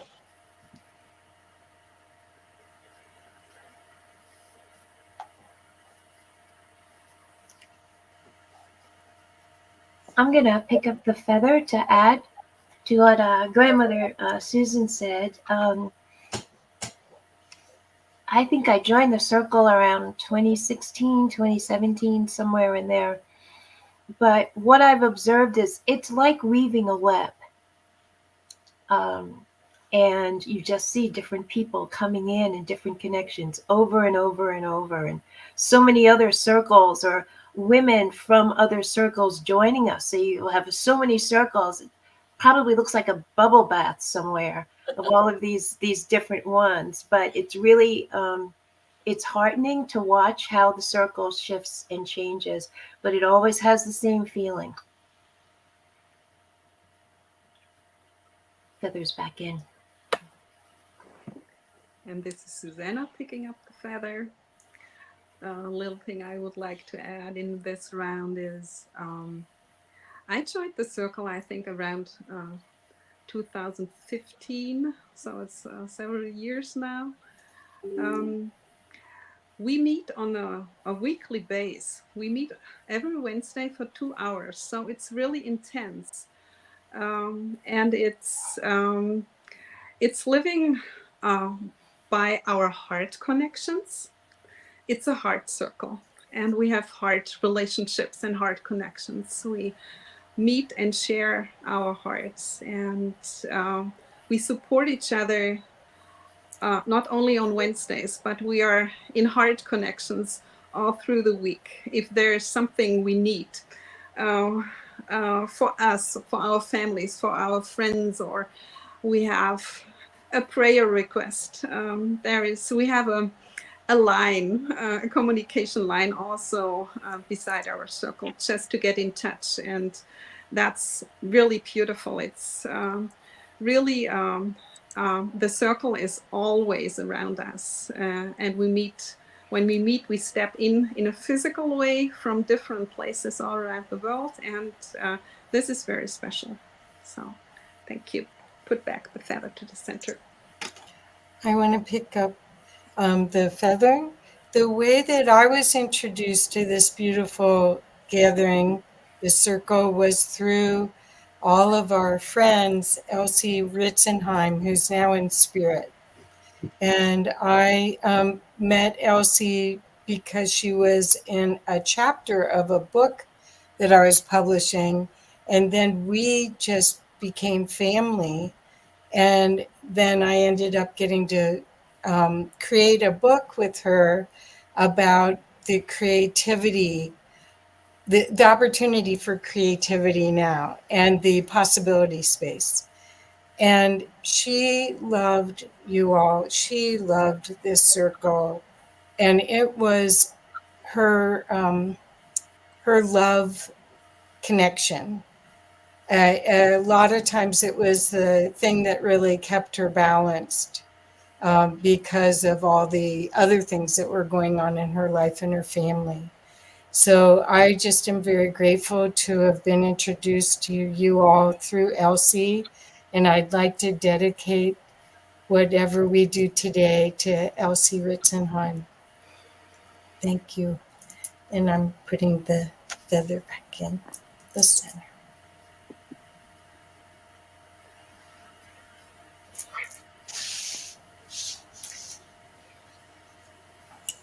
This is Susan. I'll pick it up and ask the next question. Okay.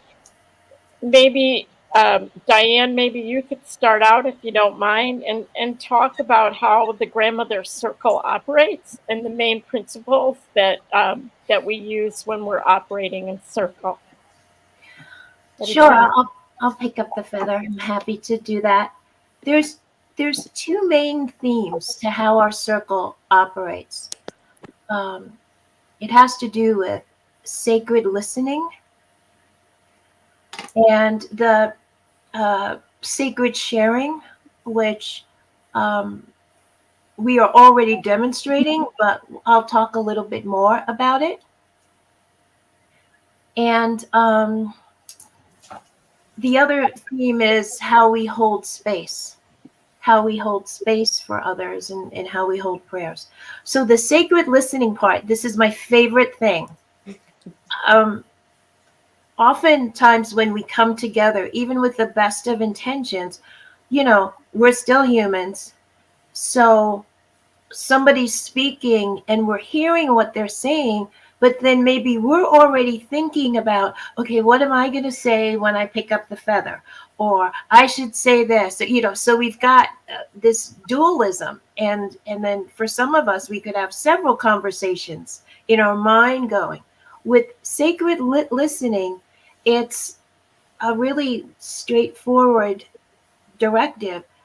You simply listen as if the voice of the Creator is speaking to you, regardless of what they're saying. That you just listen, and so personally, if the Creator was in front of me, I would not be thinking about what I was want to say. I was just like, oh my goodness, I just want to absorb every single thing that's being said. So that's the idea behind sacred listening. And the other side of that sacred sharing, when a person is sharing, and this is called heart sharing,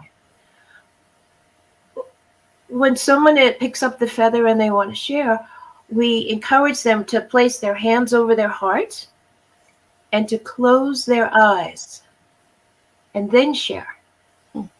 What that does is it takes a lot of the head talk offline. And so many times in our circle, and I can only speak for myself, but if it's a topic that we're talking about, sometimes there's a topic and then we're going to share on that. And I close my eyes, I put my hand on my heart, and what comes out of my mouth is nothing I would have thought. But it's because we've just, temporarily blocked off the thinking about it and just letting our heart speak. So, and then as I'm doing that, everybody else in the circle, sometimes they close their eyes too, but they're listening as if the voice of the Creator or the voice of God is speaking. And that creates one of the sweetest, most sacred and powerful spaces when that's done. So that's one way that our grandmother circle operates. We also just hold space and prayers for those that we know, those that we don't know, situations. We take the time, we leave time every week to send out our prayers, our intentions for peace, for whatever is needed. And so that is a constant stream of prayer that's radiating out from our circle. So I'm gonna put the feather back in case Susan or Suzanne want to add to some things I've said.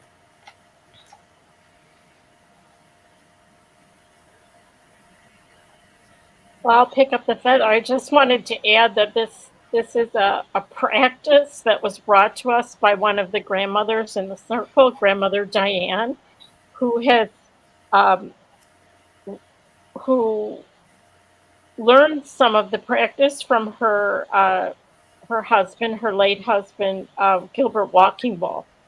And we have found that we do have to practice it. It's not always easy to learn how to listen with as if the voice of the Creator is speaking, and it isn't always easy to learn how to speak from our hearts and not from our heads. But I think one of the things, and Suzanne will talk about this more, but one of the things that this practice has given us is something that we can teach other people to do, and we feel that it's an important practice for the world. And I return the feather. I'm just quickly picking up the feather to say we have 3 Dianes in our group. And so the Diane she was talking about was not me. She was talking about Diane White. Sorry, feather back.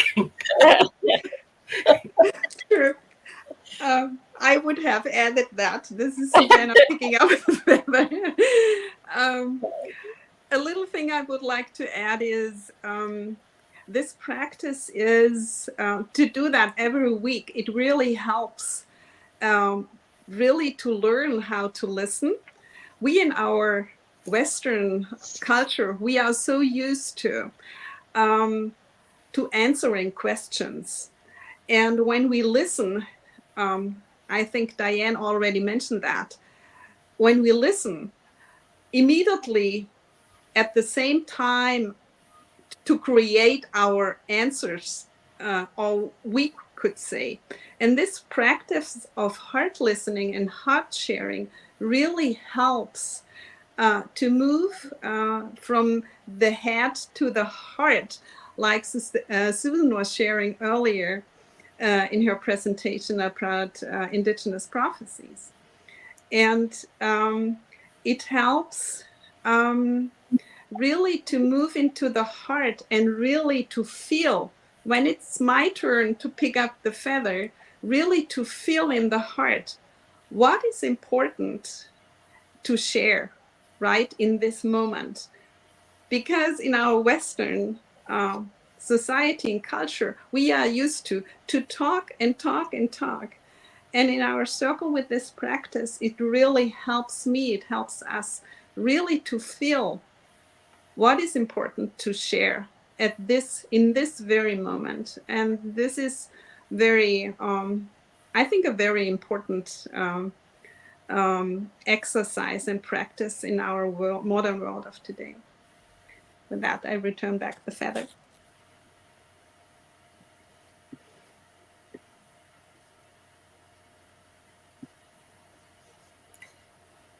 I'll bring the feather in. The question I have is still part of the last question, because the main principle of the circle, how do we want everyone to understand the main principle besides the idea of listening? It's also the speaking side. Could one of you please share about the speaking from the heart side? And I'll return this back into the center.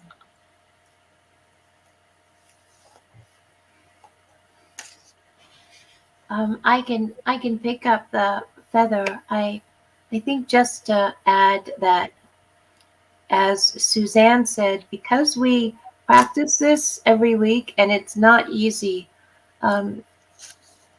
it starts to filter out into other aspects of our lives, and we bring that in we express it, we practice it in other ways, and so that expands out, and it kind of leads into that next question that perhaps I'll ask our sister Suzanne to respond to, but in terms of why circles and functioning as a circle is so important for peace. What is it about the circle that helps transform processes and can serve as a tool for transformation in our world today?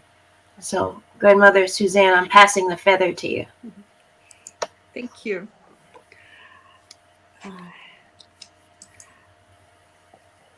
I will start to share from the heart about this huge question, and Susan and Diane will add their wisdom. Circles are a very ancient model of collaboration for thousands of years. It can be found in many indigenous cultures and traditions all around the world. For us today, being in a circle, I feel it has two directions. On one hand, it is about remembering the wisdom and the gifts of circles by our ancestors, to remember that wisdom and the gifts of the circle. And on the other hand, to transform that in our modern life and in our modern world. So it has two directions or two levels on that. The question how circles can contribute in bringing peace, I think is a very huge question. I will share from the heart some of my experiences on that. As a grandmother in our circle for several years, being a member of other circles, but also as a professional circle worker for almost 30 years over here in Germany, or in a little bit of Europe, who is German speaking or English speaking. Susan and Diane will add theirs, and being in circles and being a circle worker was and is very sacred to me. My roots of this connection to circles is very old and very deep. And I feel it's part of my spiritual mission in my present life. Just that as a little bit of a background or the foundation which I stand with my feet on. I love circles. Susan and Diane know that. Everybody knows that in our grandmother circle. I love the energy, the dynamic, the mystical magic, which often just happens unplanned, as a surprise, as a gift by spirit, I feel. His spirit is coming in when people are sharing and being on a heart level in a circle. It's amazing sometimes what's happening. And after all these years, I'm still amazed by circles, by its wisdom, by its power. And I would like to share a little bit of this love for circles and why I believe they are so important in bringing peace, especially in times like ours where we have so many wars on our planet, especially during the time we have this terrible war over here in Europe, in Ukraine, which is 3 flight hours from where I live. So it's really close over here in Europe.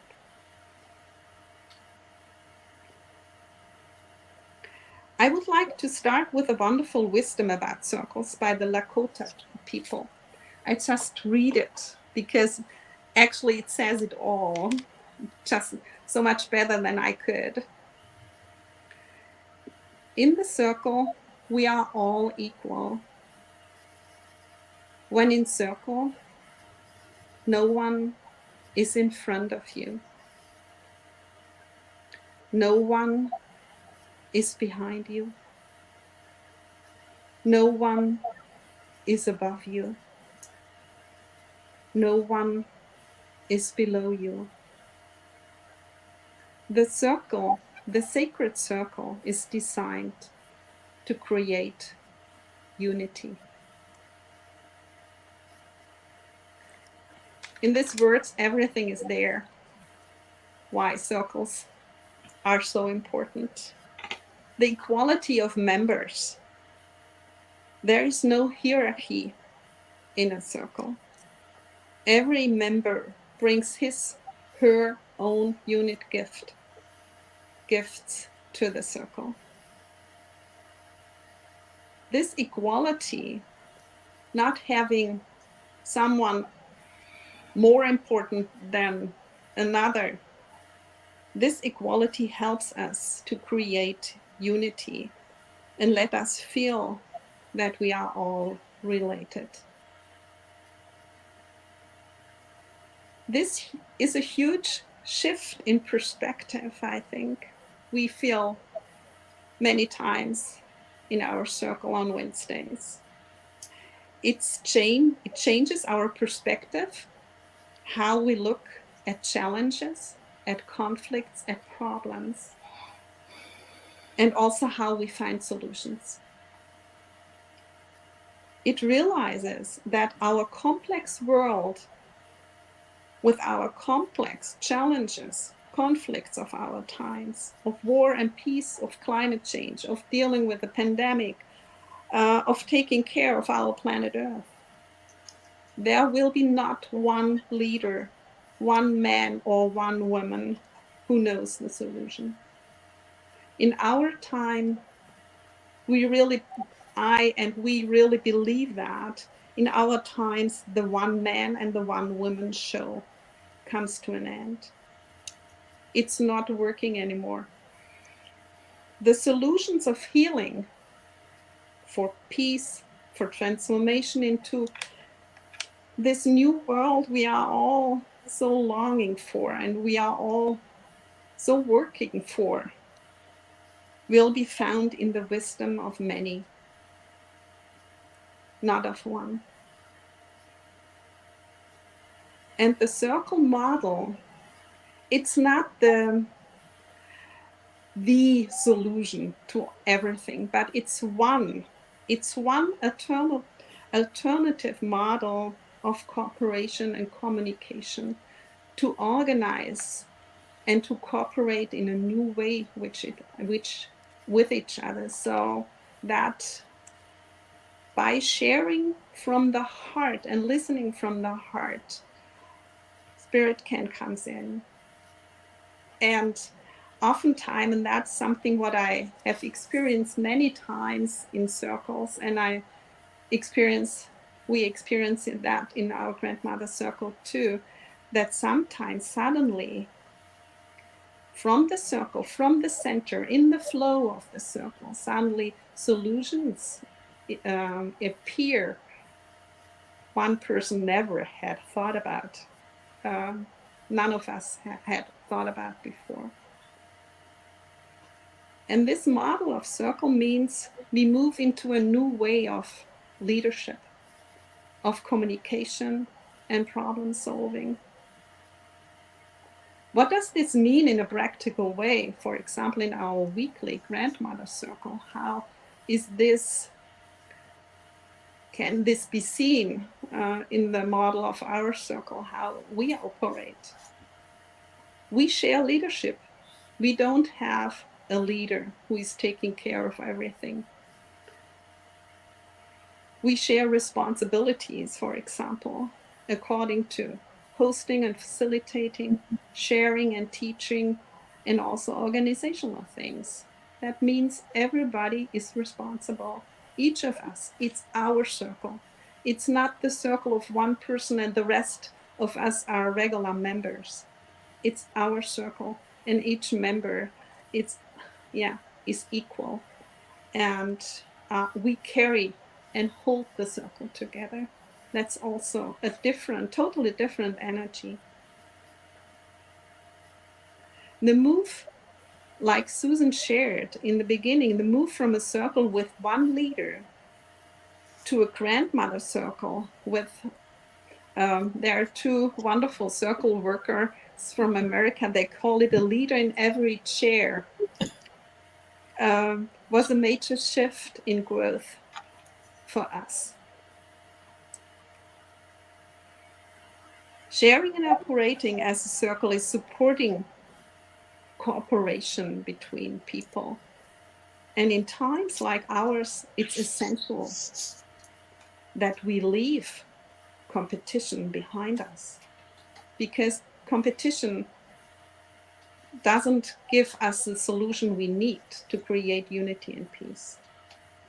It's the cooperation we will find the solution how this can work.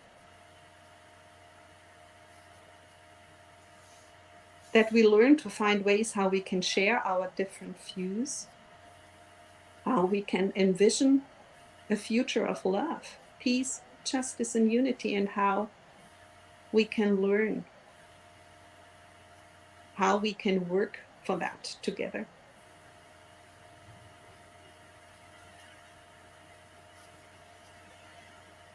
The indigenous wisdom of circles gives us a model to practice. And this is maybe one of the really important answers to the question. When I look at our little grandmother circle, meeting every week for 2 hours, sharing and listening from the heart, praying for people in need for the world, doing healing ceremonies. Do we have an impact on this huge worldwide dynamics of peace, of healing, of transformation? Do we really feel or think that we have an impact on that? I would say, yes, we have. I truly believe that. We feel that. Because our circle is a practical place. We can practice this. We are not used to, in our Western world, to share leadership, to step in our own truth and walk our talk. We are often not used to cooperate, not to compete. We need to practice that. And circles like ours give us a chance to explore and practice how this new way of leadership and of communication cooperation can be working, and how it can be done. And the last thing I would like to share in this round is spiritual circles like ours and many others out there like ours are little spaces of light and healing. In challenging times and transformation times like ours, it helps me, it helps us to stay focused, to stay in the light. And in staying in the light by ourselves, we are able to shine our light out to the world. Thank you. I stop here. You feel I have a deep passion for circles, but I need to stop here. I apologize. Put back this feather to the center and give Susan and Diane maybe to add something, and also to watch time. Oh.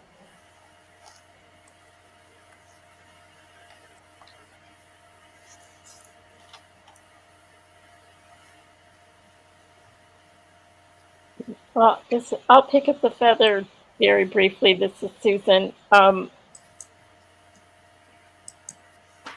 I think that learning how being in a circle, how it contributes. One thing is that, and you asked about heart sharing, Kathy.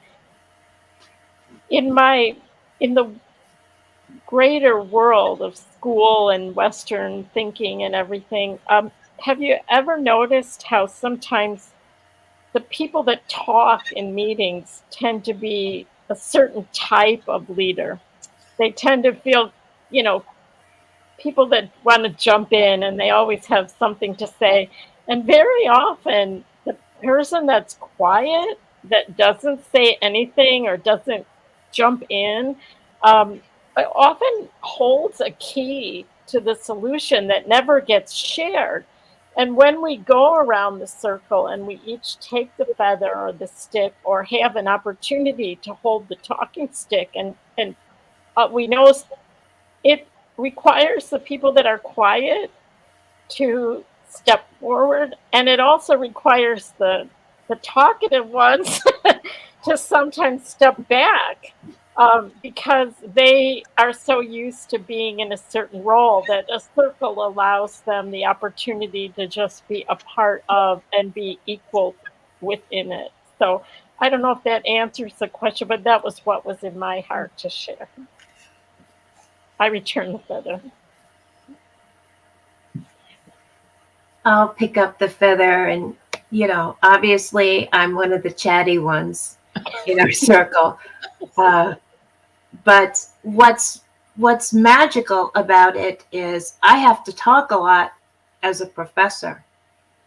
And what I can do every Wednesday is not talk or just listeners.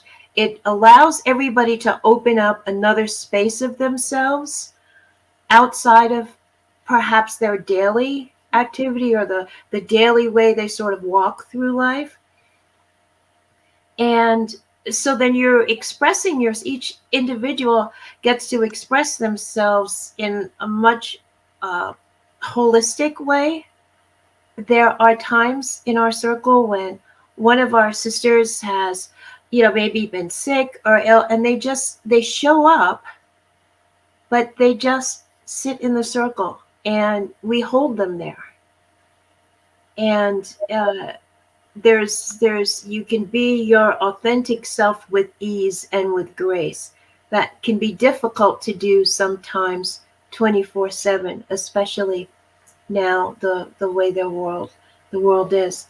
I forgot also to mention before I put the feather back that this time is when we would normally have our grandmother circle, but they are actually watching this broadcast.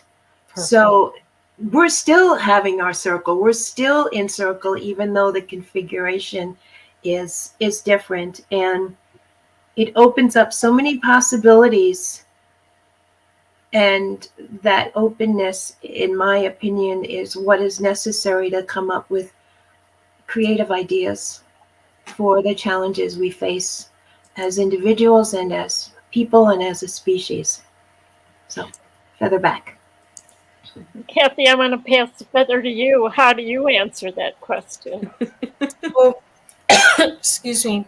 I'm curious about, I'd rather ask another question so I can learn, if that's okay. How many people usually show up, and how do you figure out 2 hours, excuse me, is not that long for a conversation? Excuse me. How do you figure it? I'm putting it back in.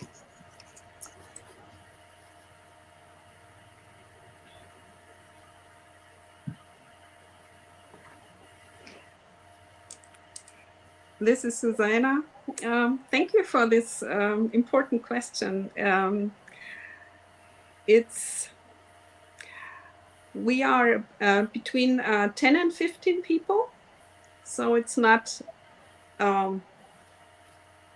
it's changing. Sometimes we are 8, sometimes we are 14 or 15. We have a little group of people who are there almost every week on a really a regular base. And then we have others who join once in a while when they can make it. But they are also part of our circle. And sometimes we just have guests who come, who will be there for 1 or 2 times. Sometimes they stay, and other times they are just there for 1 or 2 times, and then they leave again, which is okay. And it's good to have this this form. We have 3 rounds. We do.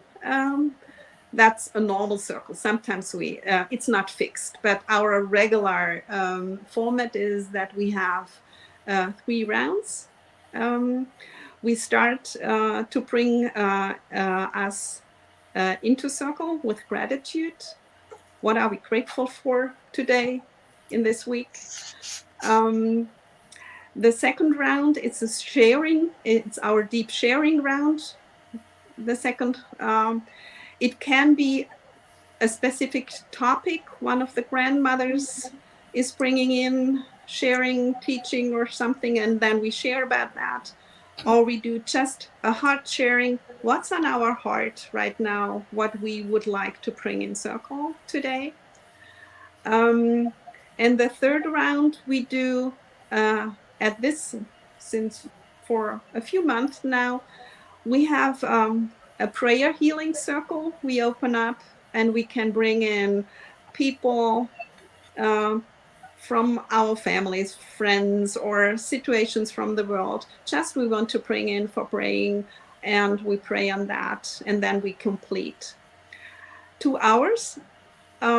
It's true, it's not so long, but we try really to mind time so that everybody, and that's also where we see this, that we share responsibilities and leadership, that everybody is taken care of, that everybody has time to share and to have a little bit to pay attention to that. Everybody has about the same time to share, so that if everybody is taking care of that, it's working normally.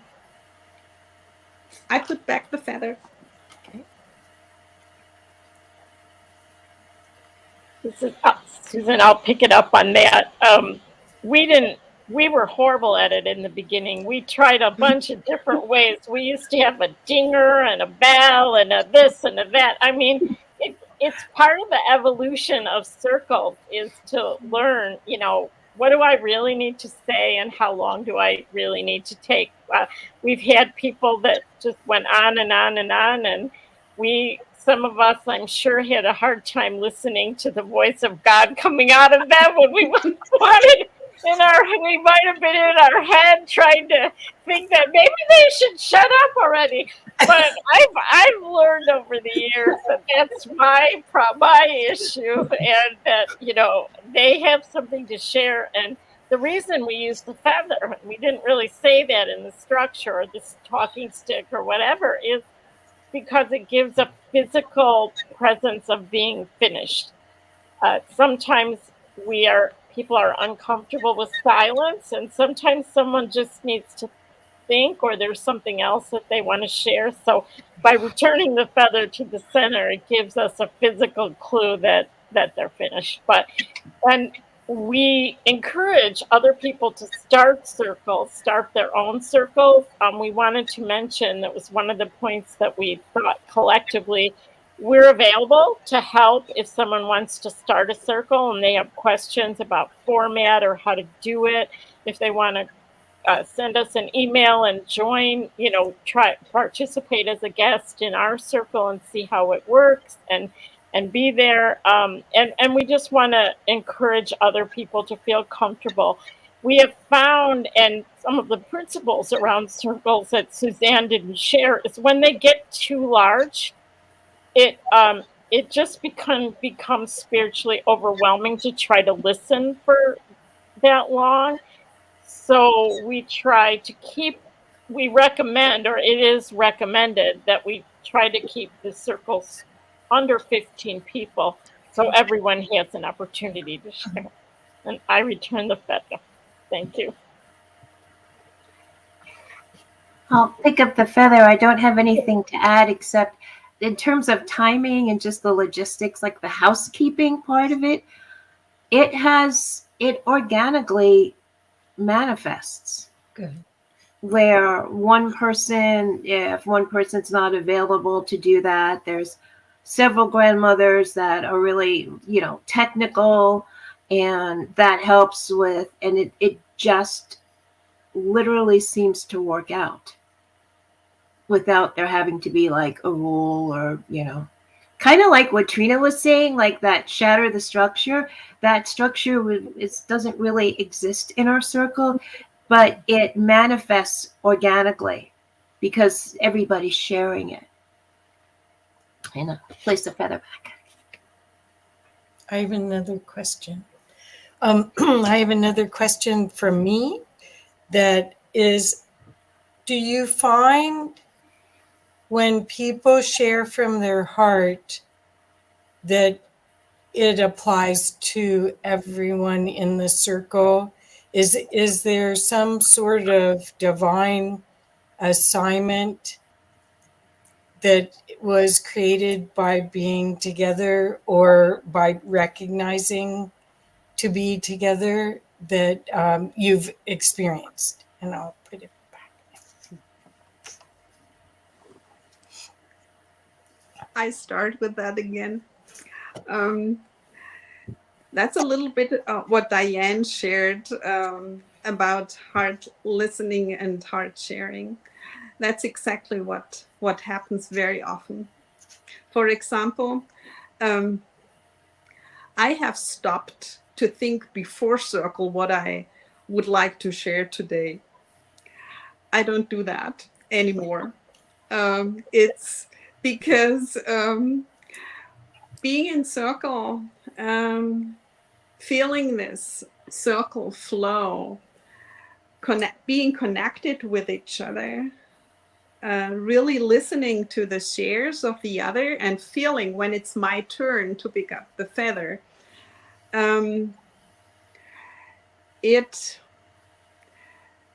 this process, it's been shaped in my heart what I need to share today. And it's not what I thought maybe earlier or before circle. I thought, I need to share that today. It happened so often to me that this changed totally. And then really this weaving is going on around when it's, for example, a question. So, one grandmother is bringing up sharing, and then it's a weaving going on, which is a lot of time very very spiritual and very mystical, and it's really adding. Yeah, it's a weaving. I think it's weaving a net, and this is when this is happen. Oftentimes it gives me goosebumps because so many amazing thoughts are, and words, ideas, or whatever inspiration is coming, is appearing in the circle. Putting back the feather. I'll pick up the feather. I do sometimes think about, oh, what are we going to talk about this? It's never what comes out of my mouth. There's never been a week where it's just come out, but it's so much better. And sometimes when people share from the heart, tears come first, or emotion comes up, and they don't have to speak. They can just hold the feather. And the other thing we do sometimes is a few of us might get on a couple of minutes early just for like technical stuff. And a word may come up, or somebody says, oh, I just saw a crow outside my window. And usually that then somehow becomes the theme. But every week, no matter what the topic is, no matter where everybody is in their hearts, it's always some form of synchronization where everybody's sort of in the same kind of space or can relate to it. Awesome. I'll pass the feather back to Susan if she wants to add.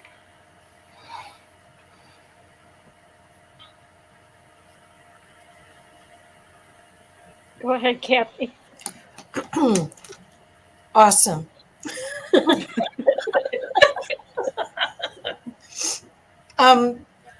There are some questions coming in, but I don't know when is the appropriate time to bring them in. Are we good now? Okay. Mm-hmm. Okay. So one thing that Stone Hobbit put is she put groups are opening in many spaces. So with several energies will get to find their voice and become more comfortable. And that's what your hope is, right? Okay. And what is the protocol for answering questions? Are you going to use the feather as well, or?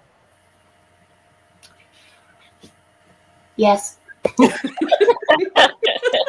You can tell I'm a newbie at this. Thank you. Okay, hiding that. Okay, and we've got this. I'm loving this panel.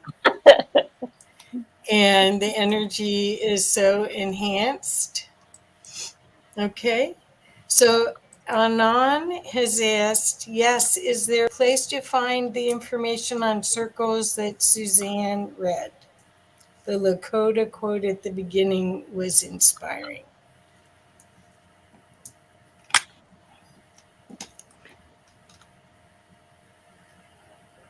The Dakota quote you can find on the internet.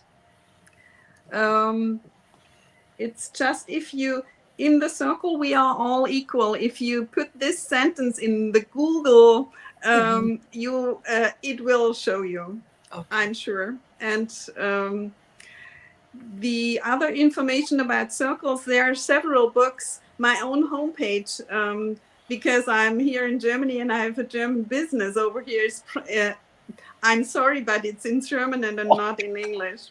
So probably you won't be able to read that. But there are several books on circle work, the way I'm working. Maybe I can put a little book list together and pass it to Katie. Maybe have a chance to publish that for everybody who is interested in. So, because it's, of course, there are a lot of good books out there. It's, yeah, I have learned. I have had teachers. Thank you for that question. Putting back feather. So that was a capture of what one of you said, a leader in every chair. And that's the name of a book. It's The Circle Way. And the title under is A Leader in Every Chair. It's one of my favorite books. I will put that on the book list. Okay. Sorry for jumping just in. This is Susan. I'll pick up the feather on that.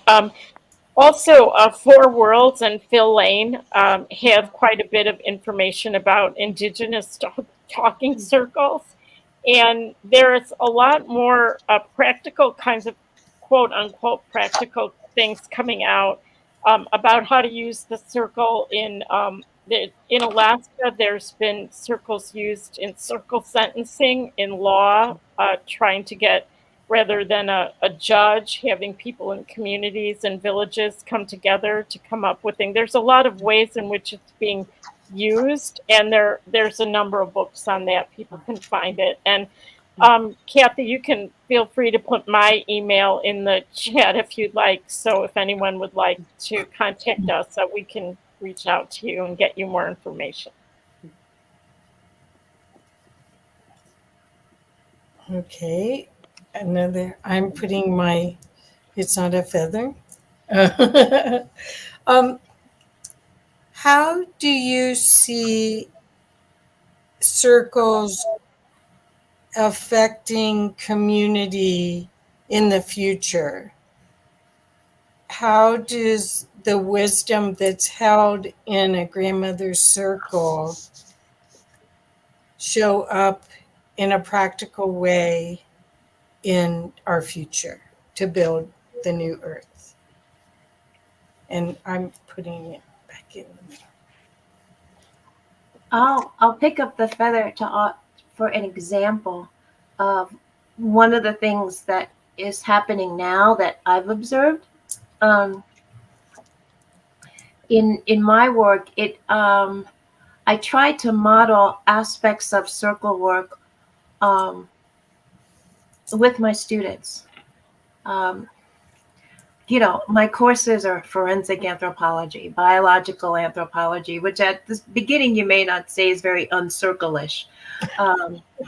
But in the way I try to present the curriculum and the discussions, where I'm not always lecturing. It can be a topic or an issue that then students have to discuss. And the criteria is that they have to share, and then they have to respond to at least 3 other sharings. And that can be done live or virtually. And what it does is it changes the dynamic where students are they're learning from each other. They're getting to hear what other people have to say. Also, as Suzanne mentioned, it's a way, the ones that are a little bit more shyer, they do have to sort of step up, and then the ones that could just go on and on, they have to taper back.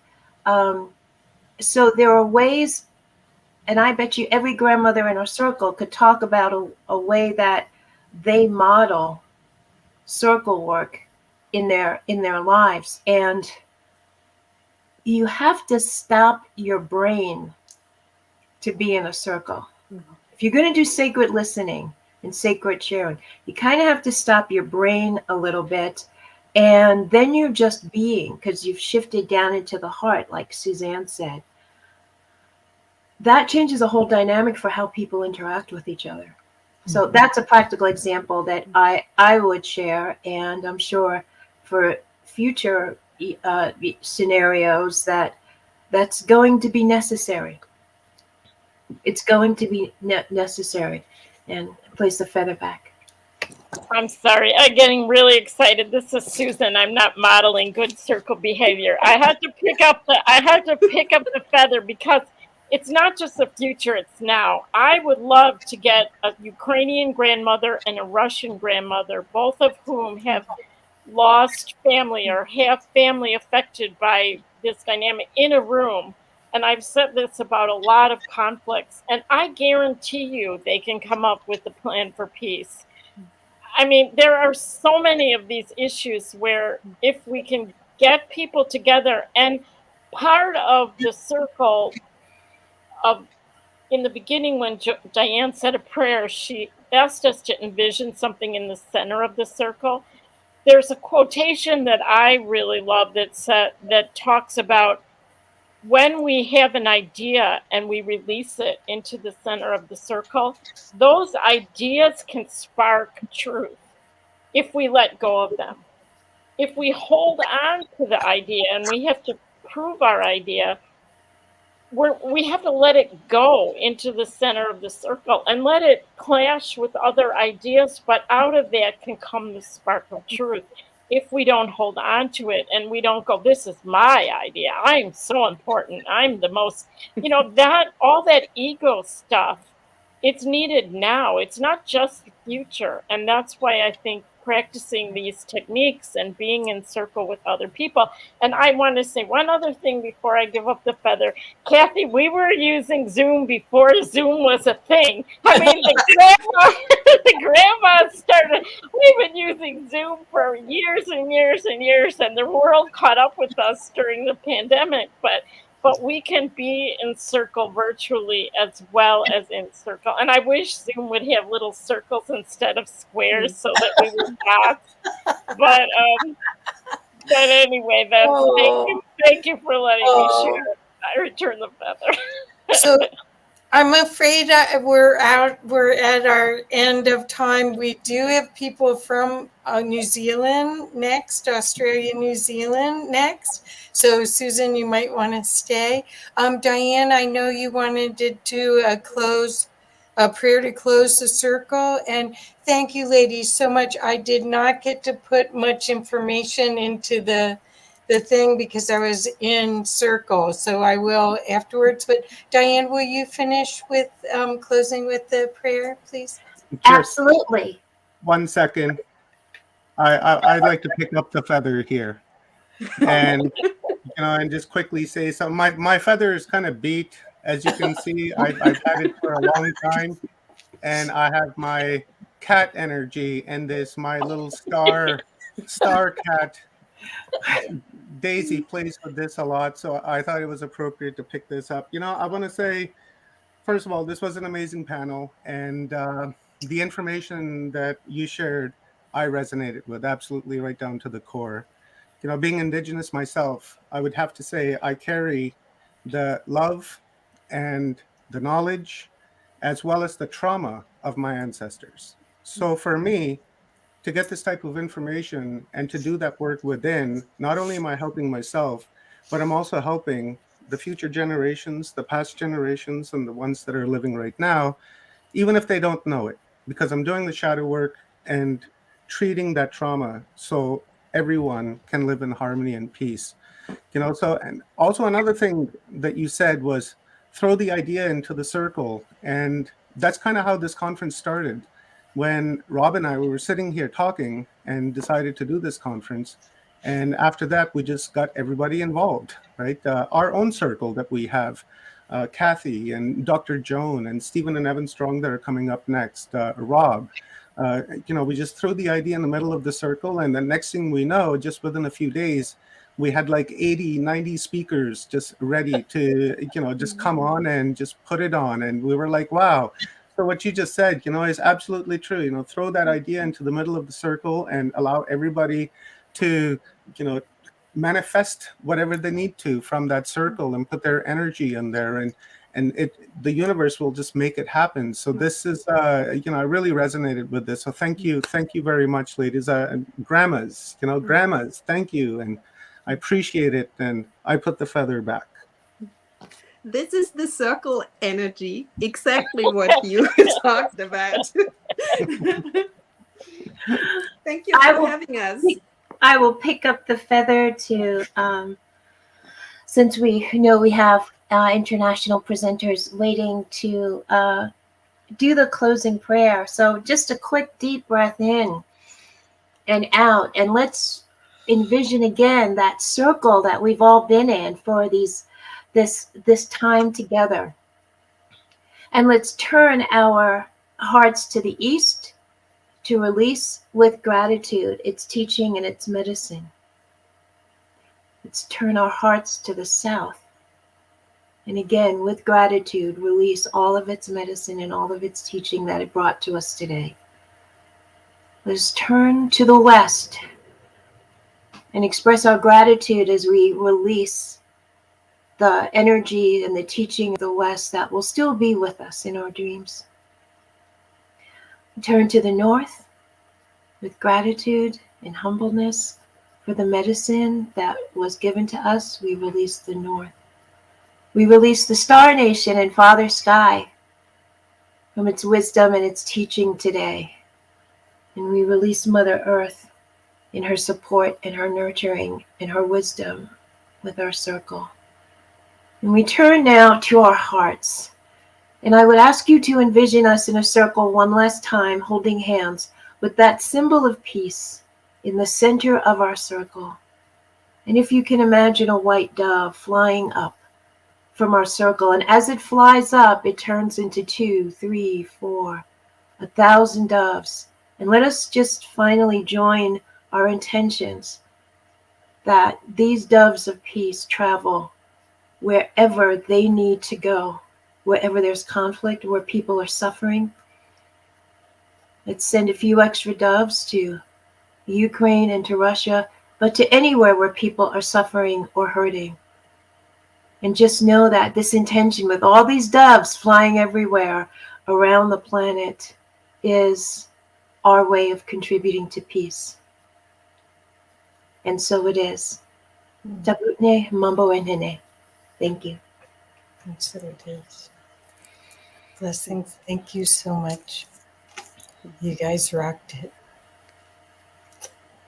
Thank you so much for having us and for letting us operate as a circle here.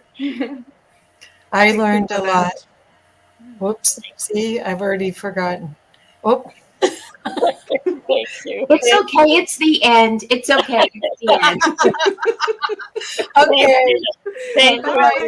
Bye. Thank you for your Omar. Thank you for your words. Thank you, Omar. Yeah, thank you. Love you For guys. having us. Love Love you. you. Bye. Bye. Thank you.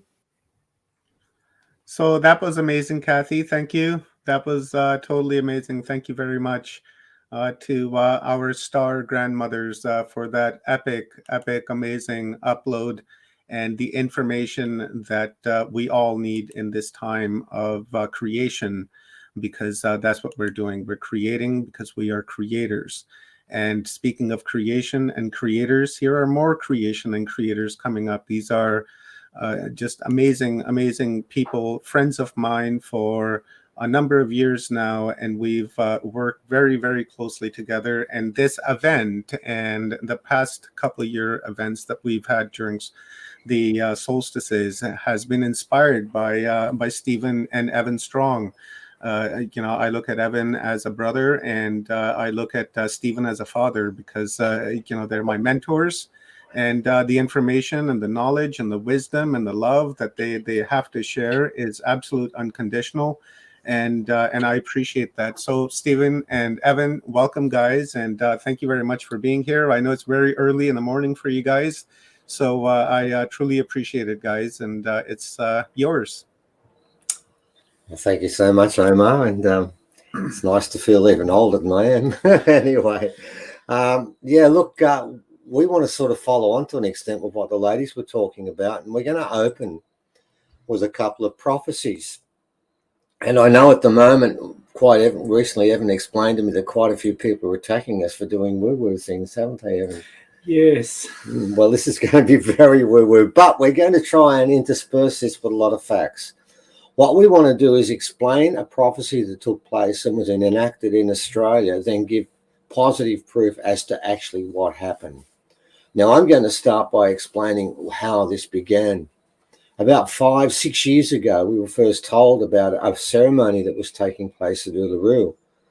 And it was one of many. It had been going on for 9 years. I've been doing preparatory ceremonies to build up to one that was going to take place on the 21st of December 2020, is it? Yeah. Yeah. Yep. At Uluru, where the elders were going to sing up a magic box. Now, what we've done is, since we heard about that, we started to prepare for it. And in the last year, we started a series of online conferences letting people know what was happening. And on the day of that ceremony at Uluru, there were 15 to 20 million people around the world that joined in. Now, very simply, what the ceremony was about was that what was the elders called a magic box that turned out to be Uluru itself was going to be turned on. And if it was turned on, A, by the elders to put it into neutral, so to speak, and by the others who joined in around the world to put it into first gear, that would begin the healing of the planet. There wouldn't be any conflagration or catastrophe. It would be the healing of the planet, but it would also mean that not only would the planet be healed, but every animal bar one would be welcome to join the planet in its ascension. But humans had to earn their passage, their rites of passage. So, ladies and gentlemen, that was primarily the prophecy.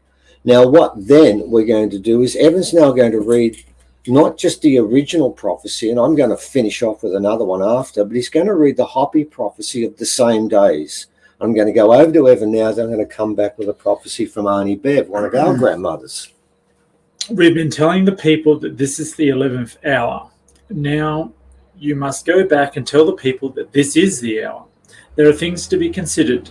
Where are you living? What are you doing? What are your relationships? Are you in the right relation? Where is your water? Know your garden. It is time to speak your truth. Create your community. Be good to each other.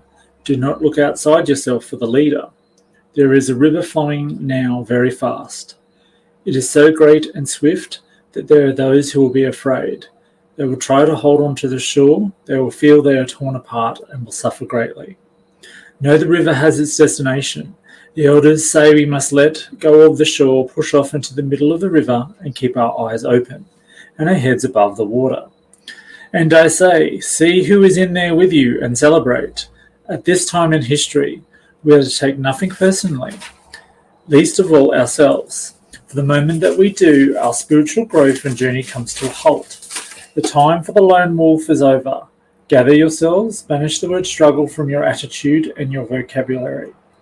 All that we do now must be done in a sacred manner and in celebration. We are the ones we've been waiting for. Now, ladies and gentlemen, I'm going to add a little bit more to this prophecy. This time around, I'm going to refer to Auntie Minnie Mace, one of our elders. And I remember quite some time ago, she was asked what would be the first sign of this change that all the indigenous people around the world, and even the Bible and Christian religions, talk about.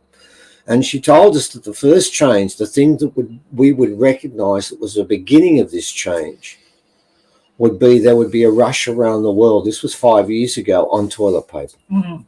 Of all things. Of all things, toilet paper. And then she went further. Further on, she added something to it. I think she was asked what would be the last sign. Yes. And she told us you look to the birds. She said they would do things that would not make sense. Once that happens, she said, I think it was only like 9 months, didn't she? Prepare for the next 9 months. And 9 months of darkness or something. Yeah, well, we're going to talk about that some more as we go along. So, ladies and gentlemen, the Hopi tell us this. The original people say this. The Adamartha have a prophecy, not quite as eloquent as that one, because the Hopi are the keepers of prophecy. And it goes that it began here, it will end here, and begin again here. So it was always meant to happen in Australia. So what we're going to do is that's the prophecy. And primarily what it said was this, that each human would have to make a choice. And the Hopi talk about going back to the old ways, don't they? Yes. Now, that choice was to link themselves up with a mother, with the earth, and to realign yourself. Now, the deal with this was simple. there would be a time for every human to basically sign up on this, to commit their soul and their spirit towards honoring the earth, honoring old ways. In fact, they call it, don't they, the Hopi? They call it the old ways, the old teachings. You must get back to them. So, and what they said, there'd be a time, and we'll talk about that further on the piece, where you had a period of time to commit yourself, and after that, it just didn't matter. Each person is now going to become Peter at the gate. They're going to judge themselves. So what we're going to do now is, it's a rather bizarre prophecy to make, and we've heard these things all before. The end is nigh. Well, this is not the end, it's the beginning. The earth is ascending, and that's what this is about. And because that ceremony was successful, that ascension has taken place. Now, unbeknownst to us, when we did this ceremony, and we went to Uluru on that particular day, and we took the rocks there, or asked to, and we did a ceremony some 15 k's away from Uluru, I always wondered whether we'd ever have proof. And what we want to do now is assuage the rational part of everyone's mind to show you that the sort of stuff we're talking about actually did happen. So, Evan, let's go through the slideshow now. Yeah, I might get the slides up a bit bigger on the screen, Omar. Thank you. Right, here we go. Evan's pressed the button and it hasn't worked. We're off to a wonderful start here. We might be ad-libbing as we go. That's why you don't buy $20 clickers from Kmart, or the equivalent would be Walmart. It would be Walmart there. Yeah. People would say, what is Kmart? I thought, this is a good deal, and half the time it doesn't work. Okay, so there's Uluru, and what happened on that day, on that particular day at 10 o'clock, the rock was closed down. It was closed down all of the next day, and everyone was ushered out, because they were doing their business in there, which was not ours, and they had to do that without any distraction. So the rock was closed up.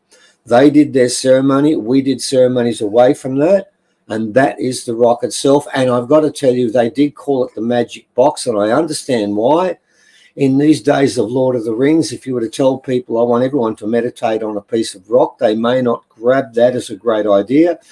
But if you told them it was a box inside, that did resonate, didn't it? Well, it kind of looks like a box. Well, from above, not from so much there, but from side on it did. Yeah. Okay, moving along, please, Evan. Let's now look at the prophecy. It was a choice we made.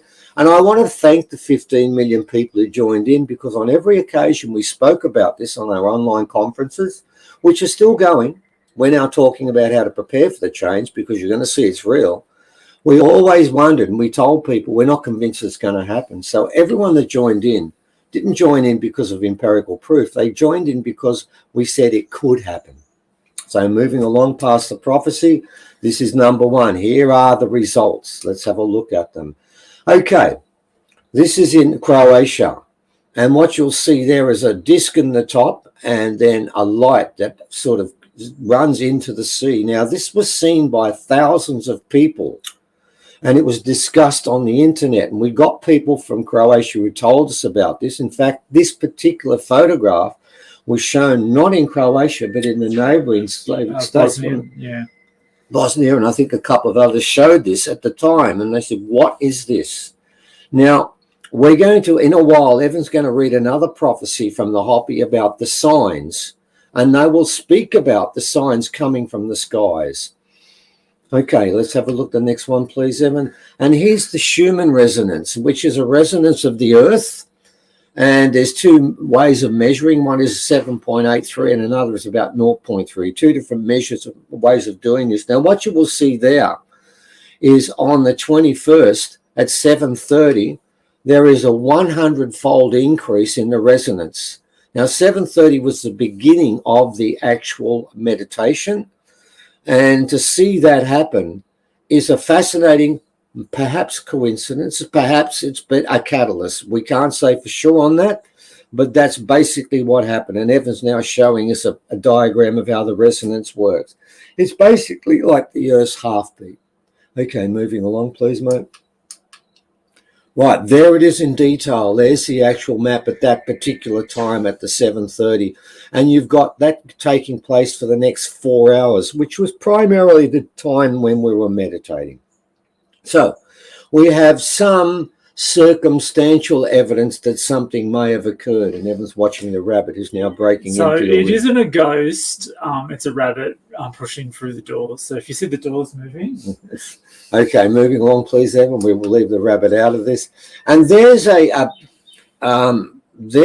map of the Schumann resonance soon after, where for 24 hours it disappeared. In fact, it's longer than that. It went so high further on, and this has been a commonality since that point. It's gone off the charts, literally. And this has been happening more and more and more since that happened. It's like that particular trip switch was initiated. When those 15 million joined in, that charged up the whole system so that the planet was now in a healing mode of itself. And then giving us the opportunity. Because, by the way, if that ceremony didn't work, we were told, and there was a keeper of the alternative prophecy, the world would be cleansed in a much more catastrophic way, and all the animals were going to suffer. This is a much more graceful and eloquent approach. Okay, here we are at 7:30, and this is just after. Now, what was quite fascinating is that cloud you're looking at 15, 20 minutes before was grey, dark grey, and spat. And we thought we were going to be rained on. We did the meditation, and then we look back, and by the way, look at the colour of the sky on the horizon, and it's a washed out blue, but look at what's happening in the middle.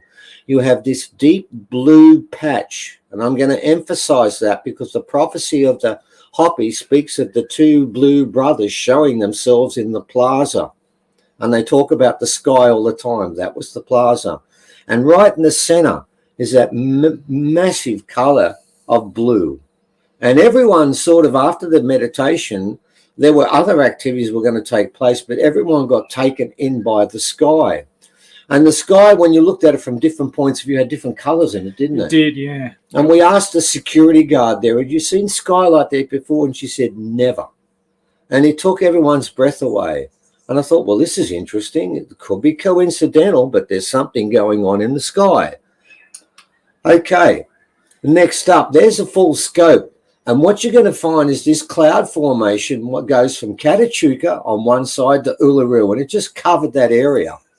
And there's different pictures of it from there. And it stayed there. And as it did, we got different pictures, and you'll find that all different colors are there.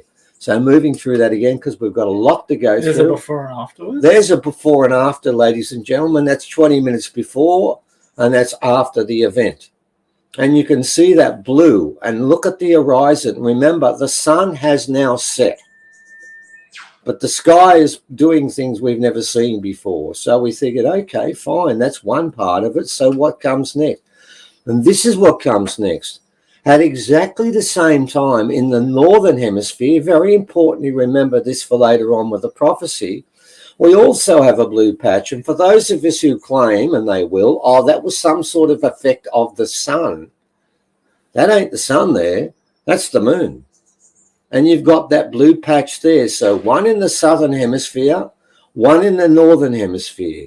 If there were signs, well, then we'll find out, because the Hopi, who are the great keepers of prophecy, will add some depth to those two blue events, won't they? Definitely. Okay, so moving past that, because we've got a lot to go through. The next one is the most important, and we're going to play this twice just so that people watch this. This was taken by another group. Our meditation group with the rocks, with about 300 people, was probably about 3 Ks away. These people sat, there was 2 people behind them. This is not a flash. Somebody's made that point. It's not, because when you look at this, and I want you to play it the first time ever now. Right, and now Evan's going to go back and play it a second time. Look for that flash. That covers, now we've slowed that up and we've looked at it, and that white flash covers the whole sky, but the people filming it never saw it at the time. They saw it later. And more importantly, when that flash takes place, if you look at it one last time, you will see it does not cover the rock. It comes out and it covers the whole sky. It covered the whole of the planet. That was when the magic box was turned on. 737. That was Holly Clark who did that, and they sent that to us. That to me now starts to make me think, hang on, are we starting to get empirical proof that something was happening there. Okay, next up, this is in Newcastle in Australia. You've got another shaft of light. And I want to make the point with this, that both the first two shafts of light I've shown you took place during the day and took place in not so cold country. And we'll get to that later, won't we, Evan? Mm-hmm. Because don't worry, down the line, to begin with, mainstream ignored all these events that are coming out of the sky. But in the end, they came up with a reason and an explanation, which they all nodded their head and said, well, that fixes that up. Yep. We don't have to talk about it anymore. But we won't talk about that for now. We'll just show you what came in. Moving along, please, mate. And there's the arc of light that came, and that was taken straight after that, but it wasn't raining. And by the way, that is not a rainbow. So we're getting these lights that are coming out of the earth or from the sky, but we're starting to think it's more coming out of the earth. But we'll find out more because we can't be sure about that. But certainly something was going on. And there we are. Where's that one? Hungary. Hungary. That's right. Yeah. And this one, you've got these different lights, and there's a couple of shots of that people saw. And now, again, Hungary's a bit colder there, which fits in with a mainstream explanation. But they're in different locations. So let's go elsewhere. This is all around the same time this took place. This one was seen in Glasgow. And there's a quote there from the local newspaper, the Glasgow News, that said, like something from the War of the Worlds. Well, this was something from the War of the World, plural, not singular. And you'll notice if you look very carefully, one of those shafts of light is in front of a house. So they're spread all over the place. And we've spoken to people from Glasgow, one that's just passed on. We won't mention his name. We'll call him the captain, who said he lived in Glasgow for 25 years and never saw this. So these events coming out of the sky are unusual, but they could be scientific. We're not sure. And of course, our scientists will give us an explanation. Don't worry, they always do. Moving along, please. Oh, they're still having trouble with that 20-cent machine. Okay. And then there was bird sign, and we're going to talk about that some more. See those two cockatoos? Oh, glass. Oh, glass, was it? Sorry. When I set the rocks up, I spent a lot of time setting it up the right way. And when I stood away and said, yeah, I think I've got this right, those two birds, a male and a female, flew directly above me, only a couple of meters above, and over the formation and flew off. And that meant we had bird sign. That meant the arrangement of rocks was correct. Okay, again, we got a lot to go through. Okay, now during the ceremony, we had about 300 people sitting in 5 circles around the rocks.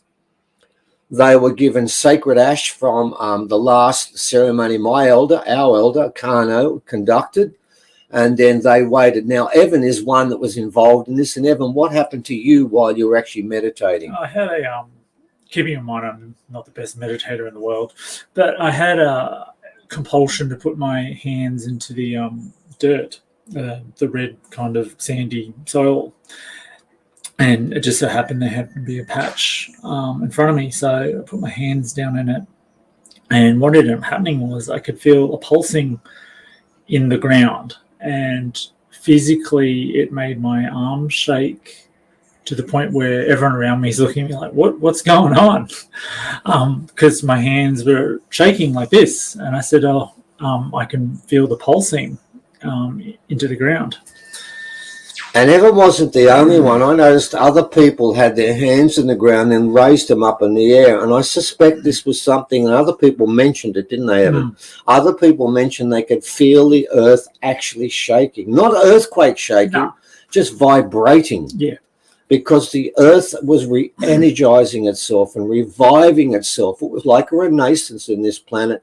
And this planet is now ascending. I was told this many times by the elders. The planet was going to ascend, and the Schumann resonance that peaks and throbs will stay at an incredibly high level. And that is why some people will not be able to stay here any longer, because they will not be able to exist. So moving along, and of course, on that particular day, that little circle there was where the rocks were placed. And on that day, after this was finished, and you can look at the sky now, and it's gone purple, and it's gone different colors again. people started breaking into a tribal dance, and it ended up with hundreds of people joining together, and they sung for about half an hour and kept joining in. It was like nobody called it. It just happened spontaneously. And it was like the energy of the planet was turning these people who were doing this ceremony tribal. But I mean, that's just a subjective viewpoint, and it could have been that they were just crazy hippies, Evan, with nose rings and just couldn't help themselves. But there were quite a few older people there that didn't look that way. Anyway, moving along, please, ladies and gentlemen, because now here we go with the interesting part of the equation. What happened here was Sarah was at the ceremony, and her husband, Austin, who is legally blind, I've got to explain this point, stopped elsewhere, looked at this sky and said, what the hell is this, and started filming it. He had no idea what was in the sky moving around, and nor did we. And what we're now going to play you is a 1 minute 20 video, and I want you to watch an object that slowly makes its way across the sky and makes its way towards that blue. Okay, Evan, can you put that on? I hope. Here we go. There it is.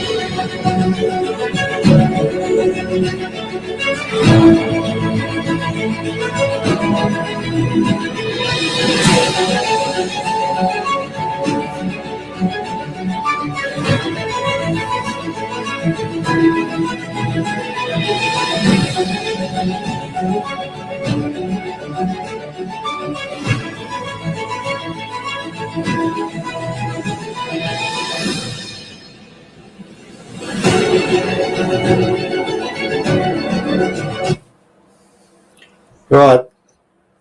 Is that finished? Yes. Okay, ladies and gentlemen, you would have seen, there's the object. You would have seen an object moving through the sky. Now, don't worry. The cynics have said plane, helicopter. Ladies and gentlemen, there is the flight path of all the planes in Northern Territory at 7:32. And there is one plane, a Jetstar plane, and you'll notice where Uluru is. Which one is it? Are we the orange, the yellow one? We're the yellow spot, and you'll notice that's about 400 k's away, and it is to the east, and we were looking to the west, and that was the only plane that was flying.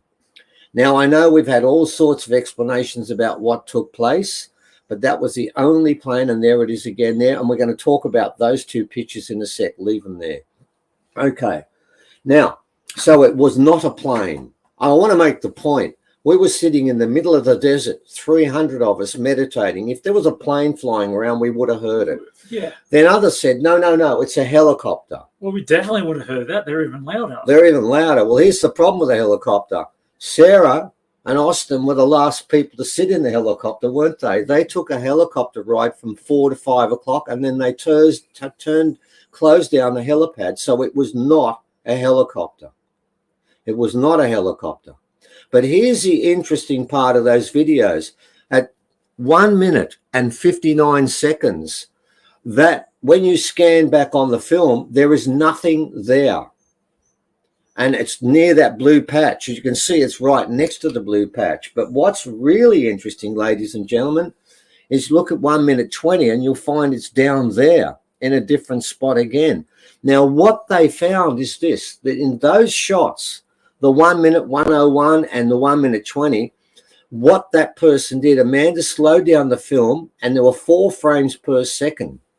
And what she found is at 1 minute, 59 seconds and 1 minute 20, it appeared for one of the 4 frames per second, but the other 3, it wasn't there.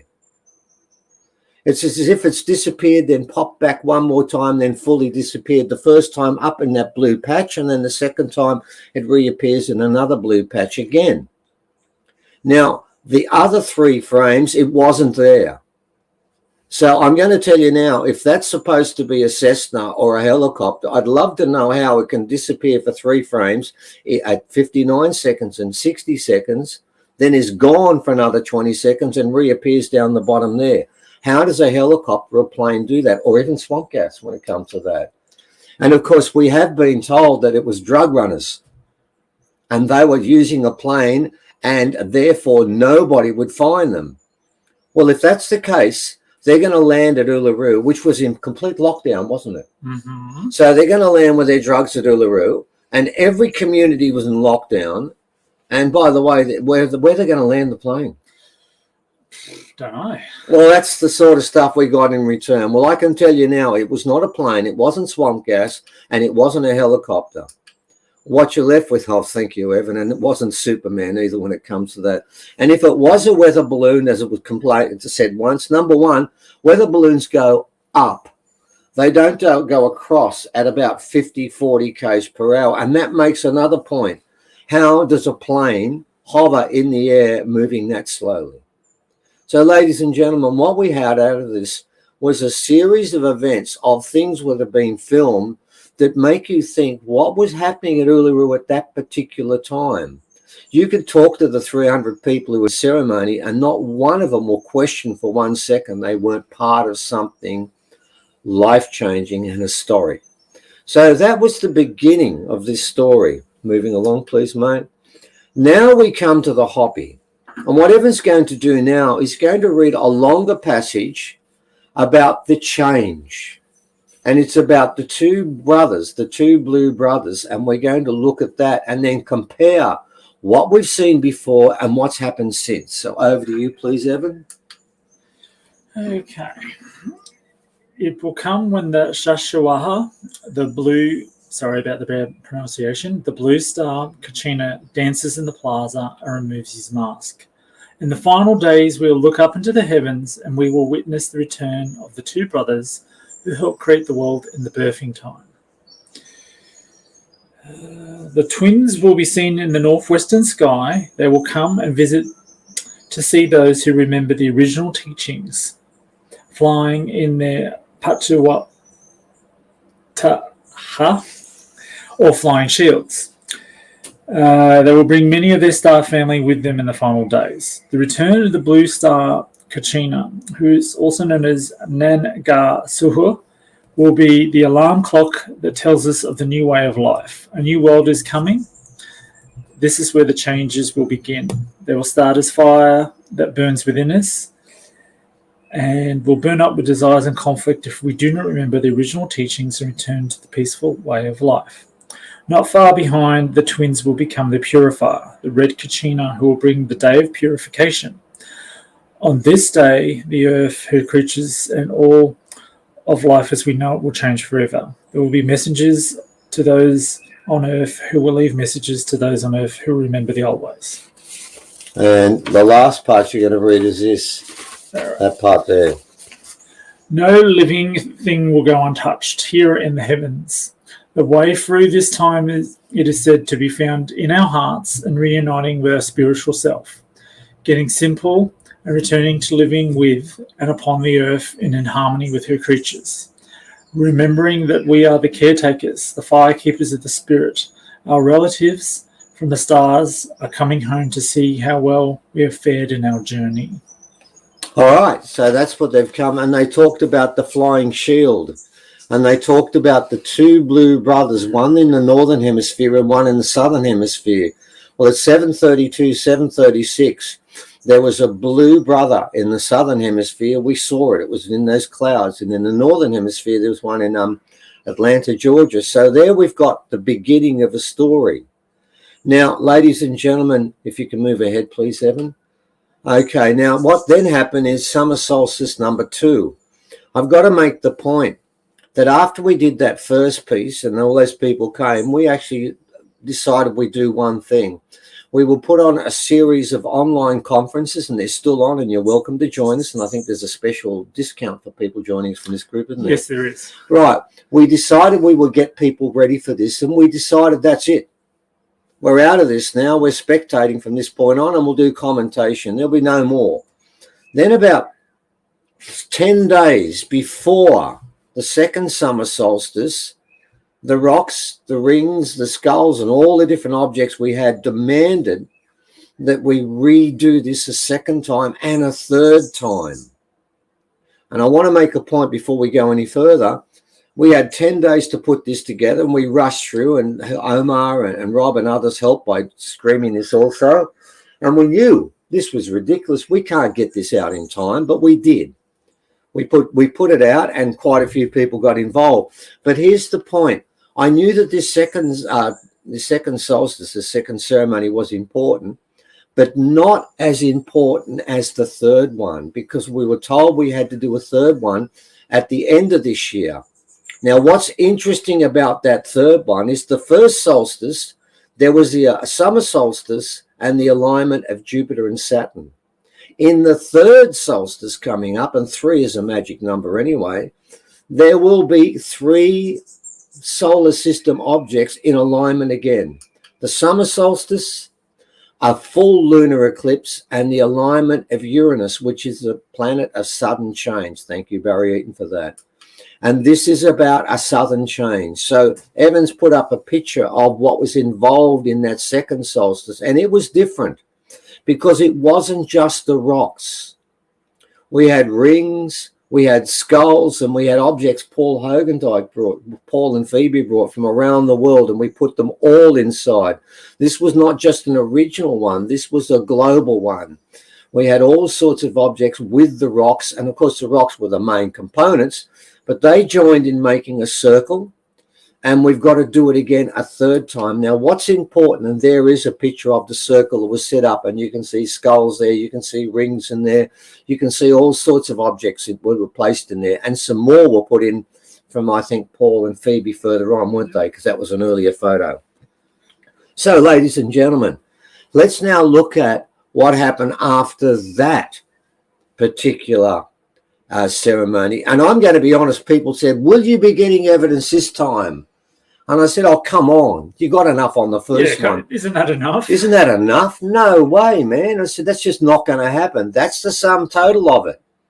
Just goes to show you when these prophecies are going on, we know a little bit about it, but not much. So let's have a look what took place there. Oh, that's us at 2:30 in the morning, wasn't it? Yes, that was our turn to get Oh, man. The first time around the Northern Hemisphere doing and we were quite happy with that. We're quite okay with that. The second time around didn't work out well. And I'm not sure when the third time is, but I'm hoping it's not 3 o'clock. Okay, around the world. What did we get this time around? Let's have a look, Evan. Now, here we are. Where are we this time? Canada. Yeah, we've got the lights again. Now, remember, you've got to remember the Hopi talk about the signs being in the heavens.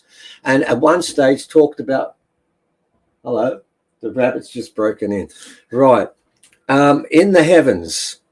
And that's where we look, because we were told that's where we would see the signs, and we would see things that didn't make sense. So there we've got the lights playing around again. And we've got another one in Sweden. But, Evan, we should pause right now. We should tell we need to explain to you, by now, this was happening so often that the scientists decided they needed someone to be the sacrificial lamb and tell us a story that we'd all feel comfortable with. And this is how it goes. In Sweden and in Canada, in these cold countries, that at night time, what actually happens, I don't fully understand this process because it's rubbish anyway, but I'm going to give them what it said. They said this. They said that what actually happens is in the night when it's really cold, crystals form. They sort of form near the air there, and they suck in the light from around and then suck it together and then funnel it up into holes like that. And all the different colours you get funneled up were done in cold countries. And yes, the one in Hungary and in Scotland and in Canada and Sweden are in cold countries. But hang on, Croatia, was that in daytime? Wasn't it? There were no lights shining. How did it do that? What about the one that Ros did in Newcastle? Well, that was in the summer down here. That was in our summer. Well, yeah, there's a problem with that, but let's go a bit further. And by the way, Evan's just put in more places. Can you have a look at that, ladies and gentlemen? You'll see that this is happening a lot. There are signs in the sky. Now, this is where it gets interesting, ladies and gentlemen, because the Hoppy spoke of the two blue brothers, then the red purifier. Now, this took place in Spain, and I'm going to tell you, if you were walking around the streets and then you looked up and you saw that, you would think to yourself, what is that? Yeah, what is going on? Now, I know that the scientists are going to say there's some sort of strange refraction and it's an unusual cloud and it's shining from one angle, but that was called the red purifier, the red eye in the sky. And it would show itself. And in Malaga, I don't even know how to say it, Spain, something was in the sky. And I'm going to tell you now, if someone tells you that's a normal formation, don't have a conversation with that person, because there's nothing you can do to help them. Just walk away and shake your head and say, well, you're not coming. You're not jumping in that river. You're not getting on the two roads the Mayans spoke about, because every indigenous culture spoke about this. And they said there'd be signs in the sky, and these are signs, and we got plenty more. Okay, where are we now? Russia again. Well, we got a good one. That one's pretty deadly. Yes, yeah. If that was over my house, I'd be looking outside thinking, what is going on here? Someone hand me the popcorn. Moving along, please, Evan, because we've got a lot to talk about. This one in Russia, fair income, you would swear that's Photoshop, man. You'd say, come on. But look, we're starting to get a clue here. Are these things coming out of the sky or coming out of the earth? And as we look further into this, we're starting to think that the great majority, maybe not all, but nearly most of these things are coming out of the planet itself. So moving along again. Right. And then around the world, we've got different ceremonies that took place. Here's one of the red effect again that's taking place in Ohio. And then we've got stories about birds doing the most amazing things. And I'm going to tell you one story of my bird things. Are the birdies coming up, Evan?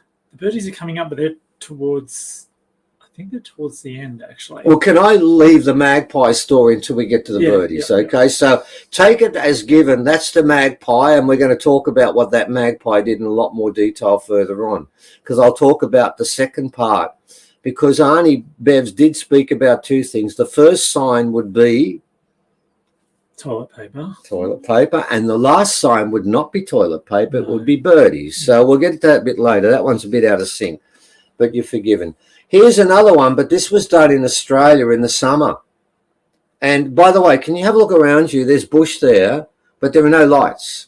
No lights. No lights. No ice crystals. No ice crystal. This is summertime. And let's go another one, please, mate. Right. This one's interesting. This is in Russia, and I think this one we're going to play because I want you to listen to the voices of the people who were watching this.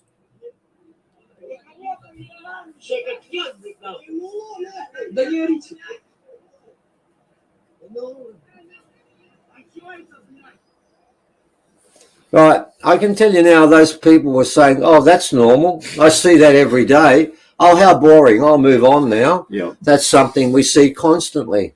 So in the skies, the signs are there. And they're around the world. Now, this one's particularly interesting. This one came from a lady called Peggy Brewster that sent it to us quite recently. And these were 4 rays of light that came out of the ground. She was insistent about that. And you notice as it goes up, it starts to fade out to nothing. And by the time it gets to the clouds, it's not there. Now, these 4 lights came in a sequence. There'd be one, then a pause, there'd be nothing, then a second, then a third, then a fourth. And she didn't have a video, but she did have a camera. Now, I've got to tell you, that was in Perth. And it was, I think, in December last year. No, February 28th. Oh, February this year. Okay. 2022. Right. That's quite recent. I knew it was in, and that, by the way, February in Australia, that is our summer. There were no lights. And I can tell you that person, that scientist who claimed this is all frozen crystals catching the artificial light at nighttime, it's a lie.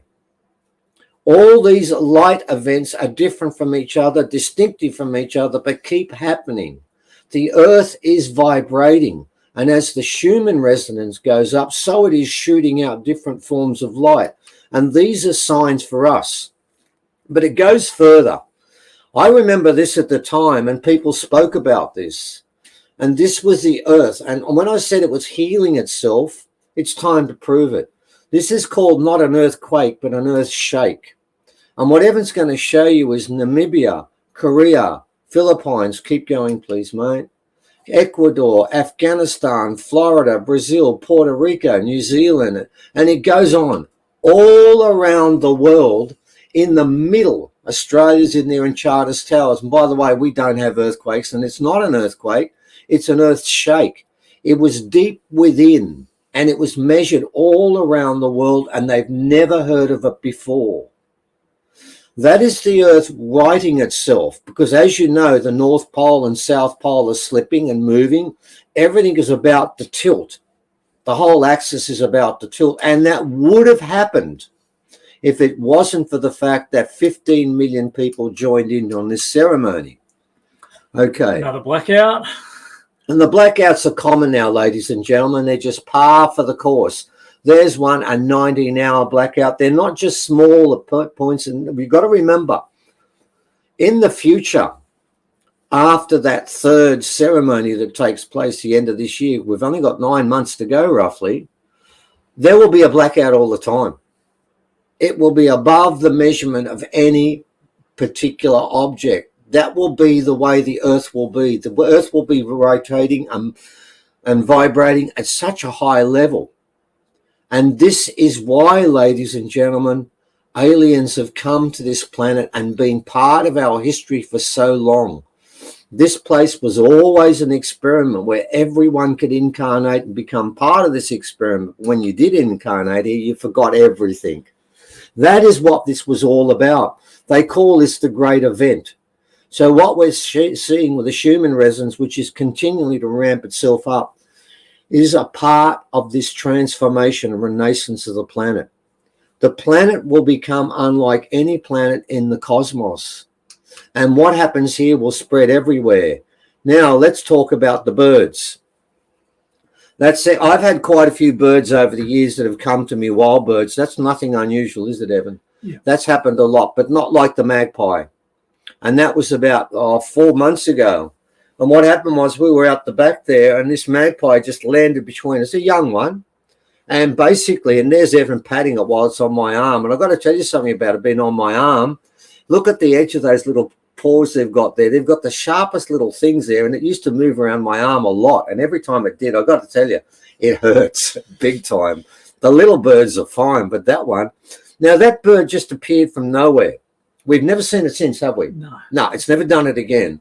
It landed between us and walked around for a while. And then we had a grasshopper plague at the moment. And at one stage, Evan was buried into this bush somewhere, and so was the magpie. And it actually was upside down. They were co-hunting. They were co-hunting grasshoppers. And what had happened is when it grabs the grasshopper, it throws it on the ground and pulls off its legs, doesn't it? So it can't jump away. Yep. Before it can jump away, and then eats it. And they were eating grasshoppers. And then it just walked around and walked around. And then what it did, it just jumped onto my arm. And then sat there for what, 40, 50 minutes? Yep. Didn't move.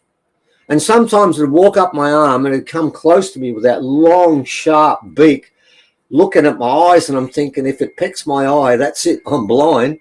And I'm thinking, what's going on here? And while it was taking place, mother and father were calling out all the time, weren't they? Basically saying to their kid, get away from these humans. But it wouldn't move. And every time it called out, it would look up and listen to them and answer them. Yep. Every time. And said, no, I'm staying. And after it started to get dark, it just wasn't going to go. After about 40 minutes, we had to make tea, and I had to basically get it off. And it stood around for a while and then left and never reappeared. Now, you might think, oh, well, that's just one sort of weird bird sign. But remember, Auntie Minnie Mace told us, and she explained why, didn't she, Evan? Yep. Okay, I'll get you to talk about that in a sec. Let's have a look at some bird sign now. Here is the first one. This is in Walmart. By the way, language warning. Yo, what the fuck is this? Oh my God. I feel like that Bird Box shit, that movie. No, they're landing on my cart. I need to clean either way. Okay, ladies and gentlemen, that was in Walmart, obviously in America. And the man, as he pointed out, we've got some more coming up. The birds there were doing something they don't normally do at the car park at Walmart. Yep. That was wrong. That was way wrong. Evan's now showing you a picture of a flock of birds that are flying in the formation of a bird. That looks a bit odd. Now, you might say, look at that first picture up the top. You actually can see the wings flapping. Now, you might say, oh, no, that's just a coincidence. And the Walmart thing, they were feeding on bird crumbs, you know, a little bit of grass in the ground, a few seeds. They're all feeding on that. You might claim all that, but we've got a third one we'd love to show you. And this went around the world. No, but I've got to tell you what the answer was, too. The experts have given us. Here we go.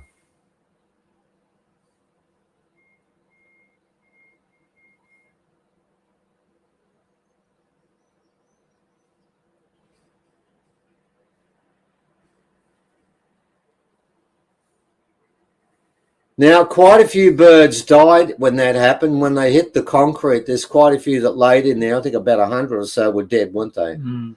But, ladies and gentlemen, let me point out to you, again, the scientists decided with this bird business, they better give an explanation. The explanation is this. Very simply, what happened was the birdies were flying in the air and they saw a hawk. And what they did was the 5,000 of them decided, there's a hawk, what shall we do? Let's fly straight down into the concrete, and that way we will escape from the hawk. Yeah. Now, that's what birds do when one bird, and by the way, believe it or not, there is an expert. We won't show it to you now, but trust us. That's what he actually said, that this was actually a hawk that scared them all and they flew into the concrete. We live in the rainforest and we've got all hawks, wedge-tailed eagles. We've got quite a few different things that are taking place there. And I'm going to tell you now, we've watched birds fly away from them. They fly away.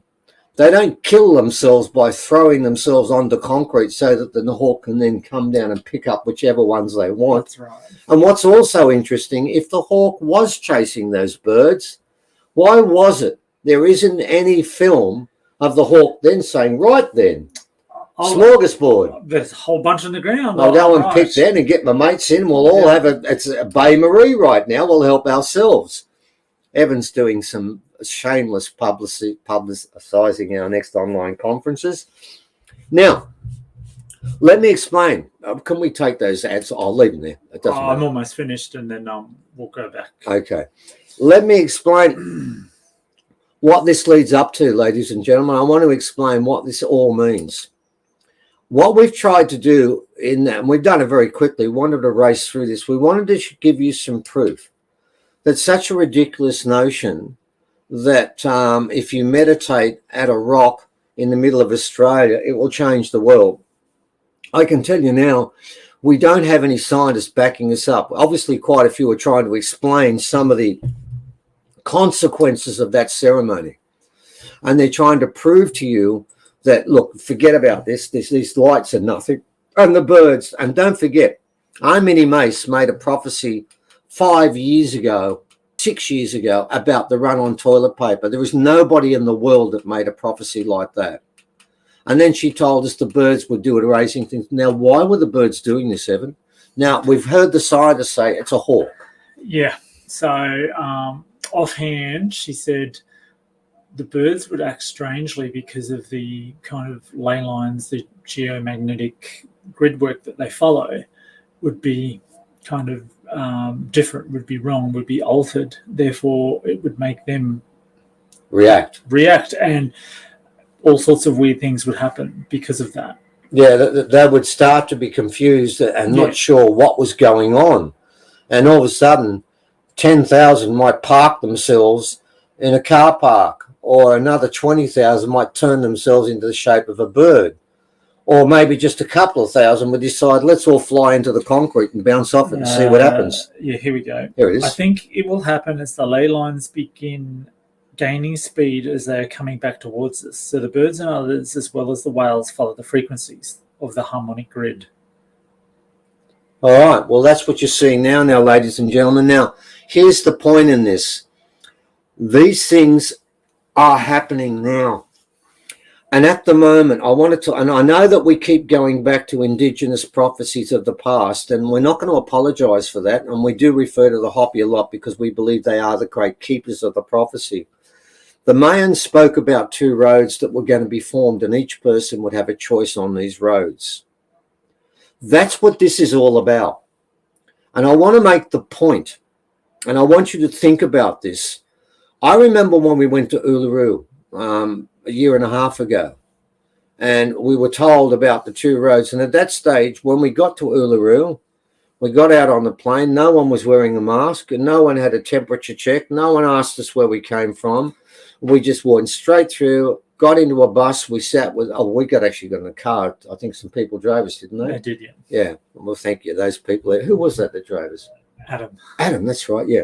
Drove us there. The rest got in a bus together. No one was scared of anyone else, and we all sat there and we did the whole thing. And when we were talking about 2 roads, then I thought, oh, yeah, I can't really see any sort of real roads here. There's a bit of an issue with a virus around at the moment that everyone's talking about, but nothing much is coming of it. Since that prophecy, the 2 roads are there. It's really easy to see. There has been a division, a major division, and the world is now running on a fear campaign. And we were told, and I can guarantee you now, you can ask people who listen to our talks when we were doing them live 5 years ago, and we told them in the final years there would be pandemics and threats of war, and people would become fearful. We were saying this 5 years ago, well before even we knew of that prophecy, or we knew of the prophecy 6 years ago. But that was part of it. Now, I want to explain to you or give you an idea what these roads are. One of the roads is made. It's here now. And that road is a road where we don't now touch other humans. And when a human walks towards us, we're told to be fearful and careful. If you get too close, they may be carrying a sickness that will get to you, and then you might die or get very ill. And it'll keep happening time after time. So you have to be scared of people who come near you. And if you are going to be involved in, say, worshipping in a church or going to a concert, that's a no-no, isn't it? Because we can't have those sort of things going on where you're going to actually enjoy yourself. So that's banned. Mind you, sporting events. Oh, sporting events are okay. I mean, if you've got, like in Australia right now, we can't have live concerts and people aren't allowed to sing. But if you go to a sporting event and you all chant and scream next to one another, that's okay. Yes. Because that's not a dangerous activity. That won't spread anything. But the other things would. So you have this sort of choice of, I have to be scared of the people around me. And when I get up in the morning in the air, there could be something in there I could breathe that could make me very sick. So I must be scared of the air. I've got to be scared of the sunlight because I might get cancer. I have to be scared of Russians and Chinese people because they might want to invade our country one day. Australia is right on the top of their list. I have to be scared of the terrorists because they're still around, aren't they? They're still around. Yeah. They could still do things to me. In fact, I have to be scared of losing my job. A lot of people are scared of that. And I've basically got to be fearful when I get up. When I go to work, if I'm allowed to go to work, I may not be allowed to go to work. I might be in lockdown at that particular time. And everything I do from this point on, I have to be scared because that's the new norm. That is the road they're giving us. Now tell me, do you honestly believe that road will get more fearful or less fearful? But that's one road. And many, many people are on that road right now. Now the second road, the so-called woo-woo road that we've been criticized for adopting for so long and talking about, that's a road of faith. We've given you some evidence. It's evidence, and it certainly indicates there's a possibility that there could be something in what we're saying. But I want to make the point. When we started this, we did 7 online conferences leading up to that first ceremony. On each occasion, we told people we're not sure. We're not sure. And sometimes we said to people, we're pretty sure this is not going to happen. But then I would say to people, look, even though we're not sure, what's going on right now is pretty bad. And I think it's going to get worse, and it has got worse, because you're going to find that all our rights, all our individual freedoms are disappearing on a daily basis. We're being watched. There's now face recognition going on. Everything's going on at the same time. That was always the concern, and it continues to happen. That's now a truth. There is one road that is there. It's real. I can see it. The other road we talk about, all Indigenous people on the planet said this was going to happen. And the Hopi spoke about it. And I want to make the point with the Hopi. They made it very clear, and they've said this many times, that the beginning of this change would not be in America, it would be in Australia. The Inuit have said the same thing, and so many other people have said this too. It was always going to start here. And the reason for that is because this was a long-term plan. This moment when the earth would ascend was known way back. And the Pleiadians, which came only to Australia, they joined their genes with ours, and then we went out to the rest of the world and we've shared our genes, and every person on this planet has within them Pleiadian genes, the so-called junk DNA they talk about. That's what's been turned on. But I want to make a point here, and it's very important you understand that come this third ceremony on the 21st of December this year, it's our understanding, and we may be wrong about this. We're not wrong about the fact that ceremonies have happened, but we've been told that come that third ceremony, past that ceremony when it happens, past when the solstice and the alignment takes place, that's it. You're either on the road or jumping into the fast-flowing river, or you're not.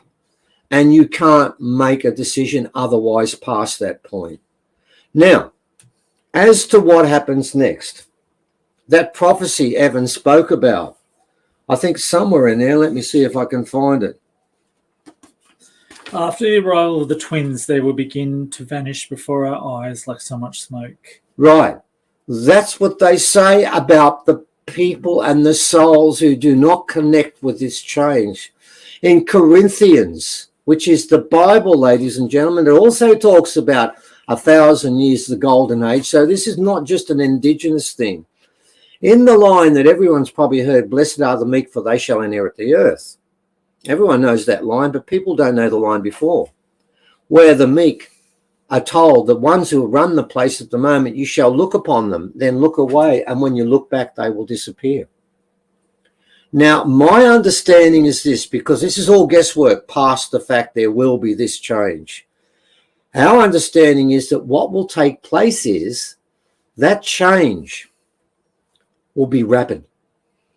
Because once the earth ascends and is vibrating at a massively higher level, most of the people on this planet will not be able to exist, to continue to exist under those conditions. It will be too painful and distressing and will make you leave. As simple as that. Now, how that happens, I don't know. But my understanding is that the earth will ascend. It will become no longer a kindergarten, but a university. And it will basically radiate two things, pure love and pure magic. And unless you are open to both parts of the equation, you will not be able to continue to exist.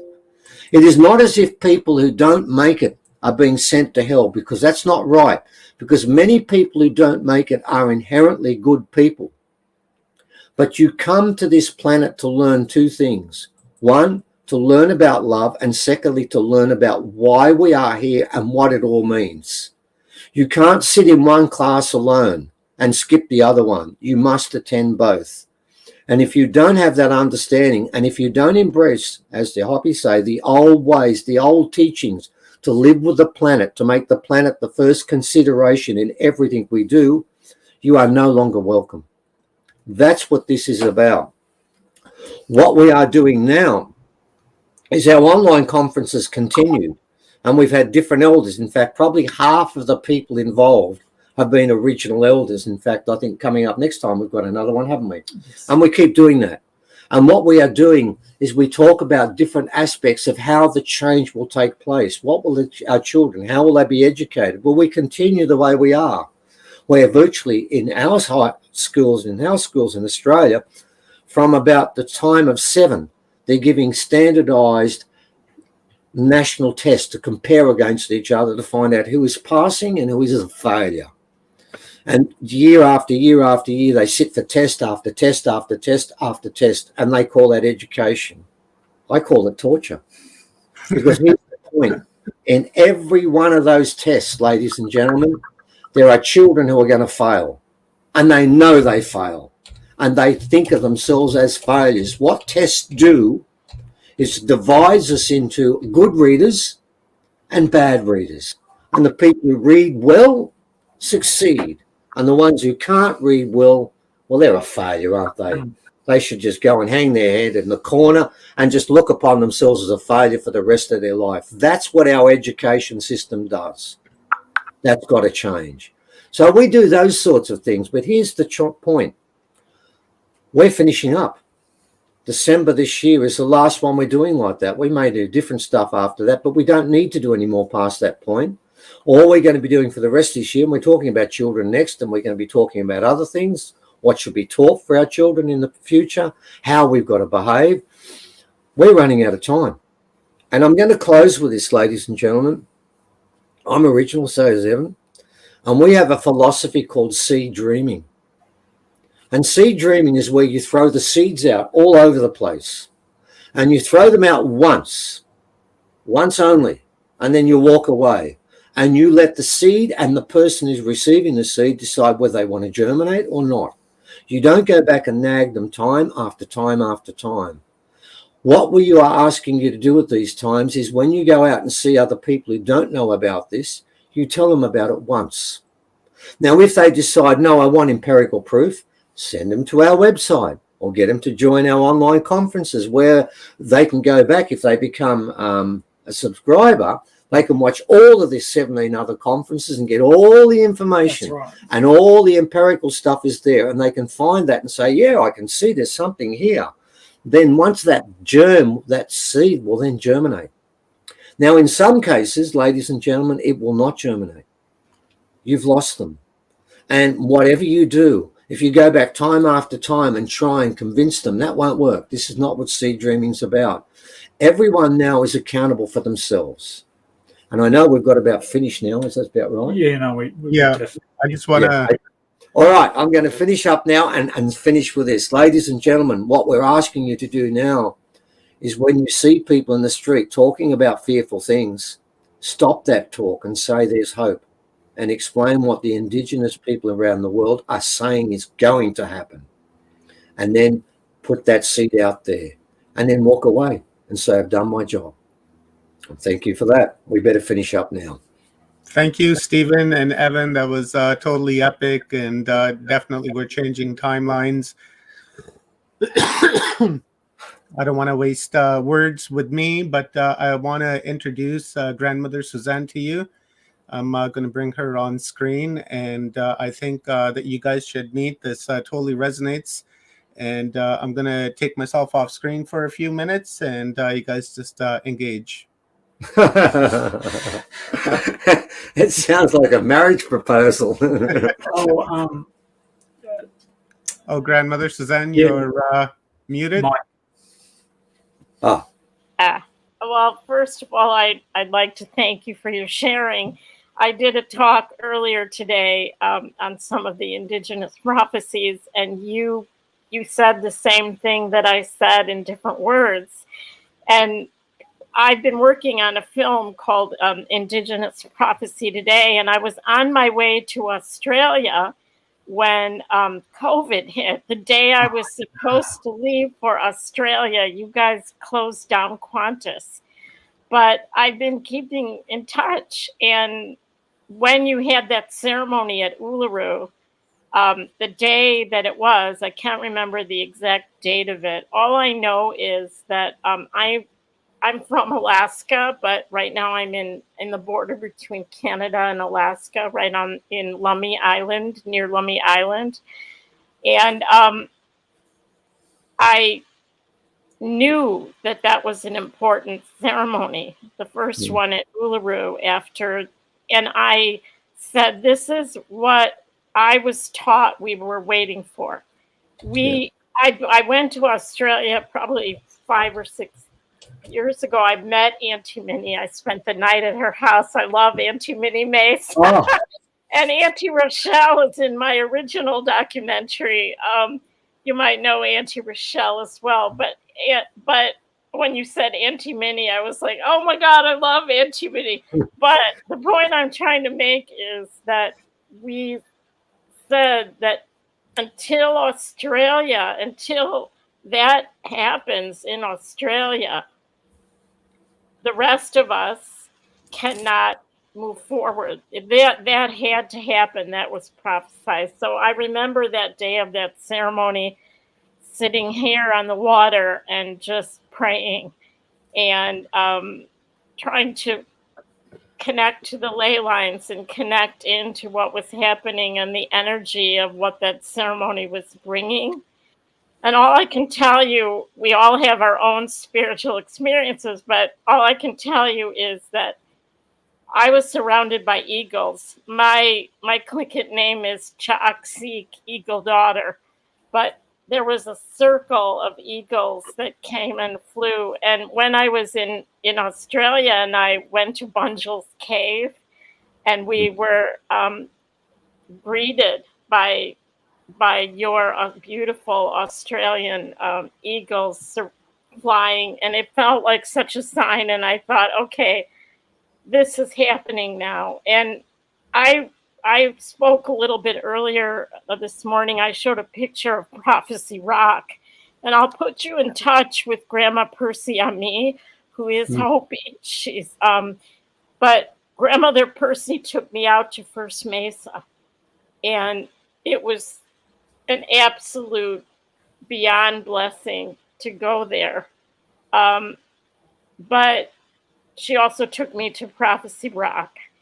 And the two lines that you were talking about, I showed the picture of where there's the split. And in the first line that goes up on Prophecy Rock, that ends. That's where all the people are, and it ends. But then there's the lower line. And I didn't know until I actually saw Prophecy Rock in person that lower line, the one that connects to the earth, the humble, that continues around the rock. And there's only one symbol on that lower line, but it represents, and there is the time that we're at now that you're talking about. There is a line that connects the upper